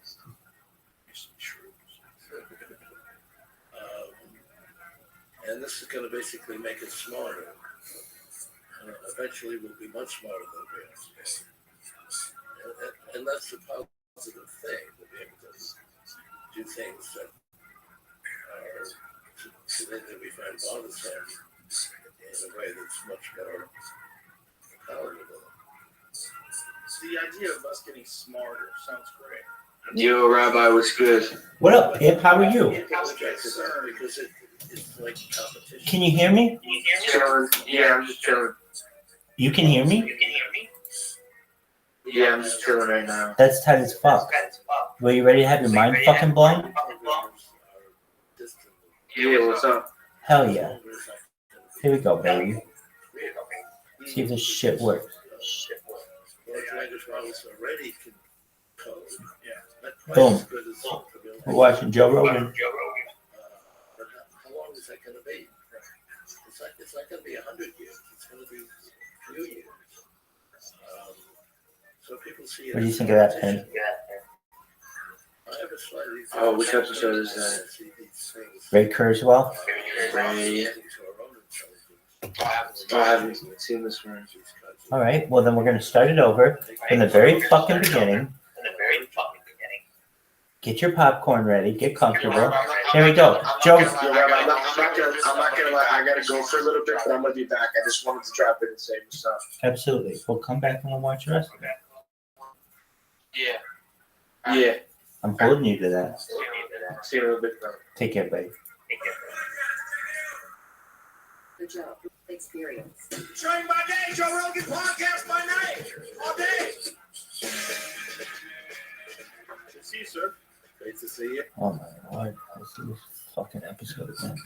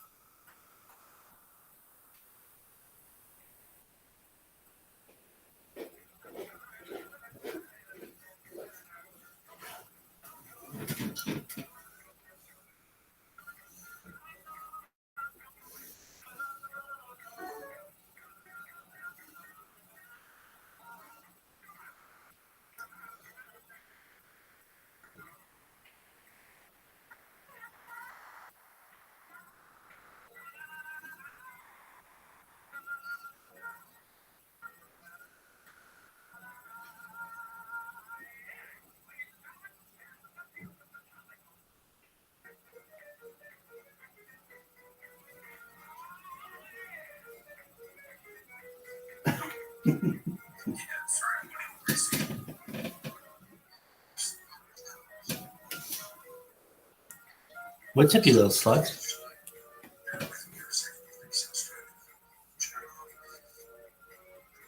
Hey, JM, how you living, baby?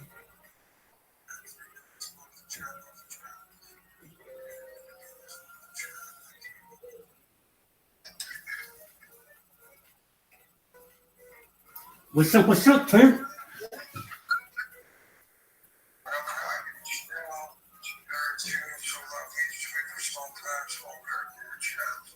Yo, dog. We're watching Ray Kurzweil, the grandfather. Ray Kurzweil. Do you know who Ray Kurzweil is? He's the grandfather of AI. We're watching him on the Joe Rogan Experience live, streaming it all over the world. Cray in a good way. JM, how you living, baby? JM, how are... Oh, take your time. Take your time. I hope you're well. No, you're good. Apollo 13, how are you?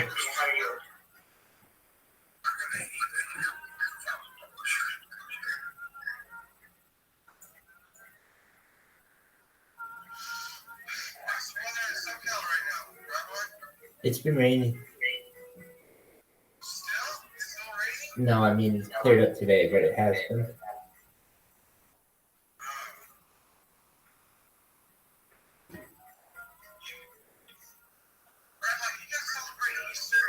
No. Passover.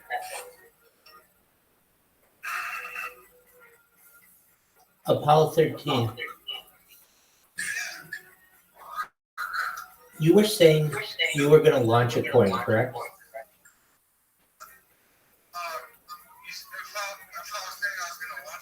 Didn't you say you were going to?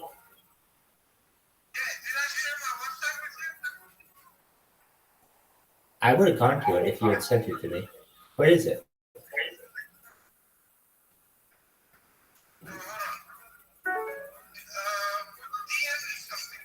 Sure.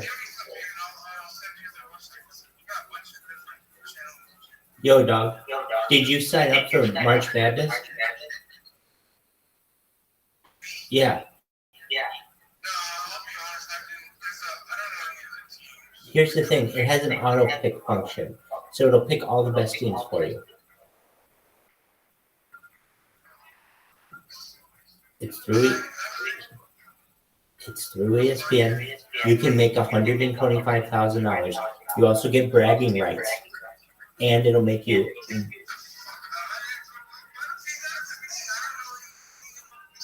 So all you do is have an auto pick for you.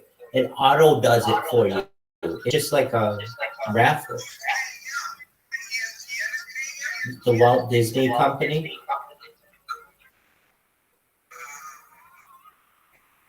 So it's guaranteed. I've already done it.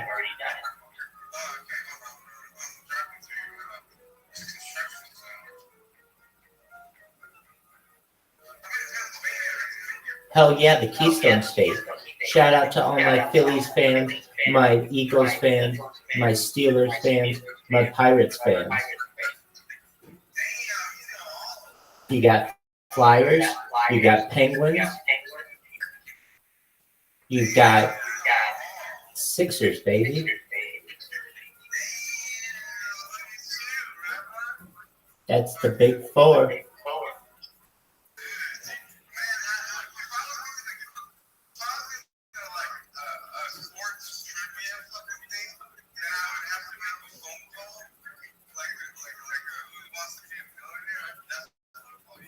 Hell yeah, baby.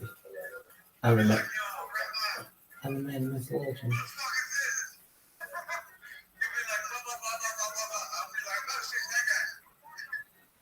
Apollo, what do you think of your VC being open for day 1 and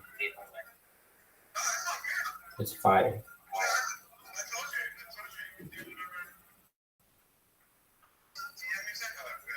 Dog, I DM'd you, and I also sent you the thing for March Madness.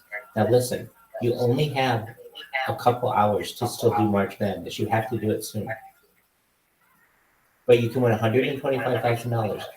But even more importantly, if you win, not even if you win, just put your name in there and the name of your lounge, and it's free advertising because I'm going to be taking screenshots of it every few hours to up.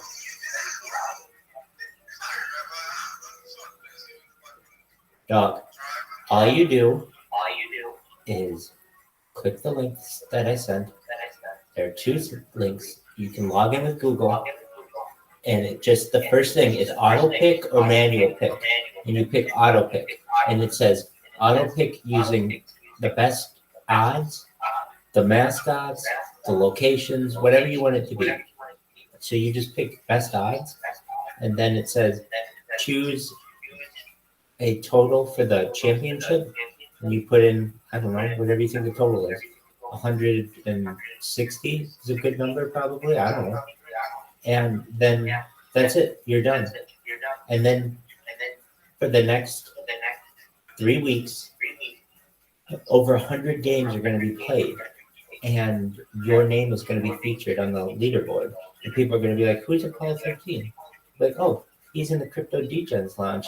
He actually is the founder and owner of that." And like, "Oh, can you send me a link to it?" Like, "Oh yeah, sure." And I send them a link, and then they start hanging out in here. Then you got more people in your Crypto Degens Lounge because you randomly joined some March Madness bracket.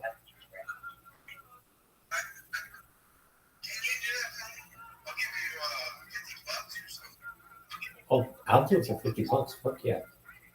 I'll do everything for it. Right?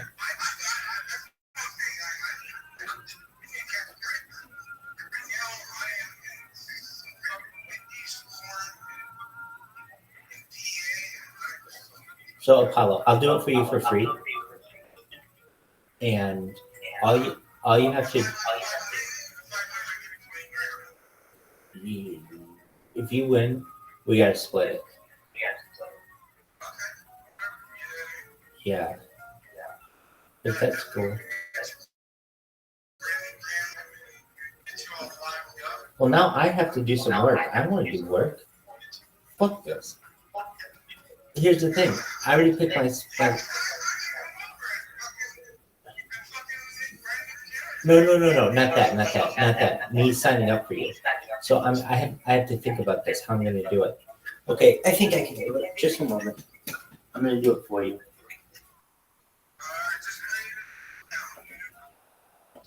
Well, here's the thing. No, I don't want your Gmail.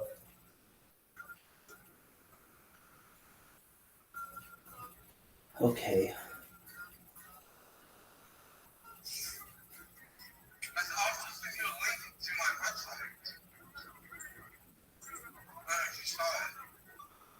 No, let me see that. Jay. Do you know what March Madness is? How the fuck don't you know what March Madness is? Are you in the United States? Oh, you live in Canada? Wait. Is Jay in Canada? Jay, what country are you in? Oh, you're in Canada? Apollo, is Jay in Canada? Oh, then there's no way he's going to know what that is. Apologies, Jay. I didn't realize you're in Canada. It's an American thing. March Madness. It's like a basketball tournament. You know what that is. It's college basketball. That's right. Men and women.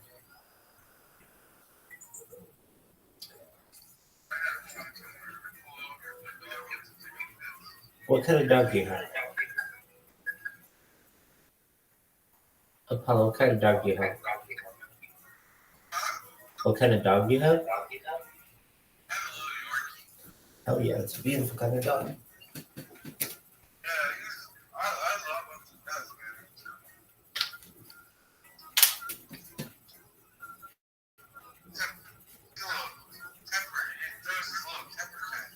Hey, that shit happens.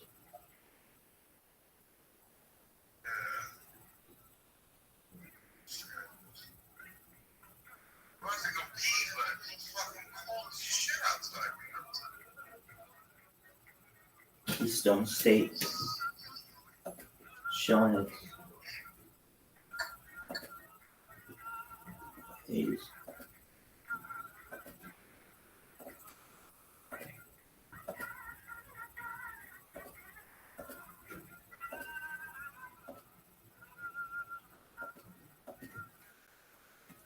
All right.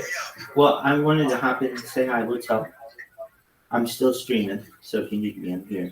I'm just gonna be on the one device. I'm gonna use this device for. I need to do that right now. I'm gonna do that right now. Before I go, I'm gonna do that. So here's what we're gonna do. I'm looking at your website. In 3, 2, 1. I've never seen this before. Hold on. Wait. How long have you had this website, Apollo? Oh, okay, so no. Okay, you haven't had it like 6 months though. You haven't had it like 6 months. Dude, it's a really good website, man.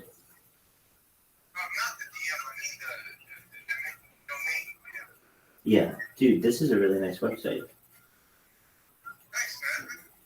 So this is your coin?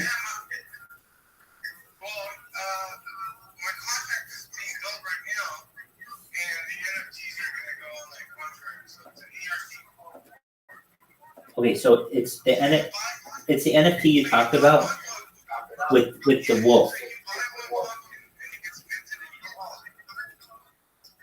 Okay, so you buy a token, and the NFT comes with the token? Okay. And it's on Ethereum? Very cool. Well, I'm going to tell you, I remember when you first approached me, when we first met, and you showed me your art. And I remember I said it to me, it reminded me of this Teenage Mutant Ninja Turtles thing that I had seen. And we went through that. Exactly. I remember looking through some of my old photos and I saw that we had exchanged that. And then I thought, all right. But like, you have to understand, I'll come through. It's like I told you when we met. A lot of people come through and they're like, oh, dude, I'll come and see you and blah, blah, blah, blah, blah. And they don't. And a lot of people also say, dude, I'm going to create a coin. I'm going to create an NFT. And it never comes to fruition. And Apollo, I've told you this before. You are a doer and you got that done. You came and saw me and you came and got this NFT, a website, and you're getting it off the ground. And I just want to tell you that's a phenomenal job.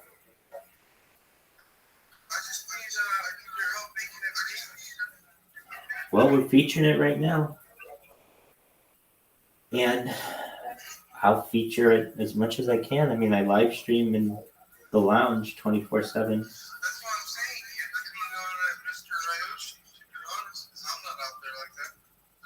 You know.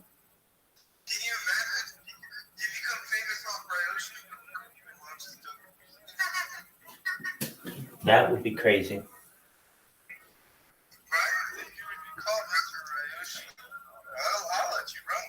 So I have a question. I have a question for you. Is it possible for you to run Twitter Spaces while you're driving?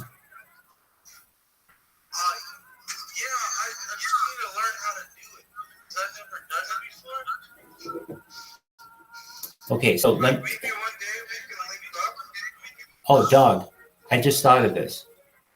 But you have an Android phone, right? Okay. Yeah, okay, I'll fix it. I'll fix it. Okay, here's the thing. Dude, we can make you famous. Do you have a Twitter account?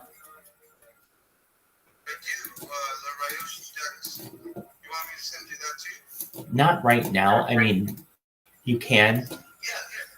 Okay, go for it. But what I want to let you know is my Twitter accounts are all getting banned. I have 2,100 of them, 2,100, because I became the most infamous troll on Twitter in the history of Twitter. Yeah, when you would type in Bio Rabbi into the search, all you would see is just hate comments about me.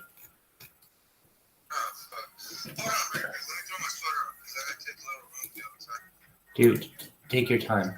That's right, his name's Romeo.